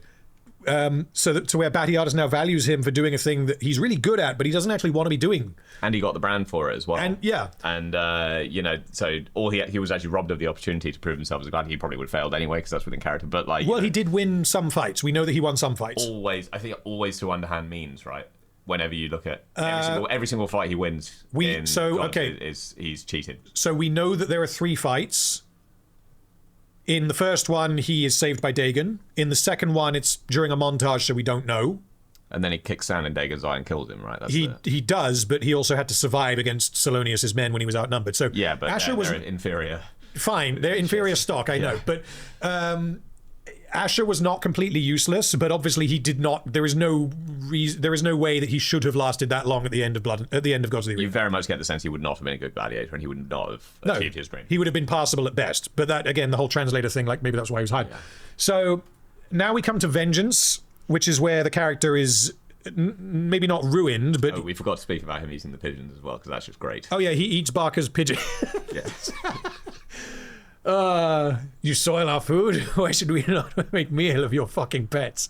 And I mean, we've already covered it with Dagon, but all his the Asher versus Dagon shenanigans, with the language as well, it's just fantastic. Okay, so in Vengeance, he basically off screen heals Lucretia through unknown means. I think that's insane. Yeah, because they kind of, firstly, you've got the fact that he's able to do that, which, where did that come from? Well, I think it's more that comes from they want Lucretia in the story. No, sure. And character-wise, I mean, you need a way of magicking her back to life. Yeah, there's really only one way that you could do that. Sure, but there are other characters that I could buy it for. Obviously, if Medicus had done it, then that would be like, okay, well, he's a doctor, there's wiggle room. Asher is not. He's a nerd who wants to be a gladiator. There's no way. It's insane. No, it's not good. I'm not defending the reason, I think that's why they did it. Sure, of course. Yeah. The reason why he does it is because they have invented in between seasons that he is infatuated with Lucretia, and he sees, resurrecting her, quote unquote, to be a way of climbing the ladder. But he also, throughout Vengeance in particular, he starts to, I'm not going to, fuck it, he starts raping Lucretia, because he is obsessed with exerting his power over her. He wants to be in charge. He essentially wants to be Batiatus. Yeah, I think that's what I think it's more about climbing the ladder and proving his status, really, rather than, I don't think he became necessarily infatuated with between seasons or anything like that. I think it's a case of he wants to. But why would he come? He's obsessed with climbing the ladder, right? And fine, but at the end of Blood and Sand, he's out. He escapes the massacre and he's out. He could just leave. No, he couldn't. Well, okay. I mean, the fact that he can't join the rebellion, and if he sticks around, he's dead because he's one of the slaves who was in the Ludus when they rebelled. Sure. So his only route for survival is latching onto Lucretia and saving her. And if she's dead, which she should be. Well, I think he very much views it. Like, you still get the scene where is she alive? Stitching her up and that sort of thing. I think you very much get the sense they're in this together. Like, he's okay. dead. If she dies, he's dead too. I can see the logic, but then he, for some reason, decides to just kind of keep her in the house for at least 2 months. For some reason, presumably he's bringing her food, hoping that Glabber's going to show up. That doesn't make any sense. Yeah, I don't quite get that one either. Like, I think, I think that might be more of a problem with Lucretia in Vengeance, though, when we get there with the whole, Oracle angle. It is, but at the same time, at the early stages, she is doing what Asher is telling her. Because I think it's one of the big unknowns is whether or not she is actually within her right mind or not. Because at first you get heavily implied that she's not. Yes, but then also later it's heavily implied that she is. Later on, you get the sense that it's very much she's playing this thing the whole time. But then it kind of fall apart because then why would they have just stayed in the house? Exactly. They want her to be a crazy person, but then also not really. Also, we're taking a lot of time on Asher, but I feel like this is deserved because he's one of the most there's so much juice to him. It is deserved. And obviously, like with Batiatus, he's just amazing all the way through. Asher is amazing and then not. So a lot to be said. This one matters. So then he ends up kind of getting in good with Glabber and forming his Avengers team. He gets too big for his boots, and again he character assassinates himself by collecting knickknacks from the people that he's killed, and then showing Lucretia, "Hey, here's my box of stolen incriminating evidence."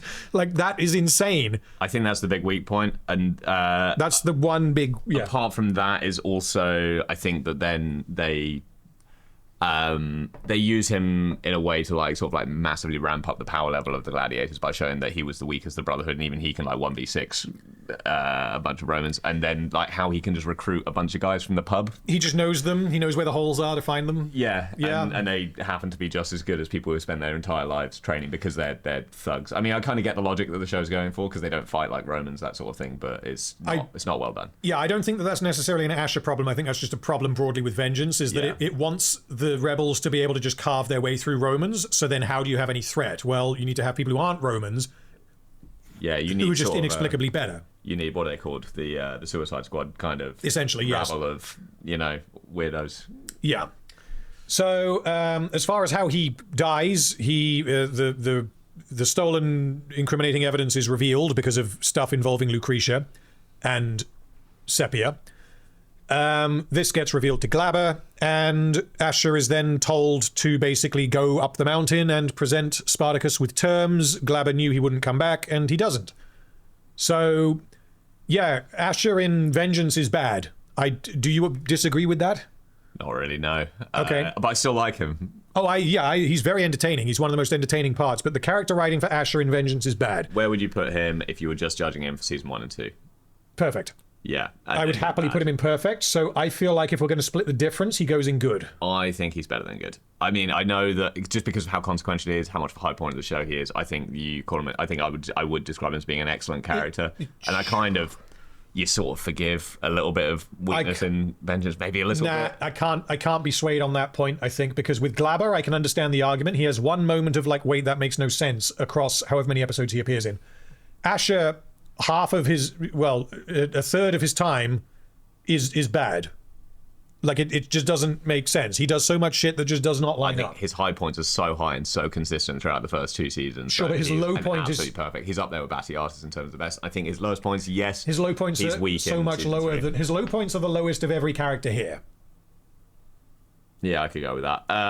I cannot put him in excellent if his low points are down here. That's too much. If I'm rewatching Spartacus, Asher is absolutely one of the things we're looking forward to. Yeah, he's amazing. He's absolutely incredible. I think I put him.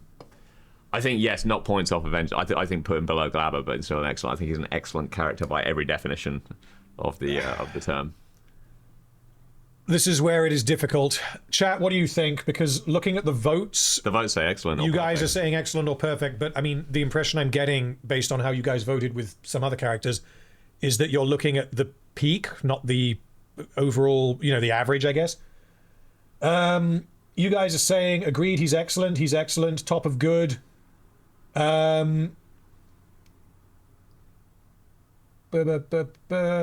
of good, I want top of good.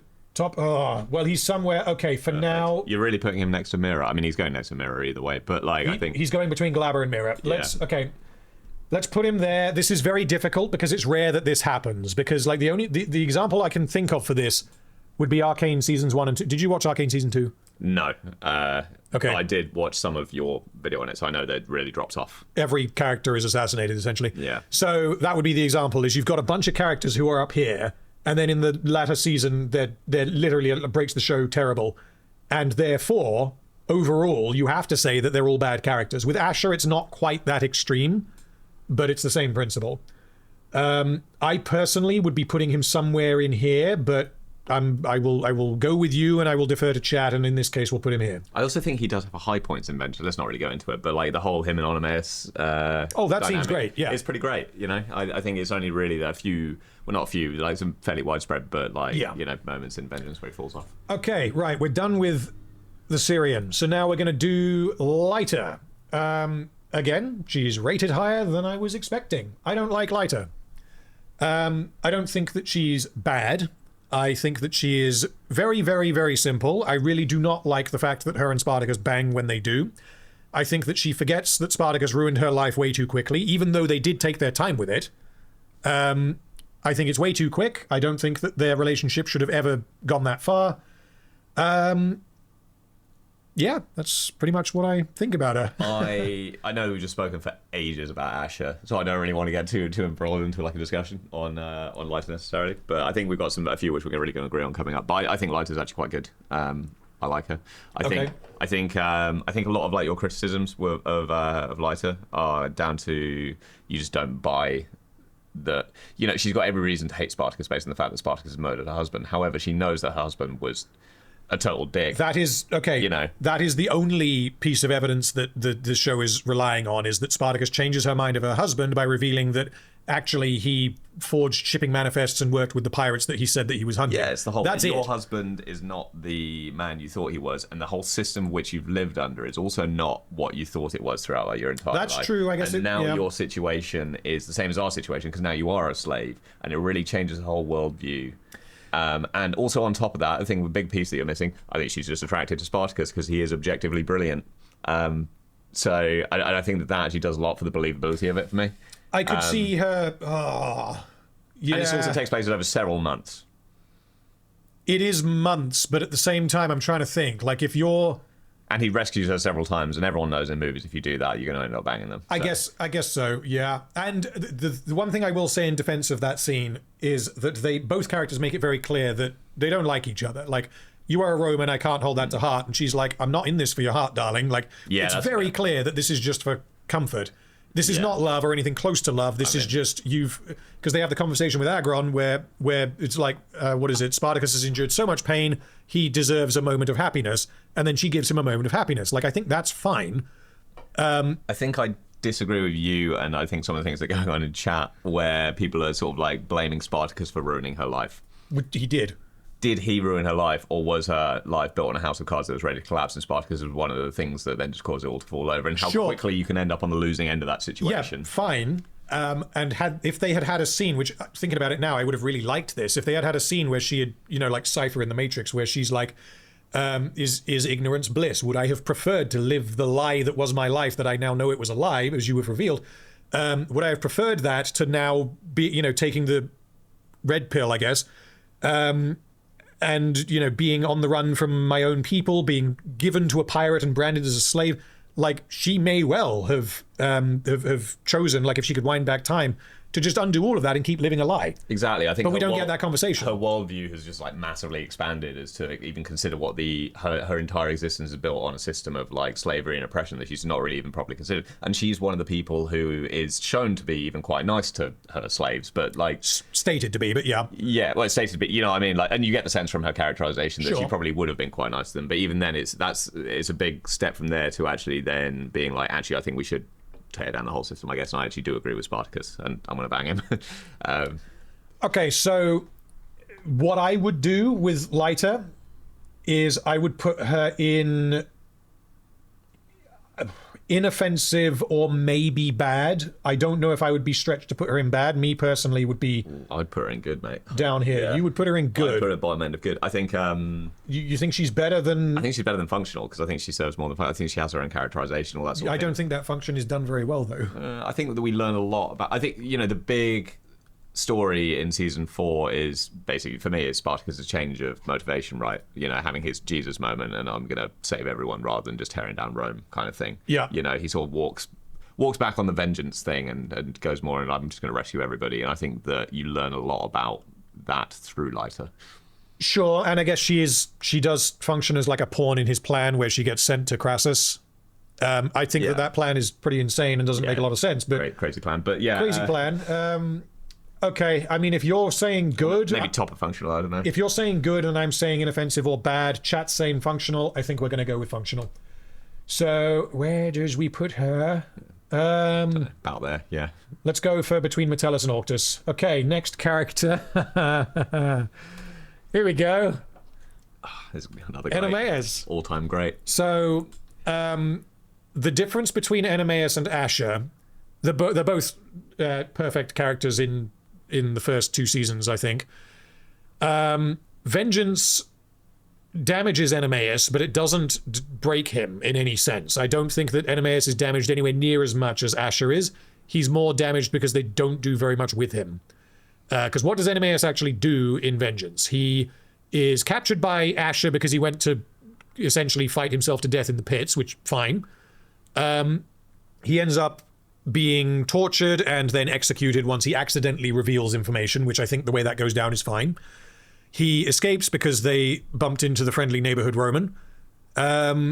He is half dead for like 2 episodes, and he's like, I don't like you, Gannicus, you sexed my wife, go away.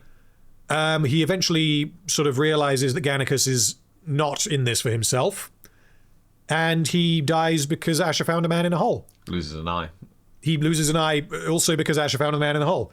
So none of that I think is particularly good, but it's not, the problems with that in Vengeance are not really tied to his character. It's more what they use him for. It's more of a Vengeance problem, just the overall plot of Vengeance. Yeah, exactly. Whereas, again, the Asher problems in Vengeance are way more severe. So for that reason, he's not going imperfect, I think. Oof. Okay. I think that you can't have, like, imagine if you had Arcane. You've got Silco is a perfect character in season 1. Yeah. Imagine if in season 2 he's there and they don't do anything with him. He's no longer a perfect character. So I can see an argument for doing that. I didn't put him with the other Doctor. Yeah. He's just so great. Like as a character, you know, like and also just the performance, how he really sells it. He's like He's one of the best. Yeah. You said it in your like he's just straight up honorable dude, but in a way that's not boring either. Like he's so likable. I think it's because they slowly kind of drip feed information about him in Blood and Sand in particular, which is what makes him so interesting. Because he starts off as essentially a drill instructor, which that has the potential to be entertaining, but not that interesting. Yeah. Because he's got to do one thing. He's got to be loud and angry and be the Giga Chad that runs everything. He's got to be the biggest baddie there, and you have to assume that he could body Crixus if he wanted to. Then after that, we get the Theocles stuff, which establishes that, oh shit, he did lose a fight, essentially. Like, someone is even scarier than Enemeus. And then he starts essentially training them desperately so that they don't die. And then after that, you end up getting him essentially doing like investigation into what happened to Barker, which involves Asher and Naevia. Yeah, so he has so much wants to do the right thing, and he doesn't. He's all about honor. Yeah, he doesn't quite realize yet that Batiatus is doing the wrong thing. You know what I mean? He doesn't realize that Batiatus did anything wrong until this house is without honor. Exactly, and then you get his main conflict, right? Because he's given his entire life to the house, obviously, and then he realizes it's built on a lie, basically. Yeah, which I think that's something that Gods of the Arena does really well. Is it? We don't see all of what happened with Enemeus in the house, but we see enough of what he did for the house. So becoming the way that he became the Doctori, the way that he was the champion, and he essentially passed the torch to Gannicus. And there's enough that's implied about how long he had been there. And then in Vengeance, we get the scene that I don't really like the episode, but I like the scene with the flashback where he was this insane kid that was found in the pits by Batiatus, and he was then sort of turned into the Enemeus that we know. Yeah, I forgot about that prequel bit. Yeah, it forms about a third of episode 2 of Vengeance, and I guess it's the best part, but it's also completely unnecessary. Get a bit more of Titus there as well, don't we? We do, which I always like seeing him. Where is he? He's soon. Yeah, I don't know. I'm happy to put him here. He's one of my favorite characters, and Vengeance doesn't damage him as much as it damages others. Yeah, I think top of excellent. I think Vengeance probably knocks him out of perfect, doesn't it? Also, looking at this, given how we've ranked these characters, I am of the view that we should be moving Varro. Would you like to do a little bit of a rejig now, or you want to wait until the end? Varro dies early enough that there's nothing wrong with him, though. I don't know what you mark him down on. I know, but I'm not necessarily saying mark him down. I'm saying that he doesn't have the complexity of some of these characters. They don't do as much with him. He serves a few purposes, and he's very. All I would be advocating for would be probably that. Yeah, I was going to say put him to the left of Crixus, to the right of Ilithia.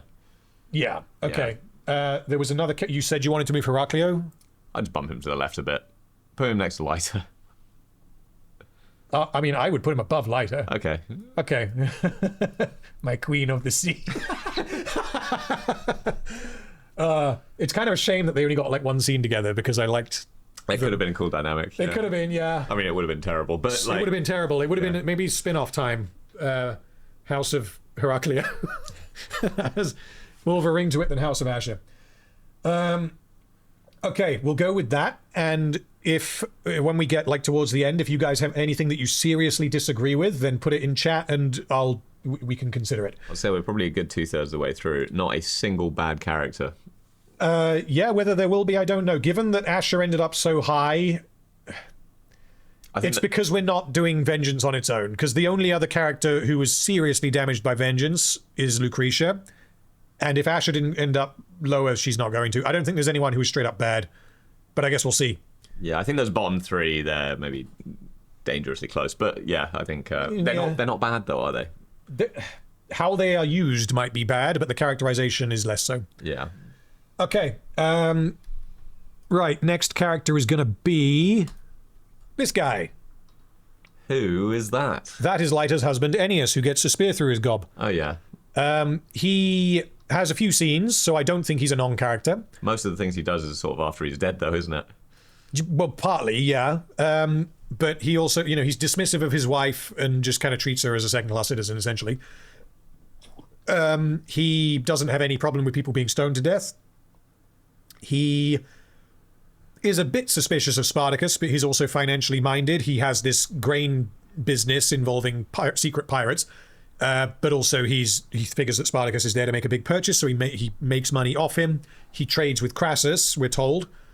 So, yeah, I mean, I think there's more to him than a non-character.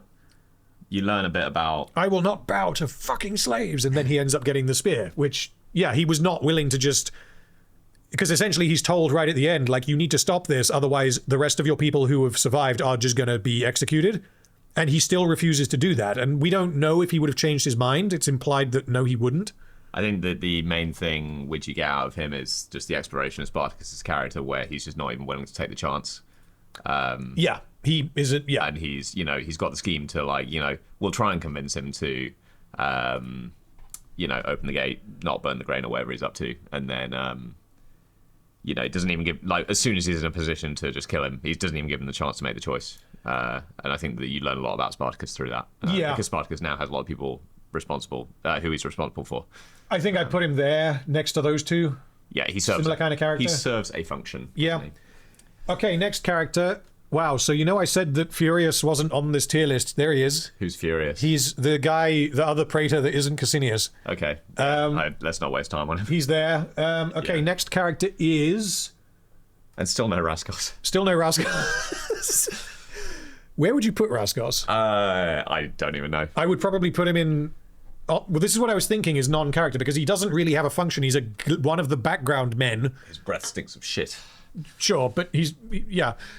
That's not a yeah, does he do anything? Because he gets captured, doesn't he? He gets captured. He does not do anything on his own. No. Was my thought process. When does he die? He makes it all the way, doesn't he? He does not. He dies when the arena comes down. Well, I mean, really? he dies before that. He dies during the fight when, yeah. Okay. Because they should have chopped him up in the party, because they just use someone who they introduced. Yes, they use a red shirt that they introduced in that episode. Yeah, they should have done that. So Raskos would have been a cooler way to go out. Could have been, yeah. I say he was introduced in that episode. He was named in that episode. He was introduced in, I think, Vengeance episode 1. Anyway, so we have Gaia. I'm surprised by the votes there. I'll be honest, I don't particularly like Gaia. Okay, why? Yeah, no, difficult one to articulate. I just, I get that she's kind of there to be, like, sort of a corrupting influence on Lucretia, I guess. Gives her opium. Yeah, not to the degree that Tullius is. And also, like, shows them the value of scheming, I guess. But like, fundamentally, what's her motivation? She's just there to have a good time. Well, she's there theoretically to find a new husband, which she tries to do multiple times. Obviously, that ends up not going anywhere. But yeah, that's her objective. She is essentially the writers essentially say this during the commentary is we needed this character to exist because of the payoffs that we wanted to hit. We didn't know how to get her into the story, so there she is in town.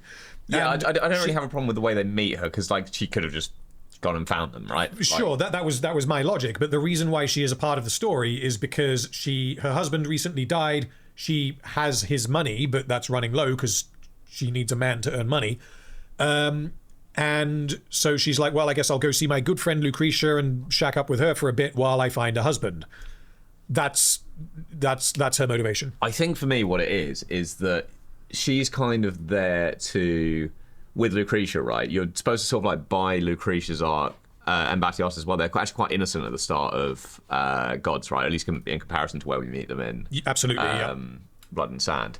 And one of the big reveals in Gods of the Arena, whereas like Lucretia is like, actually, I was evil all along. I've been poisoning you the whole time, and I was even before the events of this heavily implied, yeah. I mean, she literally says it, right? She was poisoning him to get him to move to wherever it is, Sicilia, yeah. Sicilia.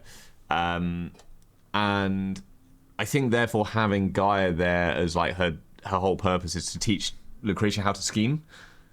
It's actually maybe not that necessary. Yeah, because you have the suggestion that she had been poisoning Batiatus for a while. Like, she's already an evil, conniving bitch, right? Like, yeah, which is kind of, I see what you mean there. So there's less of a point to her. I guess, I mean, what else does she do? Obviously, she dies because Tullius, and that then motivates what Lucretia does. That's what pushes her over the edge. Apart from that, she's essentially used as a tool to get Varus, and by extension Casutius, and also guy whose name I can't remember, Petronius, to get those three in for the wild sex parties. Wait, did Raskos die? Someone just said. Maybe. Well, let me look this up. The actor for Raskos, has he? Let me have a. Has he passed away as well? That's sad. Oh, he died in 2022. Oh, whoa. Yeah. Oh, all right. Do you know carcinoma? I don't know what that is. Do you know what that is? Carcinoma, something as cancer, isn't it? Yeah. Of some kind. Yeah. Okay. That's very sad.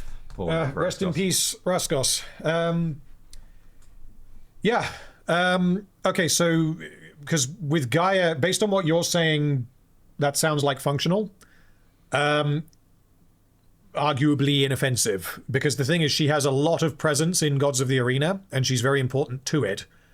But like you say, her reason for being in the story is a little bit thin, and her ultimate purpose is less important. That's a good point. She's a red herring to make Lucretia's evilness catch us off guard. That's I can buy that. And to be honest, like if you were to remove her from the story, then the story would change a lot, because the whole point is that she has this maybe not name, but reputation to where she is able to lure these men to the wild sex party. Part of it's because of, obviously, look at her, but part of it's going to be that she is a woman of standing, which Lucretia is not. We're told that repeatedly. Yeah, so that she kind of feels like Ilithia's shoes in a way. Kind of, yeah. Gives them a bit more influence. But the difference is that she genuinely is really good friends with Lucretia, whereas Ilithia and Lucretia are like faking it, essentially. Yes. And then also I think that, you have the tension between Titus and Gaia as well, where they clearly sort of know and don't like each other. And I think that kind of plays into... The memory of you has not yet faded. Yeah, exactly. I think that, because she's obviously in his house throwing wild sex parties and he's not keen on that. I think that very much gives them the sense of, we really want to get rid of Titus. He's just bumming us out. Yeah, so, I mean, now that we talk about it, I totally see your point, but she is used for a lot. Yeah, I agree, actually. I'm thinking bottom of good, top of functional. Chat is saying excellent to good. Yeah, so we're going lower. I think she's actually somewhere around Naevia on there. I think that's fair. Let's go above Naevia. Below Saxa seems fair. Saxa's much less of a character, but there's also nothing wrong with her, I guess. Yeah. Okay. Right, next character is Spartacus. Well, that's a big one. This is indeed a big one. So, the biggest one, I guess we could say. I mean, we could just gush about this. We could gush about this. Yeah. Let's try and do it relatively quickly. Obviously, we can eject Gods of the Arena because he's not in that. So, Blood and Sand is his best season. Not just because of Andy Whitfield, even though Andy Whitfield was amazing in the role. Spartacus in Blood and Sand, I would put him perfect next to Batiatus. I can't fault him. He is a deceptively complicated character because he starts off, he seems like he's quite simple, because like, I'm Hero Man who wants to save my wife, like, fine, whatever, who cares, we've seen that a billion times, but there are so many like little details that you get throughout the season that I really like. And his relationship with Varro is great. His relationship with Batiatus has its ups and downs, and all of it is fascinating. Those are like some of the best scenes is when you have those two together. His whole relationship with Crixus is great because it starts with them here and then it ends up with him bringing Crixus on side through. That should never have happened. And it was entirely because Spartacus was somehow able to convince this guy to help him. It was just, it's done very convincingly through their motivations and their writing. Apart from that, so you've got like in the first 6 episodes, he's motivated by I gotta find my wife. Episode 7, he's lost. Episodes 8, 9, and 10, he's motivated by I just need to be a gladiator because that's now my fate. Episode 11, he's nearly dying. And then episodes 12 and 13, yes, Dominus, I am myself again. I fucking know what you did. Yeah. And I'm going to burn it all down. Then throughout all of Vengeance, he's motivated by vengeance, right? Like, there's so much more to say there. The thing with Vengeance is that he, at the very beginning, I think it's a natural continuation of how reckless he is. He is really, really reckless in Blood and Sand. And in the opening of Vengeance, he does the same thing. He's like a gambler who keeps winning and keeps doubling down. It just keeps working for him almost, but through like bold strategy, right? Or what they say, rather than, it's like, it works for a reason. Yeah. But then at the beginning of Vengeance, he decides to kind of fuck everyone off. I don't care about Crixus saving Naevia. I don't care about, Aurelia or Mirror or like whatever. I'm going to go and kill Glabber because that's my objective. It's to avenge Sulla. And if I die, I die. Like, who cares? That's my objective. I think that's an ill-advised thing to do. And it is a selfish thing to do. But the show is aware of that. And I think that's a completely natural thing for the guy who just did what he did in Kill Them All to do next. It's Batiatus is dead. Let's kill Glabber. Because he's presented with the opportunity to do it when Glabber comes to Capua to hunt him down. And that's why he draws him to Capua by carving his name on the corpse. The problem that I have with him in Vengeance is largely that most of his basically all of his character development happens in the first episode. Because after that, he's like, okay, we're going to build an army. I now do care about everyone else because Crixus made his point that you would put yourself between Naevia and me, as you would put yourself between Glabber. Like, he made a deal with Crixus, essentially, and he can't back down on that, and they can do both.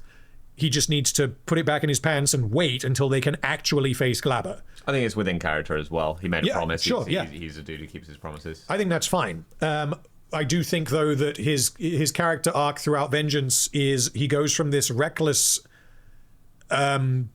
leader who doesn't really want to be a leader to the guy who gives speeches every 5 minutes and then eventually builds the army as a result of burning down because the thing is, like, the three big things that he does. One of them is busting Naevia out of the mines and causing a mess, which happens because they happen to bump into a guy who knows where Naevia is at the mines. They burn down the arena of Capua, which happens because they bump into a guy that knows that they need to go to the arena of Capua. And they swell their ranks with a load of Germans, which that one's fine. That happens because Agron made it happen. After all of that, he gains this additional level of infamy, and then they fight back against. Obviously he loses Mira, and they fight back against Glabber at the end of the season. I've thought of my one problem with Spartacus, I think, in Vengeance. Okay. Is his confrontation with Ilithia. You think he should kill her? No, I think he was absolutely about to execute her after knowing she was pregnant, but then upon finding out that the child is yours, then he changes his mind. I think that's out of character. I think that's potentially out of character, yes. I don't know, I don't really like that episode because he decides that he's not going to kill her in like 5 minutes, and the rest of the episode is like, well, why did you decide this so quickly? It just makes him seem like a bit of a hypocrite, I think, that particular the whole I'm here to save all innocent lives, and then it's only upon finding out that it was his child that he changed his mind with. I can see your point. I wouldn't call that anything breaking, but it would move him down a peg, maybe. A little bit out of character. This is one moment across 3 seasons. The issue with Spartacus in Vengeance is that his character development is minimal, especially compared to Blood and Sand. Yeah. His use of like military tactics, which you also get in War of the Damned, is often insane plans that shouldn't work, but they do because it's a big bombastic action show. Yeah, so it makes him expecting it to happen as well. I think. Yeah, he basically that is largely actually. Is that historically accurate strategy used? I don't know. He did like the whole rappelling down the Vesuvius like that. Yeah. The way it goes down in the show is not a 1-to-1 of what happened in real history. And I guess I take issues with it a bit, but yeah, the problem with him is that there's not enough to him. He's just kind of it's kind of like Enemeus. Like, there's no real problems with him, but he moves down a peg and ends up in excellent as a result. If we're just taking Blood and Sand and then Vengeance. Yeah, I feel like Vengeance, I think a lot of it's just problems with the plot of Vengeance. Yeah. It's more just moving the story forward rather than interesting character drama. So Spartacus in War of the Damned has a lot to do. I think he's fantastic in War of the Damned. I would agree. The exceptions is he has this wacky plan that makes no sense in episode 5. With the pirates. With the pirates and the grain and tricking Crixus and almost getting everyone killed.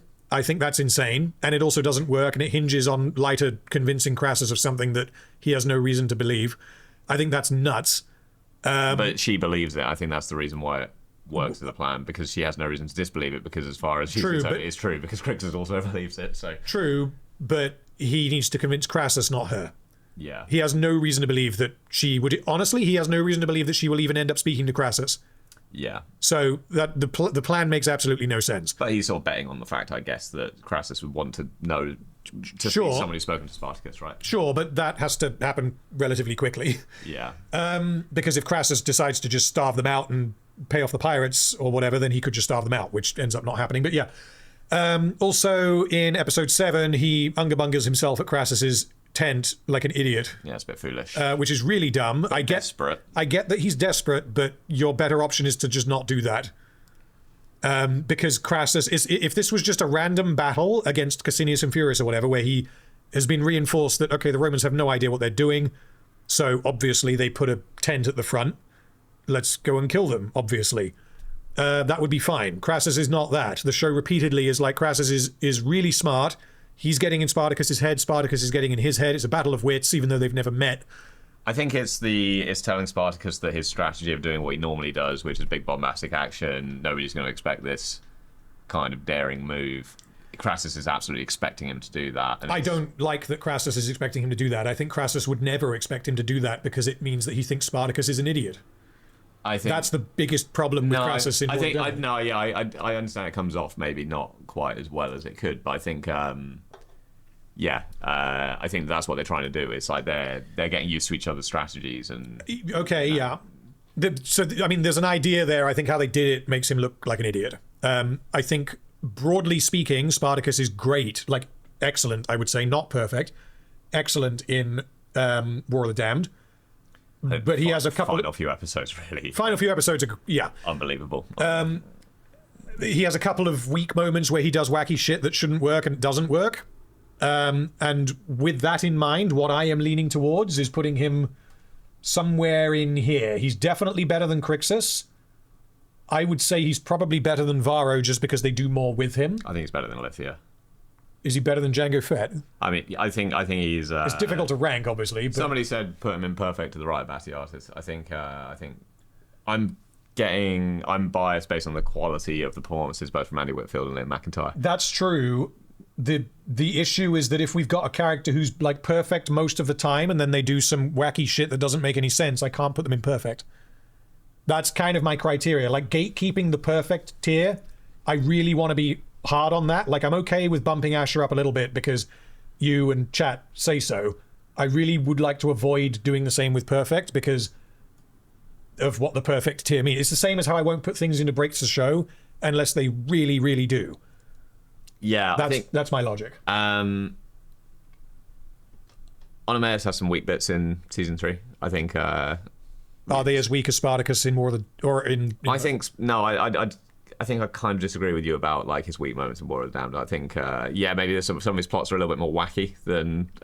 There's no reason why they should work. I don't disagree with that. I think there are reasons why they might work. I think they're all within character, and I think that his character growth sort of in season 4 is a really compelling story, and it really sells it. And then I would agree. Apart from sucker for the final episode, like honestly, like this where people get into the whole. I know this is not what we're doing, but the whole Andy Whitfield versus Liam McIntyre discussion. I think you can't split the two. They both just do such a fantastic job. Yeah. I would be happy to put him right there. I get that chat is saying perfect. I can't be putting him in perfect if he's got some of the problems that he has. Because, if Batiatus' plan in episode 11 of Blood and Sand, the whole Asher Salonius thing, if that just made no fucking sense, Batiatus is not going in perfect. Yeah, no, that's point. Whoever just said that, the word perfect has meaning and it isn't some weak points. So yeah, that's very true. This is the most important tier because if I put a character here, that means, me and you and everyone else thinks this character really could not be any better. Spartacus could be better. Yeah, no, I agree. He's still with that. amazing. Like, having the main character of the show be this good is amazing. Yeah, especially when it's, you know, that long running. Yeah. And with, I don't know, yeah, again, like with the whole, you know, tragic situation with the actor swap and everything like that, and they're just, yeah, it really could have gone so much worse. Yeah. For the show, and it's such a gem. Okay. Next character is this guy. Do you remember that guy's name? I do, because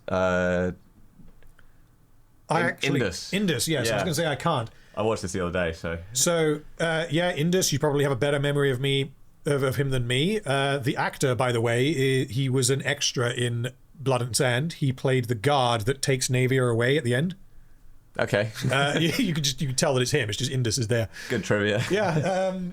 Yeah. Okay. Indus. I mean, you want to go for it because you watched this more recently? Sure. Yeah. What does he do? He's one of the slaves. He's there before. I guess he joins at the same time as Asher and Dagon, and then Crixus shows up because they pay 50 denarii or whatever for Crixus, and you know, there used to be 8 of them. Now there's 3, and that's pretty much all there is to say. Really, he gives the missio, which really pisses off Batiatus, and he says send him to the mines. At the wrong point. Yeah. Yeah. So Batiatus throws a tantrum, says send him to the mines, and then who is it? Is it at that point it's still old Doctore, isn't it? Tells him that no, he shows promises, give him a chance to prove himself. And then Batiatus takes him on his wacky scheme into town to piss on what's his name? Pee on Vedius, yeah. Pee on Vedius. So he does, and then they cut his throat, so there's no witnesses. Yeah, I don't think there's anything really wrong with him. I think that the reason why people have voted non-character is because they can't remember who he is, which is fair because he looks like a guy. I think there's something to him. There is definitely something to him. He's not a non-character. He is functional. I would be tempted to even put him in good. He's a promising gladiator who wants to be a gladiator, I guess, or at least he's buying into the circumstance. Yeah. Yeah. I mean, I would be thinking. Chat is saying, apart from the non-character, is saying mostly functional, inoffensive. I would be thinking functional to good, kind of. I think he serves a function. We also learn how horrible the mines are a bit from him because of his reaction to being sent to the mines, and how much more preferable being gladiator is than being a miner. Where do we put him? Oh, he's above. He's definitely. I'm going to put him above Octus. There's more to him. I think so. It's more concentrated at the beginning because he really has as much presence as like Asher and Dagon, I think. I think I have a soft spot for Octus as being just like the platonic idea of like the perfect gladiator, or at least within Titus's eyes, you know. I guess so. And Crixus coming in and kicking his ass, or not kicking his ass, but, you know, being him, and like that's how, like, you know, Crixus came up the hard way. Like, yeah, okay. Let's put him there above Donar then. Unless you disagree. Sure, yeah. Okay. Right, I need to go for a wee, and then we have got... the last sprint, is it? How many are left? It's actually still quite a few. It's not really a sprint, but yeah, we'll... 15, so that's going to be 29 characters to go, but a lot of these are going to be quick. I'm not really looking at them because I don't want to know the order. I need to go for a wee. We'll be back in a couple of minutes.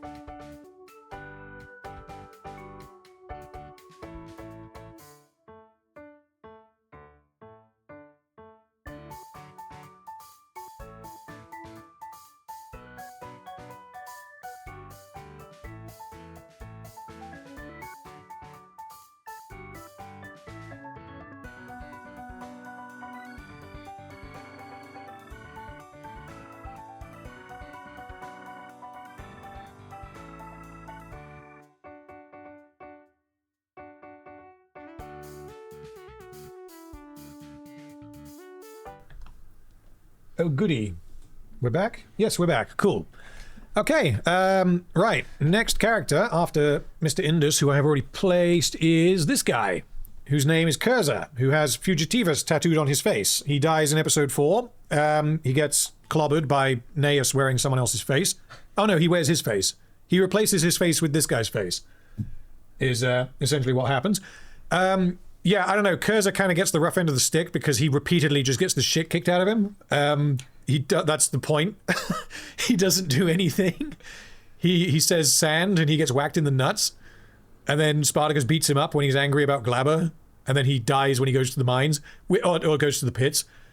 Yeah, so he's a bit shit and he doesn't really have any kind of a character. He's just kind of there. Yeah, there's not much more to be said about Cursor, is there? No. I don't know. I guess to have good gladiators, you need bad ones as well. Yeah, like he's either going in non-character or inoffensive. I don't even really know if he has enough of a character to... I'd almost go non-character. I think that the inoffensive ones, if you actually look at who they are, they're in quite a lot. Yeah, you're right. If we're including characters like Laurus or whatever, who might have like a good scene or a scene in which they do things at least, we'll put him down there. Okay, this guy. Remember him? I do, yeah. He runs through the woods with them for a bit. He's one of the gladiators who just magically appears in season 3. Yes. His name is Liscus. He is a Gaul. He shows up and helps Crixus. He, what does he do? He wants to leave, what's his face? He wants to leave Nazir to die. Or, I mean, I guess he wants to execute him so that he doesn't slow him down. He's sort of only the strong will survive, kind of. Yeah, that's... Yeah, I mean, he seems to be a very good fighter because he fights off multiple Romans at once. And then he dies. He helps Crixus because he's a Gaul. That's kind of it. He exists really in one episode. Again, he's inoffensive, non-character. I think given that we put Cursor there, we probably put him in non-character. I can't remember anything about this guy, to be honest. He's... When does he die? He's a red shirt, right? He's the last guy, the last of the Gauls that dies in the mines breakout afterwards. In the running through the forest episode, he dies there. Oh, okay. Very briefly in it, then, isn't he? Yeah. Okay. Next character is... Now, I can't actually remember her name. She's Gannicus's hooker. Yes, and she has a name. I just can't remember it, but someone might tell me. What's that say about us? We're awful. Sorry. Yeah, I mean, she has a purpose. She doesn't really have much of a personality. She gets crucified, right? She does.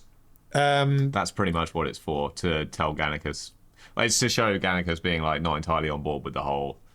Glabber crucifying everyone thing. Well, that, but then also, like, he's, like, very, like, don't talk about Spartacus, they're going to crucify you, and then they do, and then he's like, oh, maybe that's not okay. Yeah, she's used to motivate Gannicus. It's similar to Sibel. Obviously, there's a lot less to her than Sibel. But yeah, I mean, she seems to like him and like having him, and he seems to like her because he was willing to run away with her. But she also spoke about Spartacus. It's not really made clear whether or not she knew that speaking about Spartacus would risk her getting crucified, because Asher overhears this and then she gets crucified. Of her. Yeah, which obviously he's going to do that. But also the whole "you shall not say the forbidden name" thing is only a recent thing, so maybe she didn't know. Yeah, I don't know. Yeah, I think that she's very naive, isn't she? She's one of the innocent girls who Gannicus likes, and then he's like, I'm worldly, and you shouldn't. I think just non-character. I think she maybe serves a basic function in motivating Gannicus to do stuff. It's a very basic function. Without her, Gannicus wouldn't have. That's true. She serves more of a function than pretty much all of these. Yeah, Gannicus wouldn't have run off and started joining the rebellion, I guess. Okay, let's put her in functional then. Wait, is that where Gannicus decides to go and kidnap Ilithia? As a result of her being crucified? Well, kind of. So she is when he has the conversation with Lucretia, and she asks him to go and kill Glabber for her own reasons. And he then decides, because Lucretia accidentally said Ilithia won't be there and she's taking all the guards, or half the guards. So and then he decides, oh well, I can take on half the guards. So yes, it partly motivates that. Bizarre scene where Gannicus, kills Tattoo Man, leaves him in the cart. Yeah. It was a good visual, but yeah. Okay, next character is going to be Barca the Beast of Carthage. Oh, he's a good one. He's a goodie. I like Barca. I really like Barca. He also dies early, which really helps him. He certainly does. I mean, he's a pretty simple character. You get more of him in with the Octus stuff in Gods of the Arena. There's so much more to him than there needs to be. Well, obviously, like, so his whole death sequence is just great, the way that's all done.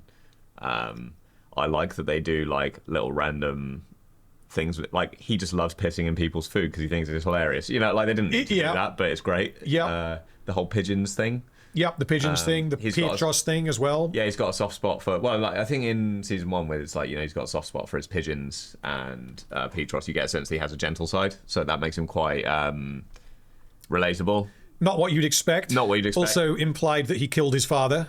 Yeah, exactly. You feel like, you know, while he comes across as being like this total badass to all the other gladiators, he kind of has a soft side, which I guess at that point in time, Crixus doesn't have.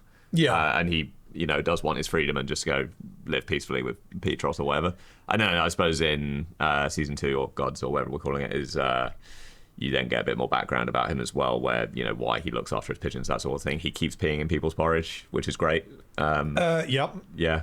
I would be leaning towards good. I go top end of good, really. Top end of good. I think he's somewhere around Petros. Well, I think he's somewhere around Petros. I would say he's better than Agron. I would agree. I think he's a simple character who's just done really well, and there's just way more to him than there needed to be, and it works really well. He's similar to these two then? Yeah. Okay, cool. Right, and yeah, I mean, you guys said good as well, so lovely. It looks like we are all on the same page. So the next character is Titus Batiatus, also known as Dadiatus. Yeah, he's a good one.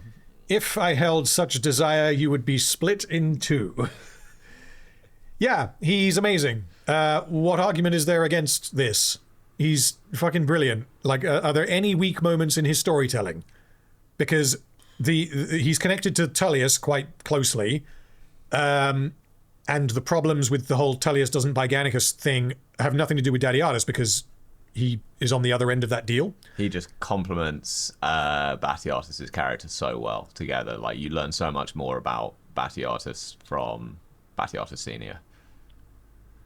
Yeah, and then we also get very briefly in season 2, we get the flashback with Enemeus, and obviously we get this was actually, I didn't realize this until I made the video, the scene with Dadiatus and Enemeus having a chat together when he returns to the Ludus. That was not in the original TV broadcast. Wait, what? Which scene? The conversation between Enemeus and Dadiatus when he returns to the Ludus for the first time. Yeah. And he is like, come, my friend, let's chat. We have so much to talk about. And then they talk about, like, much has changed, much has stayed the same. And they talk about what Enemeus did to Jango Fett. Not that he killed him, but you know what I mean. That wasn't in the TV broadcast. I don't think I've seen that scene. Oh, wow. Because I watched on Amazon recently. Then you probably haven't. Yeah, so, like, I think... there's a few scenes like that. Dadiatus comes back and they're just having like a crazy sex party. He's like, what's going on here? And then that's... Yeah, and then afterwards when he goes down and he says hello to Octus and Enemeus, and then you get a brief scene with them having a chat. I think he says hello to Octus and Enemeus, but I don't think we get the chat. Okay, you might have to watch that scene because it's really, really good. Interesting. Yeah. Okay, so, I mean, are there any weaknesses with regard to him? I don't think there are. He appears in episodes 3, 4, and 5 of Gods of the Arena, and then flashback for part of episode 2 of Vengeance. And there's nothing wrong with him. He's a very, very important character. His best scene, I think, is the "You are my son, Quintus, and I will always love you," when it's hinted that he knows what's about to happen. Yeah. I fucking love that scene. I think he's for me it's just like the impact which he has on Quintus Lentulus Batiatus, isn't it? And Lucretia. Yeah. And he's like foreshadowed as well in season 1, even before they'd written Gods, you know what I mean? So which I think just helps. So, I mean, yeah, I think he's probably, well, he's going imperfect, isn't he? The question is, does he go above or below Batiatus? Because him going above Batiatus feels strange because he's so much less important. However, extremely minor weaknesses with Batiatus show up. Like, he has, a couple of people in chat pointed it out, that at the end of Gods of the Arena, which we mentioned, his plan is not the best. It kind of works. It's a bit lucky. I don't think that's enough to bump him out of perfect, because it's not that the plan doesn't make sense. it makes complete sense. It's just that he kind of gambled on being right, and he was right. Yeah. So you're going above? I don't know. That's kind of what I'm asking. I think to the right. I think putting him below is probably fair enough. Or the same. You can't put people at the same, can you? So the next character in that case, because I think we're done with Batiatus, is... Where are we at? Verinius. Yes, Verinius. Remember who he is? Yeah, he's the one who's trying to hook up with Ilithia, isn't he? And then yes, he's Glabber's rival, basically. But then Glabber like totally sort of wins that rivalry, doesn't he? And he runs off. Yeah, he shoots him with a catapult. He what? He shoots Verinius with a catapult. Oh yeah, no, I forgot about that. No, I didn't mean that bit. The arena bit, yeah. Because there's a whole bit where Verinius is like basically trying to cut Glabber, like pretty much, yeah, steal his wife. Remove encumbrance as disgust, and you'll find me as wet with desire as Yeah, but then Glabber, I think it's after Ilithia's father gets squished. It's right after that. And Glabber's like, actually, I'm in charge now. Yeah, your father was killed by Spartacus. We're going to return as husband and wife. And then she looks at Verinius, and Verinius is like, oh, okay, bye. Yeah, he knows exactly what's happened. Yeah. Like he doesn't, at that point, he doesn't want to mess with Glabber. I think that does so much to like tell you what Glabber's now turned into a little bit. Yeah. I would be, because I think that there's nothing really wrong with him. It's just that he's connected to a lot of characters where there are things wrong with them. I would be thinking of putting him towards the top of good. He is pretty important for vengeance, but largely in kind of motivating these other characters. He's the threat to Glabber that he then mans up and deals with, basically. I'll defer to you on this one. I think I haven't watched Vengeance for a little while. I mean, I say a little while. I did watch it fairly recently, but I would say Verinius is kind of forgettable. A lot of the subplots in Vengeance are a little bit forgettable, aren't they? Yes, they are. Let's go for. I mean, Chad is saying good / mostly functional. Let's go for the middle of good. Let's put him above Nemesis, below Lycinia. Really? Why? That's where I would put. I would have put him somewhere around Gnaeus or. Oh really? Castus. Yeah. Does he do much? I mean, he's apart from. Like Nemesis does a lot, right? Nemesis does do a lot. That's fair. And like, because what does he do? He obviously wants to lure Lycinia away. Sorry, not Lycinia. Lure Ilithia away. Yeah. He is kind of messing around with Sepia beforehand, and then moves on to Ilithia. He goes back to Rome when Glabber has won, and then he comes back to tell Glabber, "I'm going to deal with Spartacus. You need to return to Rome." Glabber agrees, and then changes his mind and catapults him. Is essentially what happens. Okay, I mean, I think the weakness of Vengeance as a series maybe is colouring my opinion a little bit, but sure. Maybe left a bit around Naevia or something. I don't know. Yeah, let's put him right there. Okay, know. It's just you like whacked him on top of Dagon, and we already gushed about how great. Dagon's pretty cool. Okay, next character is going to be Good Salonius. Where does Salonius go? He's a really good one, I think. He's really, really good, and chat is, well, nearly perfectly split between perfect and excellent. Holy shit, can you imagine the outrage if we end up putting Salonius above Spartacus in? Honestly, I think that might happen. Yeah, I know. Rename the show Salonius Blood and Sand. Yeah, what's wrong with Salonius? At first, he's such a simple character. Oh, sure, but I mean, that's true of everyone, basically. Yeah, but they just do so much with him. He does not really appear in very much of Blood and Sand. I didn't realize that. He obviously is in every episode of Gods of the Arena. But in Blood and Sand, he's in episode 1 as like, hello, I'm Dick Man, and I don't like you, Batiatus, and he's like, obviously, rival, and that's it. Not in episode 2, not in episode 3, not in episode 4. Shows up in episode 5 to be like, hello, you're fighting Theocles, which is his next move against Batiatus. Not in episode 6, not in episode 7. Episodes 8 and 9 are the ones where he's being sweet talked by Asher and you're not sure what's happening exactly. He's in episode 10 because he gets invited to the party as a middle finger because now Batiatus' fortunes have risen. Episode 11 is where he gets outmatched by Asher. And episode 12 is where he dies at the beginning. So he's only in like half of it, and most of those episodes he barely appears. He goes out like a bit of a badass as well. Oh, I love that. I love that they did that. They gave him his moment. Because they didn't... This was something else that I got from the commentary, is that they were going to have him just show up and, you know, fight like someone who can't fight and die, because obviously it's Spartacus. But I can't remember the guy's name. Craig something. He showed up and obviously like took his shirt off because he's wearing the loincloth. And he's ripped. Like, he looks like what you see in the show. Like, given his age, he surprised the hell out of everyone. And they were like, oh, okay. So, yeah, they ended up kind of making him know how to fight, although obviously he loses very decisively. And I really like how they have Spartacus kind of acknowledge that he knows how to fight. Like, he gives him that respect. Like, you're not without some skill or something like that. Yeah, and, not absent skill nor desire to live is the line. And then at the very end, he's like, you strike the wrong person. Your master, Batiatus, is a villain. He's like, I shall join you presently. He does not care about Salonius at all, and he's going to kill him, even though that's what Batiatus wants. Yeah. But he's just telling him, like in his final moments, that don't worry, I'll get him. And he does, which... No, it gives Salonius like just a little bit of something at the end, doesn't it? Yeah.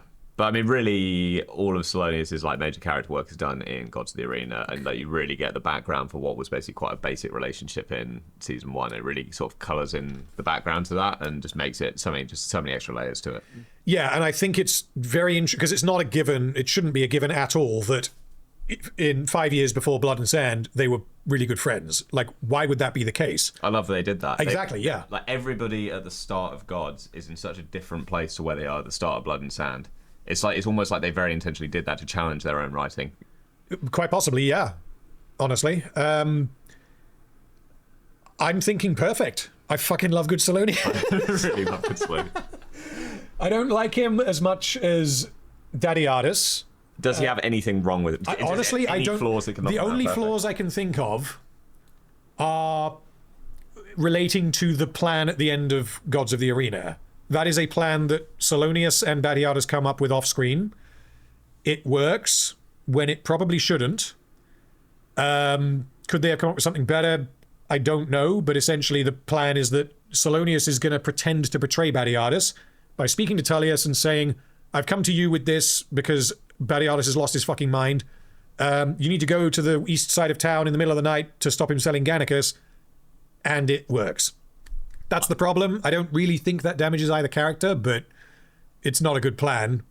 I mean, it is a good plan if they understand that Tullius would believe it, and he does because he thinks little of Batiatus, and it all plays with that. And then I also just love his scene where...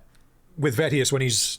Well, yeah, there's that, and then when he also just snaps and goes to Batiatus and tells him... What the fuck are you doing? Yeah, and he tells him, he was like, I now see you for what you are, and all that sort of thing. It really tells you about how far Batiatus has come. It's great, yeah. And this is something that I just straight up got wrong in my video because I just missed it, which really is kind of a testament to how good and almost out of left field the Salonius stuff is in Gods of the Arena, is that Salonius, you could view him as the good guy, and that Batiatus kind of went off the rails and ruined everything.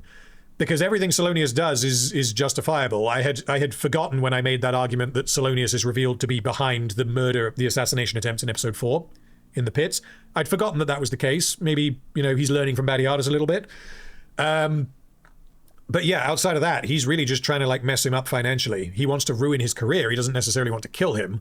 But given their history, which we don't necessarily know about at that point, if you're watching in season order, then I mean, it's entirely justified, right? Yeah, I totally get him doing that. It was a mistake I made in the video.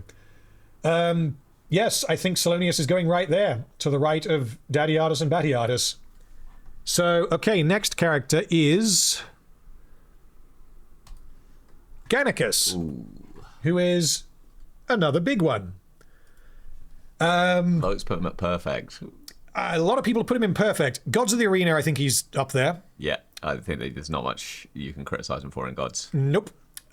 He's obviously not in Blood and Sand. Vengeance, he shows up halfway through, and I think I kind of like that he does that. I guess he wanted to be the guy that, sent Enemeus to Melita, I guess. I get that.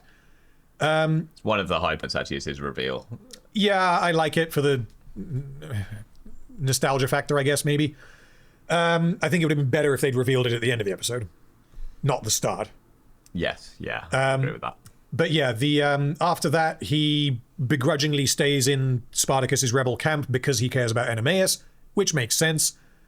And then, I mean, essentially, he doesn't really do much in Vengeance. They kind of toy with the idea that Gannicus is going to be at odds with the rebellion because him and Spartacus have like an obligatory sword fight, which I really like. It's just, it's the whole map thing with the Hua leads to the fight. After that, he kind of steps in and takes Enemeus' place because Enemeus is injured, proves to Enemeus that he does have a good heart and he's not just in this for himself. He has changed. He does regret what happened.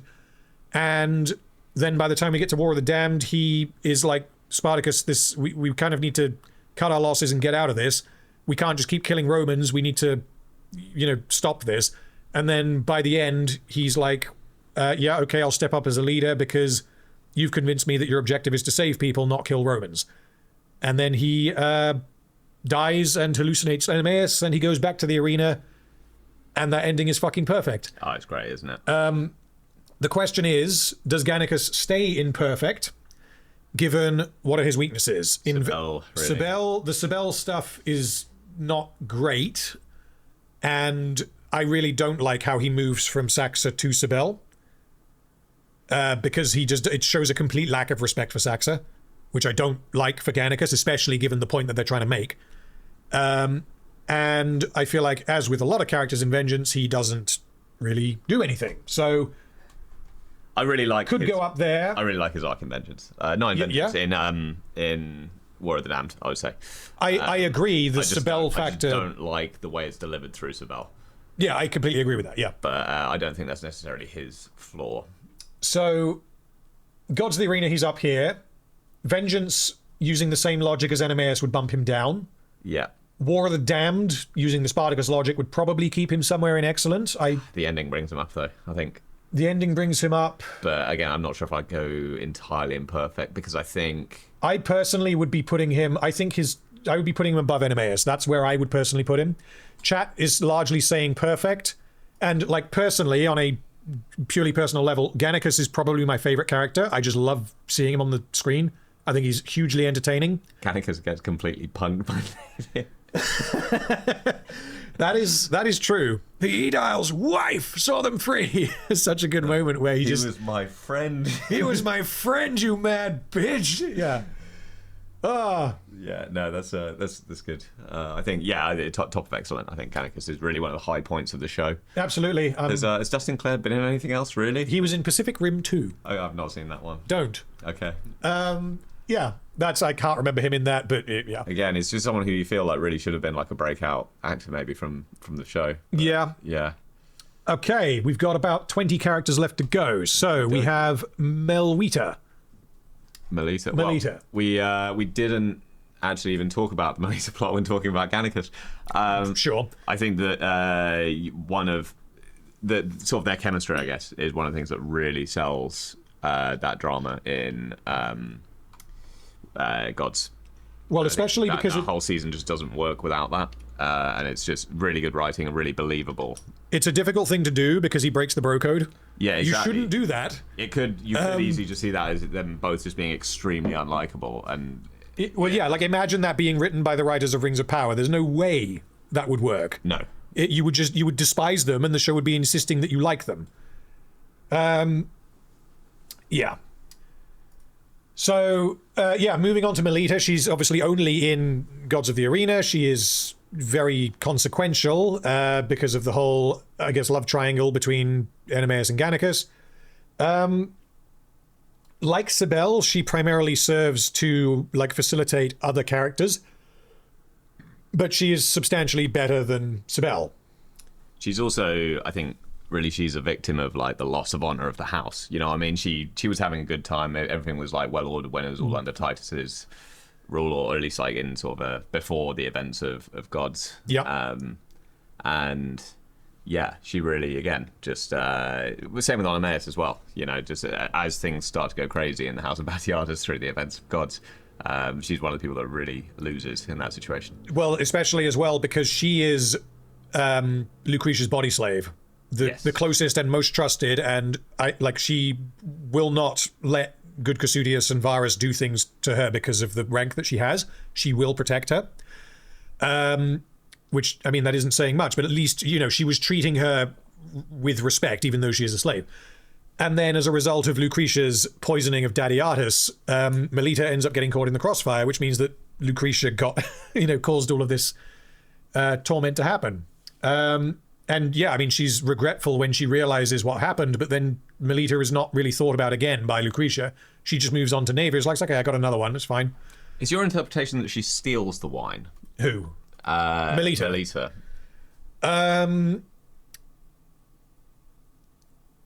I'm trying to remember, because this is another thing that was in a deleted scene that you may or may not have seen, is that they mention this in Vengeance, like straight up, which you will have seen, where Asher is like she was no thief to Enemeus to convince him. They bring that up at the end of Gods of the Arena as well, where Gannicus and Enemeus are having a conversation. This is when Gannicus is sat in his room drinking because he's depressed. Enemeus comes in and they have a chat, and obviously they're both depressed. And then Enemeus starts to kind of piece things together. He's like, she wasn't a thief. Like, how did she end up? And then they get interrupted. And he starts to kind of work it out. Not that Gannicus was, you know, or that she was disloyal or whatever, but that there was more to the story. But then they don't do anything with that, which is why they removed it until Vengeance. As for whether she stole it, what we get from the show is that she is told to remove, you know, take Tullius's wine from sight, and she does. It's that simple. The suggestion, it's coming back to me now, the suggestion now is that wine was not, it was just going to go in the bin, essentially. It was like, I don't fucking, it's Tullius's wine, go away. Tullius has poisoned me, or whatever it is. As nobody else drinks honey. Well, honey not poison, because they didn't know it at that point, but like, get this Tullius shit away from me. Because Tullius killed Gaia. Yeah, so she ends up being like, well, it's going to go to waste, so... yeah, I mean, so essentially, yes, she did steal it, but it was something that wasn't wanted. So it's not really stealing. I mean, you know what I mean? Like, that's fair enough. It's just one of the things which when I watched it the other day, I interpreted there could be consequences to a slave taking wine that was a gift, was probably expensive wine, given it's from Tullius, and, you know, rather than putting it back in the fridge or whatever they have. That's true, yeah. And taking it and drinking it with Gannicus. I think there's enough reason to believe that she could believe that it wouldn't be a problem. And honestly, maybe because she has position in the house, maybe she's allowed to drink wine. Maybe, yeah. Like, we don't know. Like, doing a little bit of work for the writers there, but I don't consider that to really be a problem. No, I wouldn't say it's a problem. More just an interesting point, I guess. Like, chat is saying excellent. I would personally be leaning towards the top of good. I don't think there's quite enough to her for me to be putting her in excellent, because given who else is there. I think the plots that she's involved with are pretty great. Well, okay, I mean, let's make this easy. Is she higher than Mira? Yeah. You think? Yeah, I think so. Okay. She higher than Asher, given the Asher bad shit? Like, we forgave a few things from Asher. Again, she doesn't have that much screen time, so she didn't have the opportunity to do much bad shit. No, Asher is here as like an honorary thing. I would put her around Kore. I think sort of similar similar vibes. I don't think she's as good as Kore, so let's put her there. And this line, the chat is saying excellent, so I'm happy to go with that. Okay, the moment you've all been waiting for. The Egyptian, the man in the hole. Perfect, right? This is insane. If we're not memeing, he's a non-character.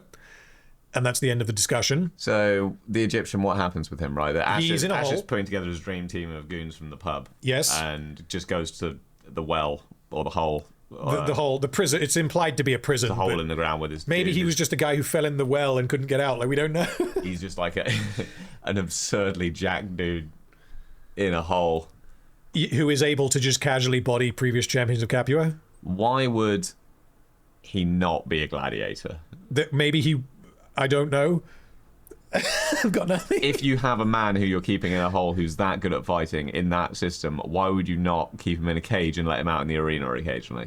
Well, even if you couldn't train him, because I guess it's implied that maybe he would not do well as a gladiator because of the rigid structure of like the honor and discipline and all the rest of it. You have to follow the rules. You do, but if he's that good to where he can just, you could bring him out like a Theocles type thing, like a novelty, and just be like, see if you can defeat the wild Egyptian from the hole. But the thing is, he's not completely crazy, because he ends up he ends up doing what Asher says, and then he also changes his allegiances when he's interested. When offered more money. So like he's interested in money. Yeah. You would think for that he would not be be in a able hole. to salute and bow in the arena and fight people. Yeah, potentially. I guess maybe he didn't want to be a slave, but like who knows? We can't He'd rather be in the hole. He'd rather be in the hole. The thing is, because we're shown actually around the time he's found in the hole, that's episode 6 of Vengeance. Episode 7 is when Glabber starts crucifying people for saying the wrong word. The Romans will just crucify people that they don't like, essentially. Which means if he did something bad, like a murder or whatever, or a pub fight, he would surely be dead, not in prison. He'd probably just like nicked a loaf of bread or something like that, and then they'd stick him in a hole. He was trying to feed his family. Yeah. His family of hole people. His son's in a little hole. But also, why the hole? Why not just chain him to the wall like the rest of those prisoners? Because he's that dangerous, he would escape. Chained to the wall. He would just, yeah. If he's in the hole, he can't get out. It's truly a ridiculous sequence, isn't it? There's not really much defending it. But is there anything wrong with him? Well, there's nothing to him. He doesn't have a personality. No, he can't. He can beat up everyone in the show apart from Spartacus. I think that kind of breaks him a little bit. It's not logically consistent within the show. He might be our only bad one. Breaks the show.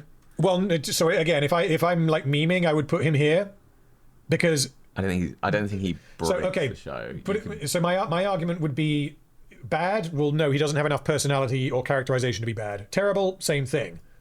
Non-character, yeah, he's a non-character because he doesn't. There's nothing to him. The way he's used breaks the show. I mean, it again, breaks the show is harsh because it's not the entire show, but it heavily damages the sequences he's involved in because it completely like fucks around with the power scaling of like all of the various characters. He just Crixus from season 1 loses to this fucker. Yeah, like that's insane. It like really is an eyebrow-raising decision. They just spawned. So the reason they did it, as we mentioned earlier, is they wanted to make it so that the Romans could just be defeated by loads of gladiators. So they nerfed the Roman soldiers for vengeance. How do you then have tension? Okay, well then you need people who aren't Roman soldiers. So Asher puts together a suicide squad of Avengers or whatever, and you need them to be hot shit. So you make one of them like the raid boss, which is this guy who can just beat everyone in the show, and they need to. He's like Theocles 2.0, and you need to just have him there for tension reasons. Was the point. But essentially what they did is they spawned in a character from out of nowhere who is better than everyone in the show. They could have just had them get like a gladiator from that would have made so much more sense. Yes. Yeah, been like, we got the champion of the next city over and he's willing to do what we say for a bit of cash. Yeah. That would have made a lot more sense, wouldn't it? Someone like Theocles. Well, just speaking of Theocles, I mean, are you happy for me to put him there? Because someone in chat said, I mean, given the quality of the show, I think damages the show might be a better name for the category. But yeah, I mean, whatever. Yeah, breaks the show. No, I would agree with that. He definitely damages the show, breaks for the purposes of... For Spartacus, it's such a great show that we can't have these negatively named categories. Non-character who damages the show. We're going to do that because it's not the same as...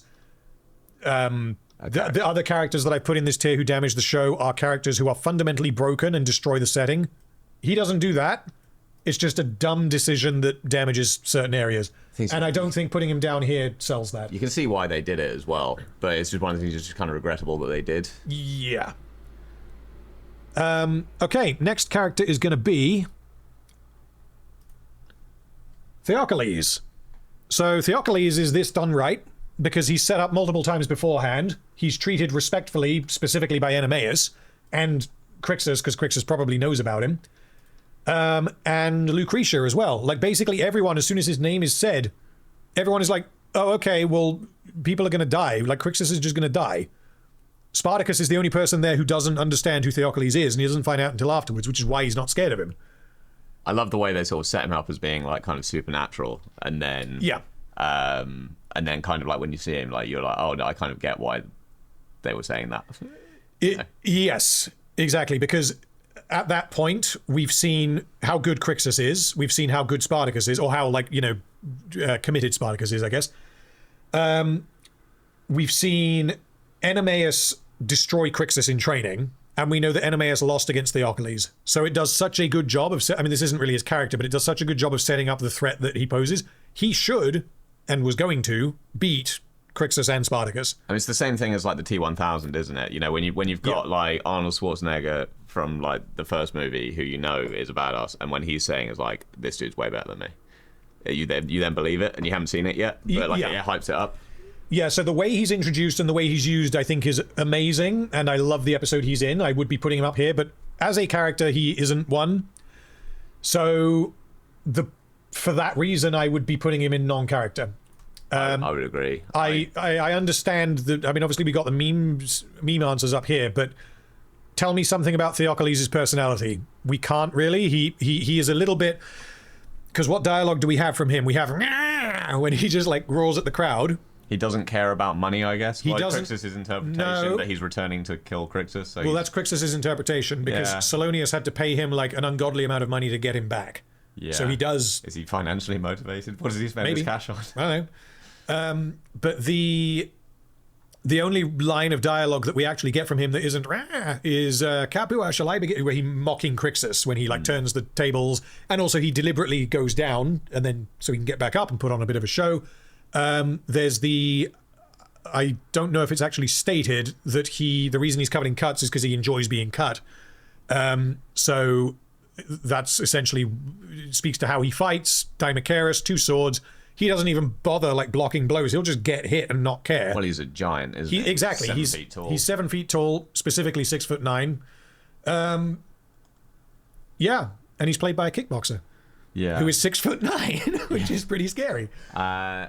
Maybe controversially, I don't know. I don't like his tribal tattoos. I think that's a little bit immersion breaking. They could have just covered that. I would have preferred if they had covered it up, because especially tattoos are a thing in the show. They are, but that's a little bit too modern day. Exactly, because they show Crassus tattoos his slaves, and also we have the hammer tattoo thing on Naevia's back. Yeah, it's just that one looks like just like a bloke with a tattoo from the 2010s. It does, and I don't actually know if that was the actor's tattoo. I'm not sure. I don't know. It kind of looks like it. It looks like it is, because it feels like the kind of thing that you wouldn't add to the character, but that doesn't, again, really speak to his character. Does Unnamed strike you as somebody who would bear a personal grudge against someone who beat him? Because he doesn't to me. And he kind of seems to have like a bit of personal hatred of Theocles. I think he does, because he probably views Theocles as this absolute fucking monster who, according to the story, defeated 100 men in the arena, and Nemesis was the only one who survived.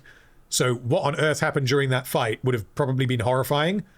And he's just like, I should have beaten you that day, but I didn't, because you're just this fucking monster. I guess he views him as being like not even necessarily that skillful, just an absolute monster and an abomination. Exactly. It's not a case of respect and honor. It's killing loads of gladiators who are working really hard to be there. That's kind of what I'm thinking. Like he doesn't fight with honor from what we see. He fights because he's just better than everyone else. He's just a monster, isn't he? He's a cave troll. He's a raid boss. Yeah.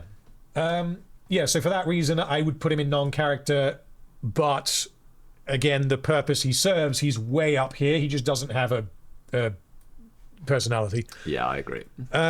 Okay, next character is Duro.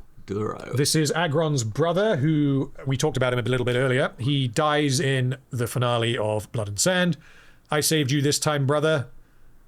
He's very cocky. He pisses off Crixus quite a lot, partly because of the whole fucking ghouls thing. He has his Rocky moment, doesn't he? Where he does. Crixus beats the shit out of him. He lets Crixus beat the shit out of him because he keeps standing back up.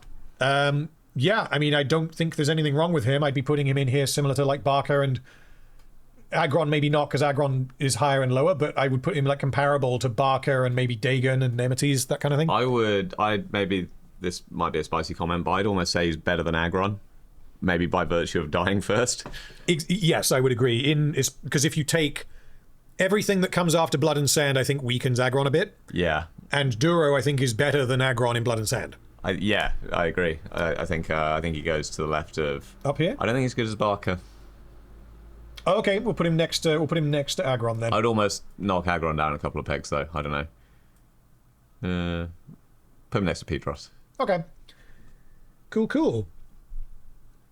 And yeah, you guys said good, so looks like we are in agreement. So we've got 17 characters left to go. Nice. How are we doing for time? We are at 9 minutes past midnight. Fantastic. So we should be able to do this. There's a couple here that are going to take some talking, but a lot of them are not. Okay. You know who he is? He's a Roman. He certainly is. I'm trying to remember his name. He's the guy in War of the Damned who is only in episode 3. He is friends with Caesar, and he's the guy who comes in and gets fireballed when the Tiberius fights the pirates. I can't remember his name. Someone in chat's gonna have to tell me. Zero memory of this one. You're gonna have to take it. Okay. I mean, he's pretty much a non-character. Like, the only thing that he does is he is a bit of a dick to Tiberius because he's with Caesar and Caesar is a dick to Tiberius. He shows up late to the fight. I don't know why. It's not specific. It's either because he deliberately wanted to fuck Tiberius over or because he happened to be late. And then he dies because fireball. That's pretty much it. Mummius. Yes, thank you. That's his name. Yeah, he's a non-character. Let's not waste time. Next character is... Oh, this is the guy who I was on about earlier. Petronius. Yeah, this is the one who guys all like... Hello, I'd like to marry you. And he's like, oh, my God, Lucretia, can I fuck your house or whatever it is? Yeah, he's in there for the fun parties. Yeah. He doesn't really do anything. That's the only scene in which he speaks, apart from, cheering in a crowd. And then he's at the party and at the He's at the party. Yeah. He doesn't do anything. He's there to facilitate this wild sex party that, for plot reasons, I think we just put him in non-character. Yeah, let's move on. Okay, next character is Lucretia.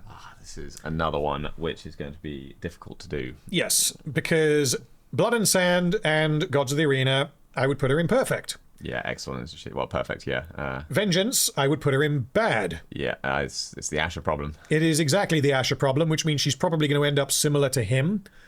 I would say that their highs are comparable. I would say that Lucretia's lows are lower.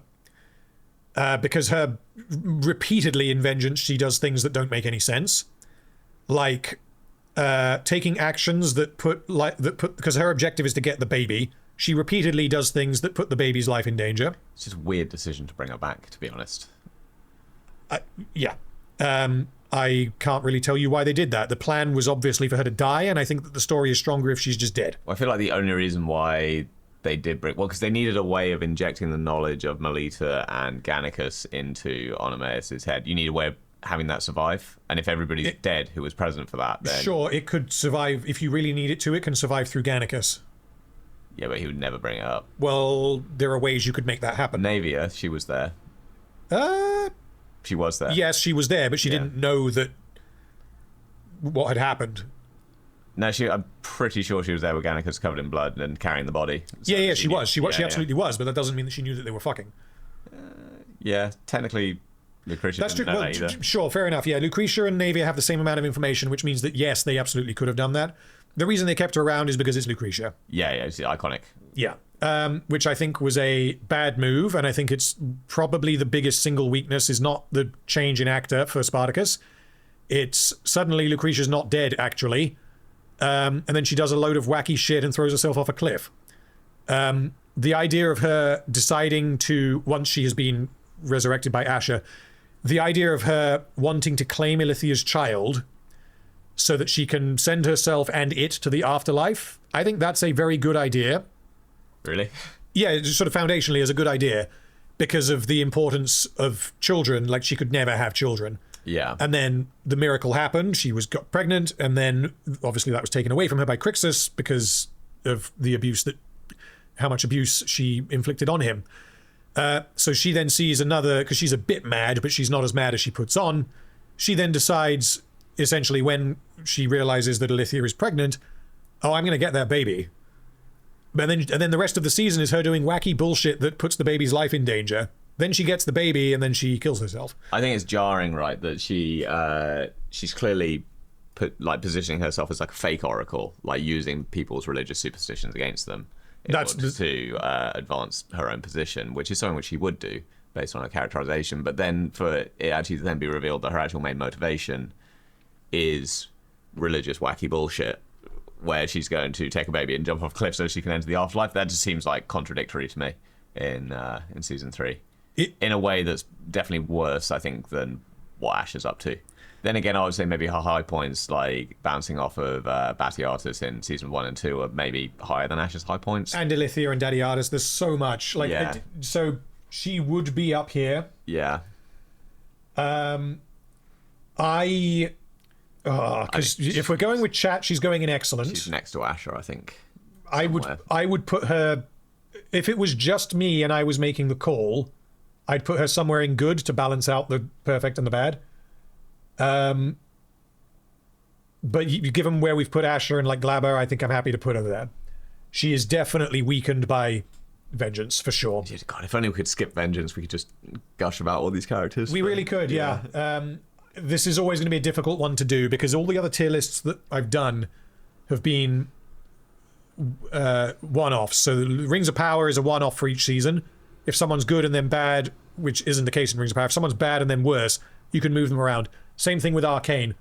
This is the first time I've done a tier list for an entire series, and the series is uneven. So it is difficult to rank some of these. Okay, next character is, we are down to the final 15. Who's this dude? This guy's name is Magistrate Gallienus. Wouldn't have got the name, but I do recognise him. He is the magistrate in Vengeance. He's the guy who speaks to Gannicus when he asks for money. Oh no, that's Maccatus. He's the guy who... No, he does both. Maccato's the guy who hires him. He speaks to him in episode 7, and he's like, why don't you go and speak to Glabber? He doesn't really do anything. He hangs out with Sepius and Sepia a lot, doesn't he? Yeah, he's there. He's a non-character. Let's move on. Okay, next character is Attius. There's probably a little bit to say about Attius. There is probably a little bit indeed. I think he's an idiot, but I think he is very entertaining. I quite like him, yeah. I like the performance a lot. I like his interactions with Gannicus a lot. I think he brings a lot of comedy and levity into the show, which was needed because the final season in particular is very bleak. Especially because if you know historically, then you know where it's going. The problems that I have with him is he inexplicably doesn't know about the curfew in his own city. But if that was recently introduced, would he? If the curfew was introduced on that day, then that is incredibly lucky, but that means that the problem is diverted away from his character to the writing of it's just, wow, wasn't that lucky? Because him not revealing the curfew is important because it affects the plot of that episode. So, okay, if we want to say that the curfew was new on that day and he didn't know because why would he, then, okay, we can patch that up. He doesn't seem to understand that forging swords illegally for the Bringer of Rain is going to lead to bad things happening and might possibly incriminate him in those bad things. I'm not sure if he doesn't understand that. I think he's just somebody who doesn't really have any principles, you know? He's just trying to make his own way. I don't think... I feel like he is somebody who just genuinely doesn't believe that one person can make a difference in the grand scheme of things. No, he doesn't, which is then when he meets someone like Spartacus, that's why he's surprised when he's like, you mean to take the city? How the hell are you going to do that with 2 swords? You know what I mean? That's why he will do it, because he doesn't think it actually matters. Yeah, and then when he speaks with Gannicus in episode, I think it's 3. Yeah, because 3 is the one where he dies. It's in episode 3. He kind of starts to admire Gannicus and decides to do something with his life, because Gannicus essentially was nothing, and then now he's this leader of the rebellion, essentially. And Attius doing that... The thing is, Attius doesn't do that. It's a misunderstanding with Naevia, and this leads Gannicus to believe that Attius is dead because of him. And that I really like. I would be willing to go with functional / inoffensive, because chat is saying functional largely. I think it's carried quite a bit by the performance. I'd put him somewhere in functional. I wouldn't... Personally, I'd be going inoffensive bad, but I'm happy to bump him up to functional if you guys are saying that. I don't... A lot of the issues you have with him, I don't necessarily share to the same degree. Fair enough. I mean, up to you. Your stream. Fair enough. Let's go functional. Where's he going? It's coloured by how much I like him. I think he's... Put him near the horse meat dude. Diotimus. Yeah. Somewhere around there, I guess. Okay, let's put him there. Okay, next character. We have... what is this guy's name? You remember him? He's Glabber's dude. Yeah. I can't remember his name. He's a non-character. Let's move on. Yeah. Okay, next character is... Sedulus. Sedulus. The tallest actor in the show. Is he? Yeah, but he's 7 feet tall. Oh. He's played by the guy who played the Mountain in season 1 of Game of Thrones. He's very big. He's really big. Yeah, I mean, he is obviously very simple. He's in 1 episode, and I think it's a bit of a subversion for them to kill him off that quickly, because he is kind of introduced as the guy who represents the Germans. He's the leader of the Germans. And then obviously you end up getting, like, Saxa becomes important. You have Nemesis, who gets very important. Lugo exists for the whole show. But they don't really, none of them do anything in that episode. It's all about Sedulus. Yeah. And yeah, essentially his actions, the thing is, like, his characterization is thin. He's a wild drunk, we're told a few times. And then he is indeed a wild drunk, is what happens. He starts to get a bit touchy-feely, and he gets beaten up by Crixus, and eventually gets killed by Spartacus. Gets his face cut off. He gets again, one of the most memorable death scenes in the show. So his brain flops out, doesn't it? It certainly does. I would be putting him in functional because he serves a purpose, but it's towards the bottom because his characterization is very simple. He's similar to, like, Ennius and Maccatus, for example. Would you disagree? Yeah, no, you put him there. I don't think there's too much more to be said about him. Okay, fair enough. So the next character is Marcus fucking Crassus. Well, we all know where he's going. Okay, everyone knows how good Crassus is. I'm going to make an argument for excellent instead of perfect. Oh, interesting. So I think that he does a couple of things in the show that are questionable in terms of his intelligence, because the problem is, like with Batiatus, and honestly with all 3 of those characters we've got in Perfect, they are never assumed or stated to be more than they are. They're just guys doing their thing. Crassus is repeatedly stated and shown to be really, really intelligent, really unconventional in how he approaches things, really, like, able to intuit what Spartacus is doing. He doesn't fight like other people do. He's different, he's really smart, and he's really dangerous. So that means that the bar has to be higher. If he does something dumb, it is more consequential than if Batiatus does.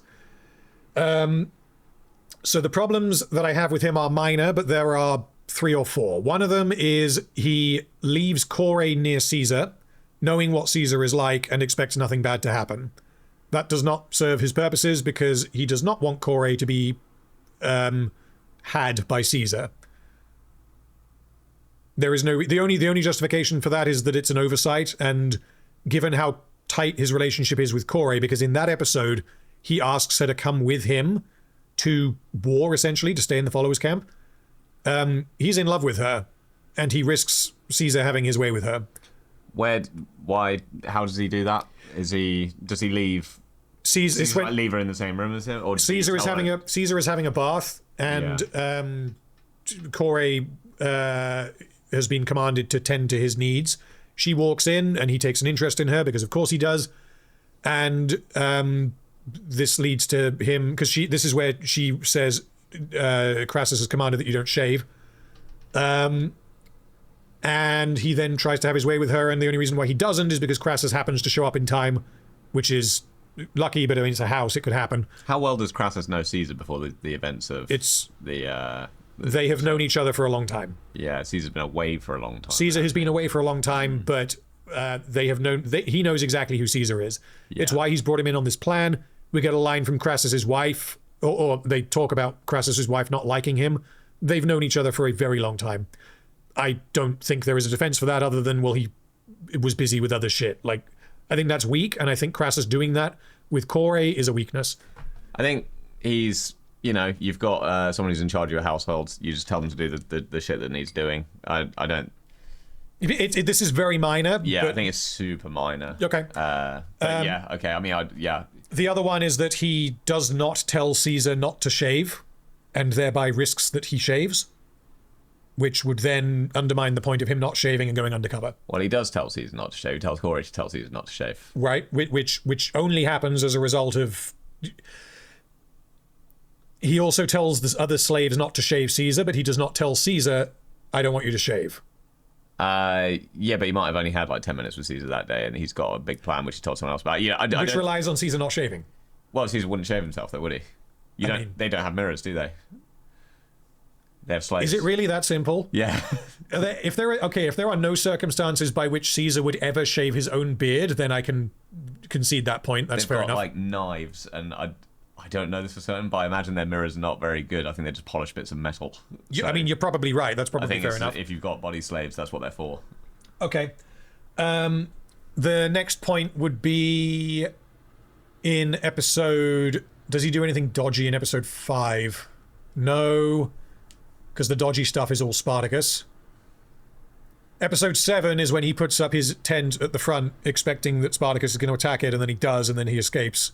You've put your enemy in a desperate situation, but you have not prepared for him to fall for the trap. You have placed a trap there on the basis that, I get that he's relying on Spartacus doing something stupid, but he's relying on Spartacus doing something bold that he would absolutely... Everything that he knows about Spartacus might fall for that trap. He both is and isn't, because he positions the tent at the front, expecting Spartacus to come into the tent and try and assassinate him. He figures that's going to happen, and it does. When it happens, he's not ready to spring the trap. Or they fight their way clear of the trap. No, he has an army of like 8,000 men in Melia Ridge. Like... Putting literally 8,000 men outside the tent, you can't do that. Yeah, obviously. But you could mobilize the entire fucking camp and put them between... They should all have died there, is kind of what I'm saying. And the reason they don't is because Crassus, one, he sets the trap and believes that Spartacus will fall for it. Wiggle room, fine. He might expect that Spartacus might do that, but he doesn't have to because he's already got the surprise death trench. So he really does not have to do this. I don't think there's necessarily anything wrong with all that. If he's going to do it, he pulls off the actual ambush in a subpar manner. It wasn't planned properly, is kind of what I'm getting at. Yeah, but Crassus isn't the one who's personally is springing the trap. He's given orders for shit to happen, isn't it? Yes. So again, Crassus is not there at that point, that's true. I agree, it's not... You know, you can poke holes in it, but I don't think there's enough there to say there's actually a problem with Crassus's character there. Okay. That was point 3. Was there a point 4? Because I don't think there is. I mean, past there, anything that he does that's not particularly intelligent, you can then pretty much just write off with the fact he's getting desperate, so... Sure, yeah. And the problems in episode 9 are random luck, not character. Okay. Well, I mean, if you're wanting perfect, I would be putting him sort of on the... it's very difficult. I would be putting him sort of there to there. Yeah, I think we're quibbling about sort of 2 spots. Yeah, I think they're to the right of Salonius. Yeah, is he definitely worse than Salonius? Are we going with that? Salonius doesn't have an opportunity to make a fool of himself enough, I think, whereas Crassus is front and center for an entire season, which therefore just inherently means you have more opportunity to poke holes in things that he does. Salonius doesn't have the weaknesses that I just went through, which... Exactly, that's what I mean, yeah. Okay, which... you would agree are weaknesses, but they're so minor as to not matter for the ranking? I think it's very borderline as to whether or not they're problems with his actual character. I don't think they are really, but I think maybe you could make the argument that they are. But I think he goes bomber perfect. I don't know. Okay, I love this character. I can't really fault him apart from the very, very minor ways that I just did. I mean, I don't know. His high points are so much higher than Salonius. Yeah, they are. Yeah, they are. But for consistency, for this tier in particular, we got to keep that straight. Because is he better than Gannicus? Yeah. Yeah, definitely. Okay. Right, next character. We're down to the last few now. We've got... So that's Varus holding Gannicus's wee-wee. I couldn't find a picture of just Varus, so that's why it's that. Yeah, what do we say about Varus? He's in like 2 episodes of Gods of the Arena. He is one of the very few characters who does not antagonists who does not die. He gets out alive. He makes it. And yeah, I mean he's similar to Good Cassudius in that he is essentially like a plot device. There is a lot more to him than Petronius. Does he reappear in Vengeance? No. No. Okay, so that's just Cassudius. Just Cassudius. Yeah, I think they were considering bringing him back, but they chose not to. Same goes for Vettius because he also makes it out. So, I mean, chat is saying mostly functional. I feel like, yeah, he serves a purpose. He's not particularly memorable. Is he as memorable as, or maybe he goes next to Good Cassudius? I don't... He's actually quite a driver for quite a lot that happens in Gods, to be honest. He is. There is more to him than Good Cassudius, actually. Yeah, there's a lot more to him than Good Cassudius. Yeah. Put him next to Gaia, maybe? Yeah, I could go with that. I don't think the actor is, but Titan of Australian cinema. Peter Feeney, I believe is the name. Kiwi cinema. He's in a movie about like were sheep. Black Sheep. Yeah. Yeah, it's brilliant. Yeah, it's good. Comedy horror. Yep. Very funny movie. Okay, yeah, that's Varus. So now we have Sepius. I think he's a little shit, and he's kind of okay-ish. He's trying to bang his sister, which is He odd. is kind of, yeah, but I mean... Or he's just upset when someone else is. Which, but I think it's implied to be both. Yeah. He goes a little bit of a step beyond being protective. Oh, he's definitely more than just protective. I would put him similar to, like, Verinius. Actually, putting him up in good feels too generous. Because the function that he serves is that he's the guy who is hunting down Spartacus at the beginning of Vengeance with mercenaries. Yeah. Glabber shows up and kind of overpowers him, and he's like, oh, I'm not having that. I'll get Verinius to help me. Everyone starts trying to fuck his sister, and that makes him angry. And then he gets killed when Glabber essentially orders his death at the hands of the Suicide Squad. And Squish his neck and his eyes pop or something, don't they? yeah, why does he do that again? I'm trying to remember. I think it's because he wants to bang his sister, isn't it? Isn't that the main? And get his troops. He wants his troops. That's right. Yes, Yeah. it's like you will. Yeah, he refuses to give him his access to his mercenaries, which he then gets after he kills him. Yeah, so I mean, he serves a very clear purpose. I think functional. I just don't particularly care about Sepius in any great capacity at all. I think No. he's somewhere around there, Let's put him here. below the Medicus. Yeah, Below go on. Medicus. Okay. Yeah, you guys said functional as well. Okay, cool. Now we have, this is, you know him? Yeah, he's. I can't remember his name. Marcus. Marcus. Was there not going to be a romantic subplot between him and Glabber, There was. and then they just didn't? They didn't. I think it would have been more effective if they had, but I also don't think that Vengeance had time to do that. So, yeah, because he is essentially his number two. He's his tribune. He doesn't do much. He kind of advises Glabber a couple of times. He leads the force that goes to the mines to stop Spartacus, brings Asher with him, which is probably a bad idea, but it makes sense that they did that. And then he gets killed by Asher when... Asher's like, shut up, dude. Like, we need to escape the situation. And yeah, he's Asher's like, you can't beat them, and Marcus is like, yeah, well, we're going to fight to the death then. And Asher's like, no, I'm not, and he kills him. So, yeah. and then he's completely forgotten about. Although Glabber is very much not happy that Marcus is dead, and he blames Asher and locks him up. But, yeah, I don't know. I'd say probably like inoffensive to functional. He doesn't really. His purpose is, I guess, his purpose is for exposition with Glabber, and then to lead to Asher nearly being put in the arena again, and then that gets changed because of Lucretia. I couldn't even really tell you what his function is, but I wouldn't call him inoffensive because I feel like we're kind of using that really at this point of being bottom of functional, I guess. He's Bottom of functional next to almost prostitute. non-character, really. I couldn't tell you anything about his character. I know he's got several scenes, I guess. I think he's got enough to him. He's similar to her, like he's got enough to him, but he's right at the bottom of functional. I could tell you a bit about her character, but he's just generic Roman dude. Yeah, Roman soldier does what Glabber says. yeah, you're probably right. Because it would be his death scene where he wants to fight to the last man, but like, okay, Like whoever that fella is who's next to him, like yeah, Salvius is his name. I've just remembered Salvius. yeah, similar. They're just faceless Roman soldiers, kind of, who just have a bit more than just being a red shirt. Okay, we've got 6 characters left, and then we're done. So, Sepia. What is there to say about Sepia? She is kind of a pawn in basically all of Vengeance. Everyone wants to bang her, and she ultimately chooses Glabber after episode 6 when Glabber decides to pursue her instead of Ilithia, which he, in some sense, does probably to piss off Ilithia because he's kind of grown balls at that point. And he realizes that he can just kind of do what he wants. Doing that nearly leads to his death because Sepia is then told about Asher's secret treasure trove of incriminating evidence. And she then tries to kill Glabber, which is an interesting move. But the thing is, with Sepia, she is so young that we can excuse her making decisions like trying to assassinate a praetor of Rome.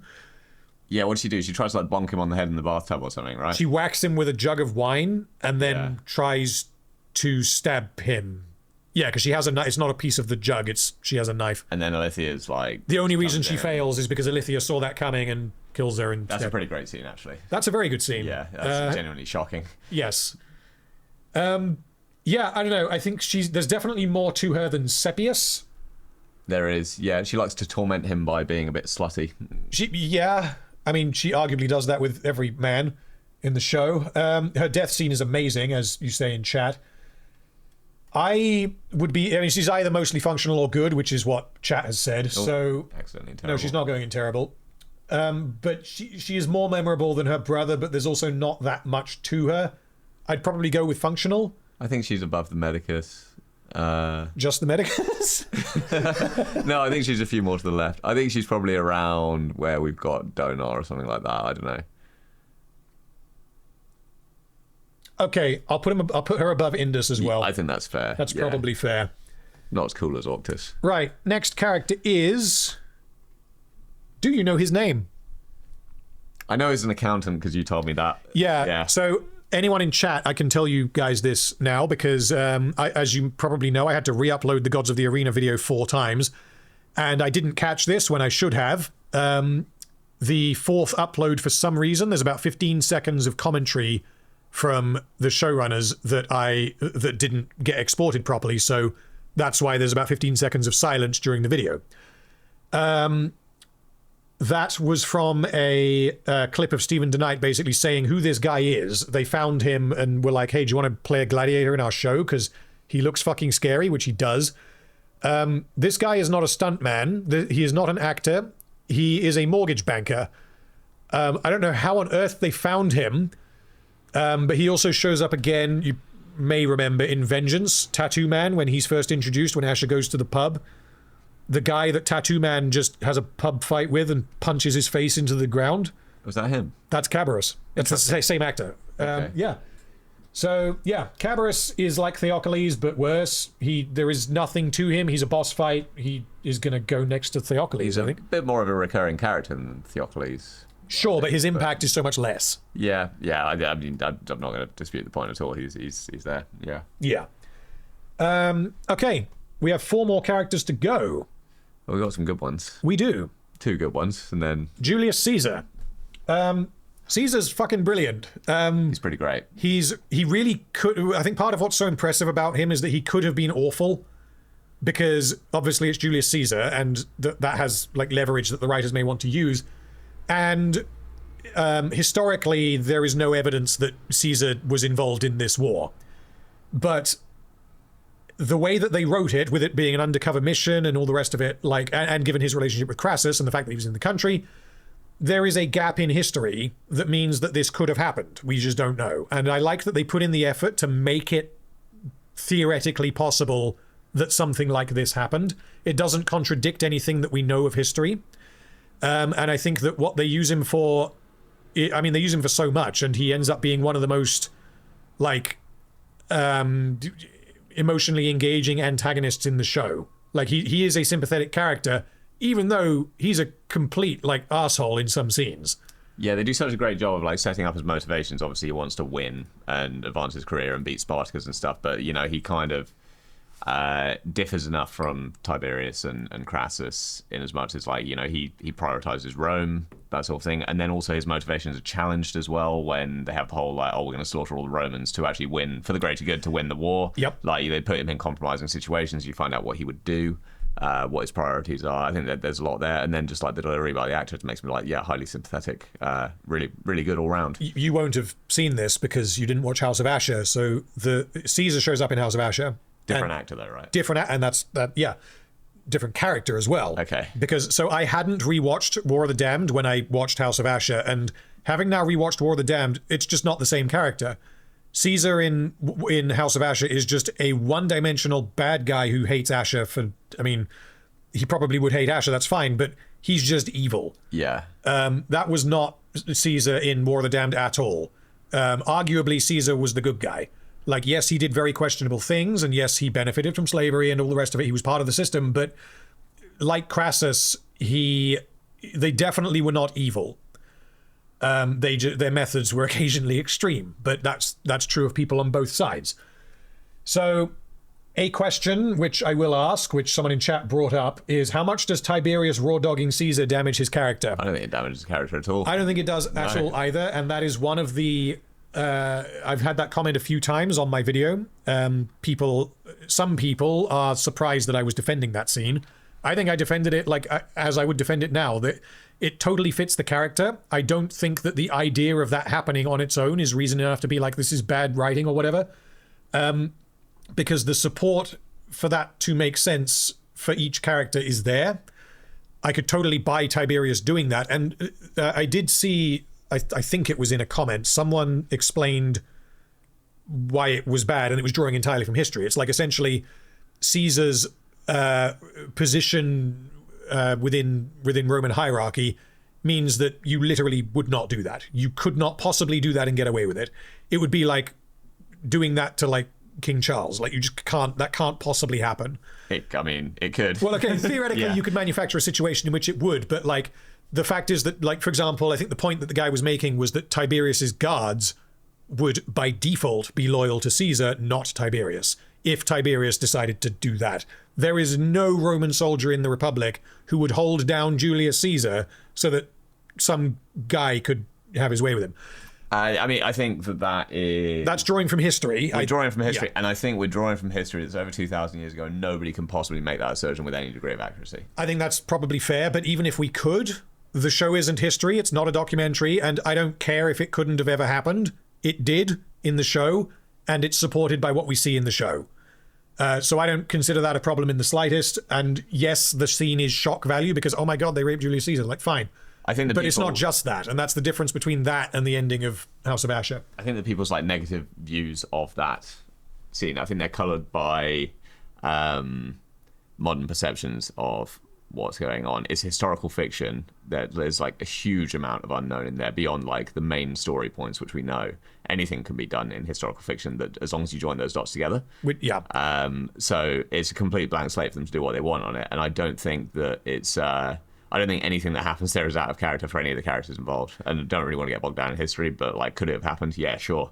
Like, yeah, I mean, honestly, it may well have happened. Like, because we know that Caesar was abducted by pirates. That's a thing that happened. He may have been, maybe Castus had some fun. Like, I was just gonna say, I've definitely read at some point that there were rumors about Caesar being involved with men at certain points. I mean, that seemed to have been common back then. Exactly. Whether or not that's true, I have no idea. It was apparently common. This is purely going by the commentary tracks from the show, and they had historical consultants that they sometimes listened to and sometimes didn't.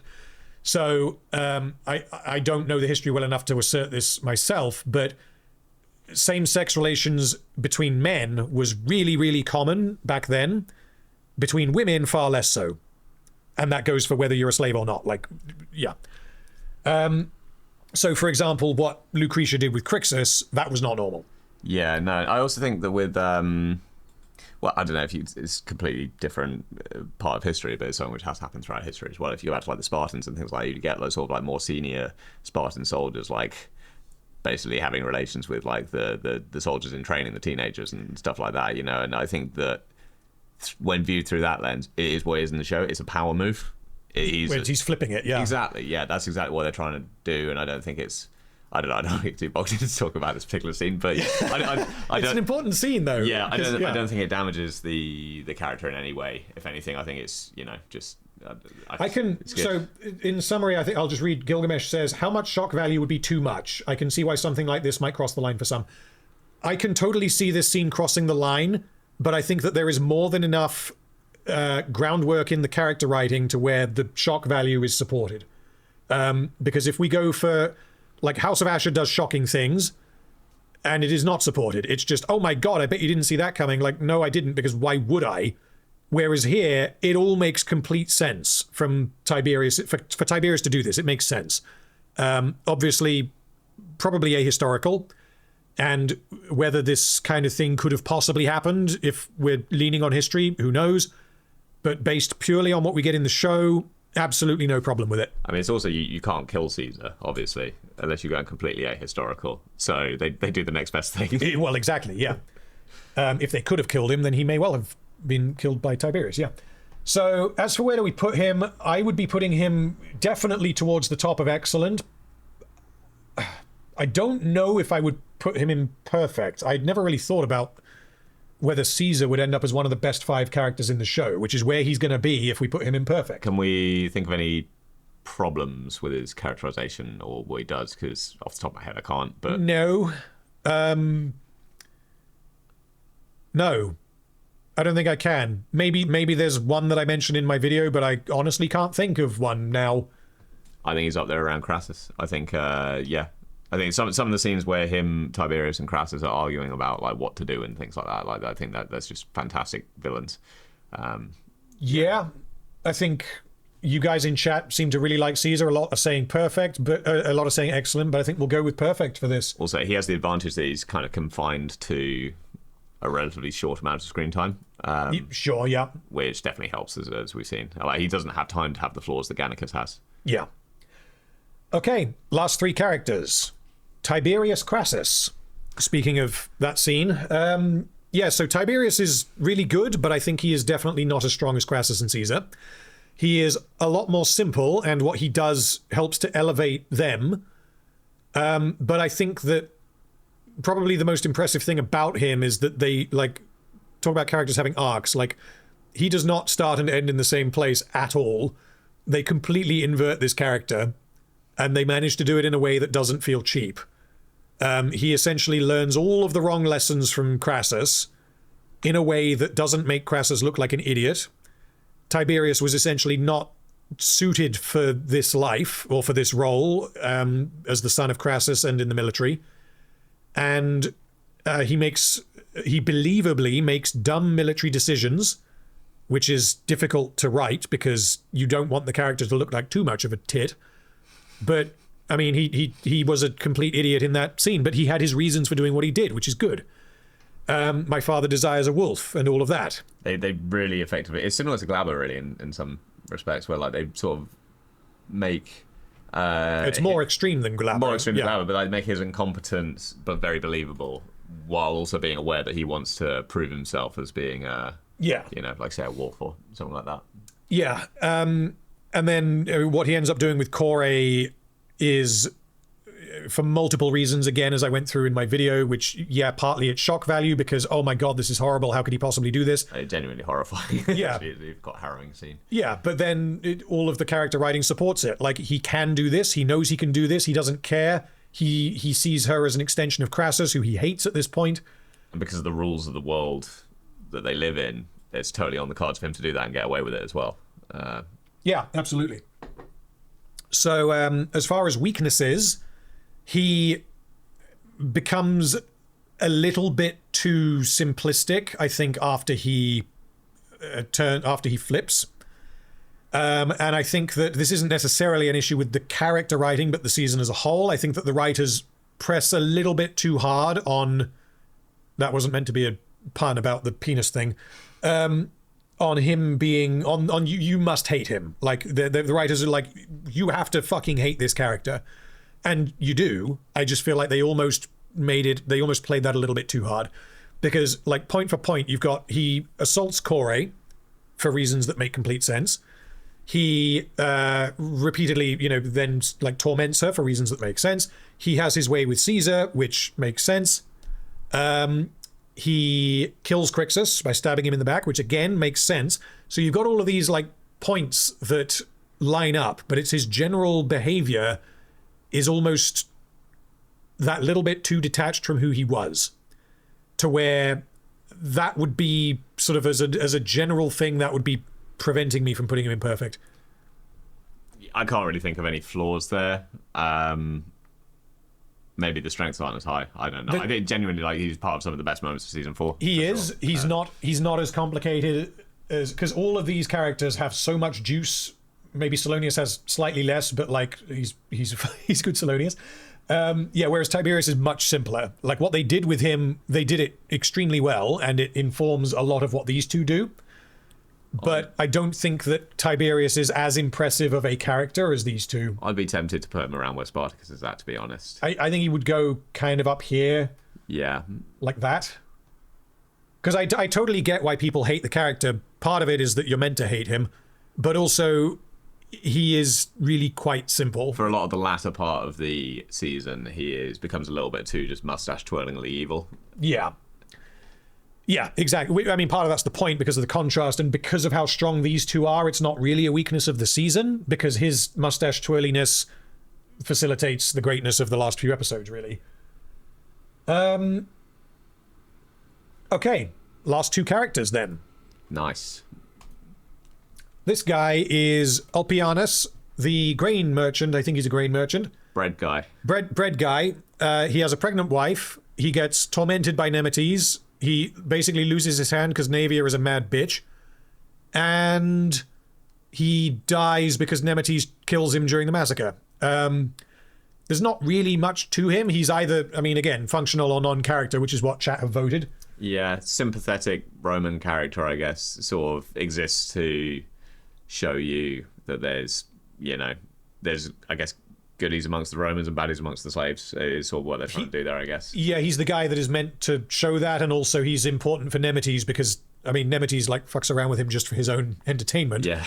And then I almost find it quite funny, even though it really shouldn't be, is his death scene when Saxa is escorting the Romans to Spartacus, and then they bump into Crixus with the people who are massacring the Romans. Nemesis is there. He sees Albinius and he just, aha! And just charges him and stabs him immediately. Like, you thought you could get away, bread guy. Yeah, I don't know. It's quite funny. But, yeah, I think that he has a function, and I think he has enough of a personality to put him in functional. He's definitely towards the bottom, though. He's around Maccatus or Gannicus's Let's put him above Maccatus. Okay. I mean, we have one last character to do, and that character would be Varus. Saving the best till last. Best till last. Varus is a little shit. I like him quite a lot. Is he Varus? No, he's not. Is he? Not Varus. Vettius. Sorry. There you go. I like Vettius possibly more than Tullius, even though he's not as important. I think he is such a weasel, and he has these moments where you're never quite sure how bad he actually is, because he has moments of sympathy. Like, he does absolutely get beaten up and nearly killed by Batiatus. And he gets peed on. And he gets peed on, I know, which he ends up being reasonably sympathetic, and you get the impression that he's a guy who wants to climb the ladder, and he's attached to Tullius because Tullius has more wealth and power than him, and you almost get a sense that he is in over his head. He's a pawn, for sure. He's a pawn of Tullius, and they both benefit because of this arrangement, but he doesn't... As soon as Tullius is gone, he's just like, it's like he's had his legs chopped off. Like, he just has no... He taps out immediately. Yeah, exactly, which I like. He does. They don't try and draw out his death scene. I kind of like that he gets away as well, because, again, he wasn't... I'm surprised that Varus got out. I'm not really surprised that Vettius got out. Because he is a little shit, and he's a bit sadistic, and obviously he's a Roman. But from memory, unless I'm forgetting something particularly bad that he did, the worst thing he does is beat up Batiatus, because he's kind of like a small-time gangster. There's absolutely no way that he would have beaten up Batiatus, though, if... Tullius wasn't there. If Tullius didn't do that, you know? He entirely exists within Tullius' shadow. Yeah. As far as him surviving, because Gilgamesh in chat mentions this, I can buy that because of the fear that he would have at that point in time. Like, yeah, he's a loose end, but the fear would override that because of who Vettius is. But also, he makes a deal with Salonius to basically, he extorts him for his entire stock of gladiators. Well, exactly. He agrees to the worst deal ever in exchange for his life. And then runs off. Which he was probably more than happy to do. He was like, he probably would have left with his life, and that's it. But because Salonius essentially sweetens the deal and is like, I will buy your business from you, probably at a heavily reduced rate.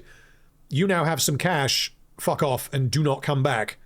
Otherwise, I can't remember the line. You watched it more recently than me, where he's like, can't remember exactly. Do not show your face in Capua again, otherwise, whatever it is, when he's strung up. Yeah, I think, I think when people die in situations like that in TV shows, it's always because they don't want to take the deal. Whereas Vetius does, and I think it makes complete sense that he would, given that he just doesn't have a spine. Yeah, he just absolutely nopes out of that situation. Yeah.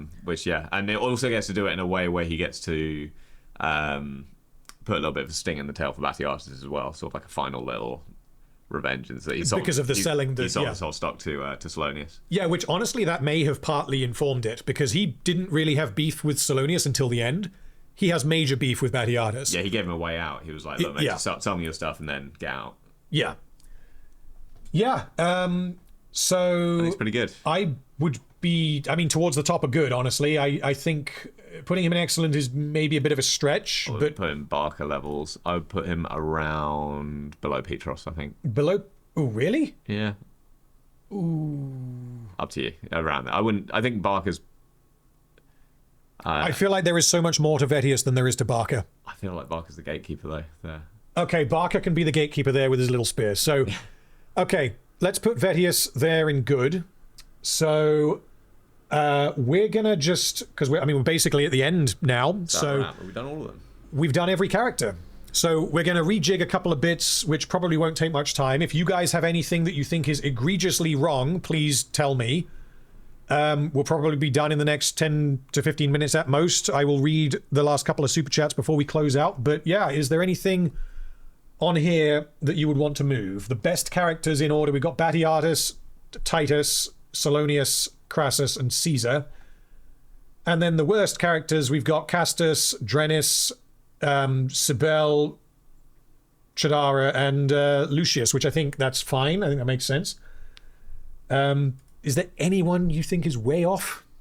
Not really, to be honest. I think testament to the quality of the show, there's not a single character in bad or terrible. And there's only one who damages the show. Yeah. There are, again, the worst part, well, the most damaged parts of Vengeance are Asher and Lucretia. And if it was me doing this purely by my own dictatorship, if I was being really harsh, I would knock them down 2 tiers and put them in functional. Their badness in Vengeance is not bad enough for me to just write off the whole character and put them in bed. Because they're not so bad as to undo all of the goodness. So this is a bit higher than I would have put them, but same with Crixus. But like none of these characters I would have put in bad across the entire show, which... Even though I did say that I think if I had to give an objective number on the quality of the writing for Vengeance, 4 out of 10 sounds about right. That is almost entirely unrelated to the character writing, because the character writing in Vengeance is largely good, apart from a couple of characters. Yeah, it's just in like, oh, and then this character bumped into this person who knows about this because, wow, wasn't that lucky? Like, that happens a bunch of times. And it feels like the kind of thing that really could have been fixed, whereas something like Rings of Power Arcane Season 2... It's like, what are you doing? How can you possibly fix this? Yeah, it says a lot. I think that the entire of like the perfect and excellent tier. It's the entire main cast. You pretty much, yeah. Yeah, it's just how great the show is. Yeah. Okay, so chat says, Gaia in front of Lugo. Lol. Does Gaia go in front of Lugo? Is Lugo the other gatekeeper here? Lugo's a meme character, let's be honest. Lugo's a meme. But there's nothing wrong with him. He's staying there, yeah. How many perfect characters would Lord of the Rings have? So, that's something that may happen in future. We'll have to see. I noticed that the perfect tier is entirely Romans. That is a good point. I hadn't noticed that. And that is kind of exemplifies what I said a few times about the Roman versus rebel sides of the plot, is the rebel sides of the plot are often maybe not the best. The Roman stuff is, apart from in Vengeance, is all like amazing. Often the best parts of the show. And they're not all villains either. Let's be honest. Like Titus, is Titus a villain? Not really. Titus is definitely not a villain. Neither Salonius really. Batiatus is the most villainous, but you totally get why he got there. Yeah. Crassus should be number 2. Because of his impact, I could see him moving up. How do we feel about that? No strong feeling, but I think it's quite funny that we got Salonius ahead of Crassus, and Spartacus. Spartacus being there, I'm not going to budge on that. I'm definitely not putting him in perfect because there are a bunch of things that I think should keep him out. But he's still really, really, really, really good.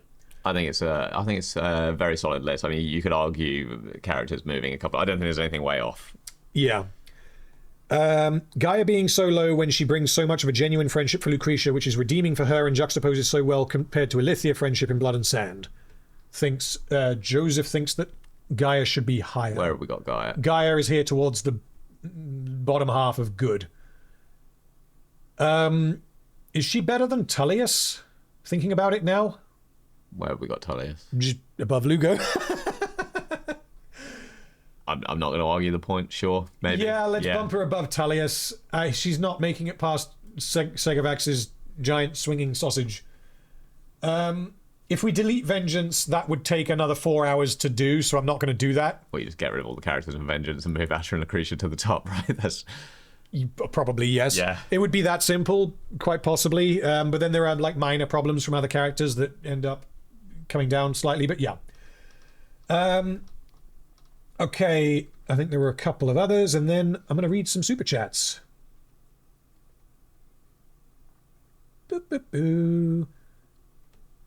Wish we had gotten a Crassus Caesar follow-up season. So yeah, I mean, there was a super chat about that, so I'll read that in a sec. So, okay, thank you guys for watching, and I'm going to do a couple of super chats, and then we're going to sign off. So, super chat from Jeremy, thank you, says, here very late, never going to catch up, so many characters, we'll watch tomorrow. Thanks for all the Spartacus videos. Thank you for watching. Yeah, the Spartacus stuff has been, it probably wasn't a good idea for me to do them all back to back, purely from like a YouTuber perspective, but I'm glad that I did it because I wanted to get it done. I didn't want to come back to it once I started. And I think it was worth it. And I'm very happy with how the videos turned out, and I'm very happy that you guys enjoyed them. Shady Puffer, member for 19 months, says Salonius and Batiatus better go in S tier. They are among the most excellent secondary characters there are. Well, I'm glad to inform you that Salonius and Batiatus are both in S tier. They are perfect. They are amazing. Yeah, I mean, again, we can't fault them. We've already said quite a lot about them. Okay.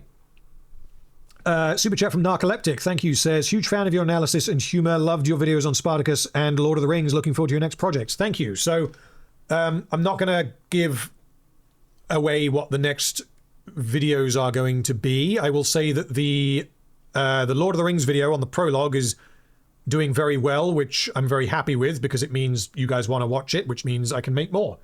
So that will be continuing. The next Lord of the Rings video is probably going to cover all of the Shire stuff, although I'm not decided exactly how far that's going to go because obviously they spend a lot of time in the Shire.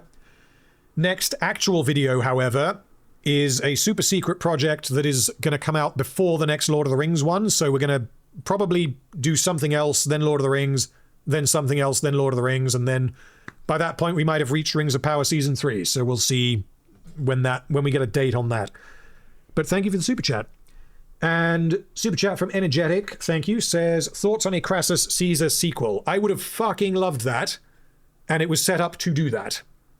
I think it's insane, in particular given that Crassus and particularly Caesar are so pivotal to House of Asher. They are like, I mean, Caesar is central to the plot of 3 of those episodes, and his presence and Crassus's off-screen influence that makes the plot happen. They rely on it.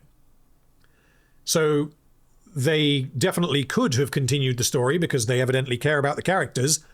But if the quality was going to be that of House of Asher, I kind of prefer that they went off the wall into the multiverse and did something that was shit that doesn't really hurt anything.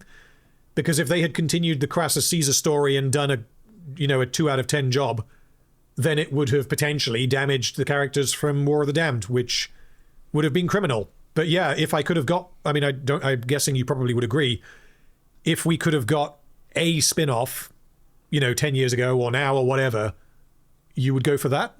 I think it's quality of all of like my highest rated TV shows of all time, as they all know when to end. Yeah. And I think that a lot of the time, if you have a great character, what you don't really want is a spin-off which entirely focuses on them. I think Crassus and Caesar work very well as, I guess, sympathetic villains in a plot, but they're not the protagonists. I don't know. I'm just not confident they'd be able to. Maybe I'm wrong. Like maybe they would be able to keep the same quality going for several more seasons, but who knows? Well, I'm happy it ended very well. I agree. The reason why people are kind of gagging for that is because of the historical. We know what happened next. Basically, there is a story there that you could tell. There is, but then that would just become the life and times of Julius Caesar, which is a completely different show. Yes, but then you could argue that Vengeance is a totally different show too. You could, yeah. So I don't know. I feel like it could have worked, but I take your point. And last super chat from Jim says, "My word is kept. They're reunited. Fucking love John Hannah." Yeah. Without John Hannah, this show would have been a very different show. And even regardless of how questionable the later seasons got, I know a lot of people don't like either of them. We will always have two essentially perfect seasons, or I mean, they have a couple of weak episodes, but two extremely strong seasons with John Hannah as Batiatus. So, I mean, I think that pretty much brings us to the end. So where are we at time-wise? We're at just over 6 hours, which is slightly longer than I was expecting, but I hope you guys have enjoyed. Next thing from me is going to be a video game stream next week, probably Monday, Tuesday. And then a video release at some point in the next couple of weeks. Probably, 2-3 weeks from now, something like that. But yeah, thank you for watching. Thank you, bro, for joining me. This has been fun to discuss Spartacus and wrap up the videos. Thanks for having me. Yeah, it's been a real adventure back in about 15 years ago, hasn't it? Yes. Also, I will read this because this is funny. Bread says, "Is this the brother you tried to frame for your naughty words document?" I mentioned this in a House of Asher thing that when I was like 8 or 10 or something, I wrote a bunch of swear words and put by you. I see. Yeah, I loosely remember that. Yeah. I think yes. This is yes, the same brother. Sorry. I mean, I'm not really sorry because it backfired because I'm an idiot, but or at least I was. I guess maybe I still am. Who knows? But yeah, thank you guys for watching the stream, and I hope you've enjoyed the Spartacus content. And yeah, I will see you at some point in the near future. Goodbye.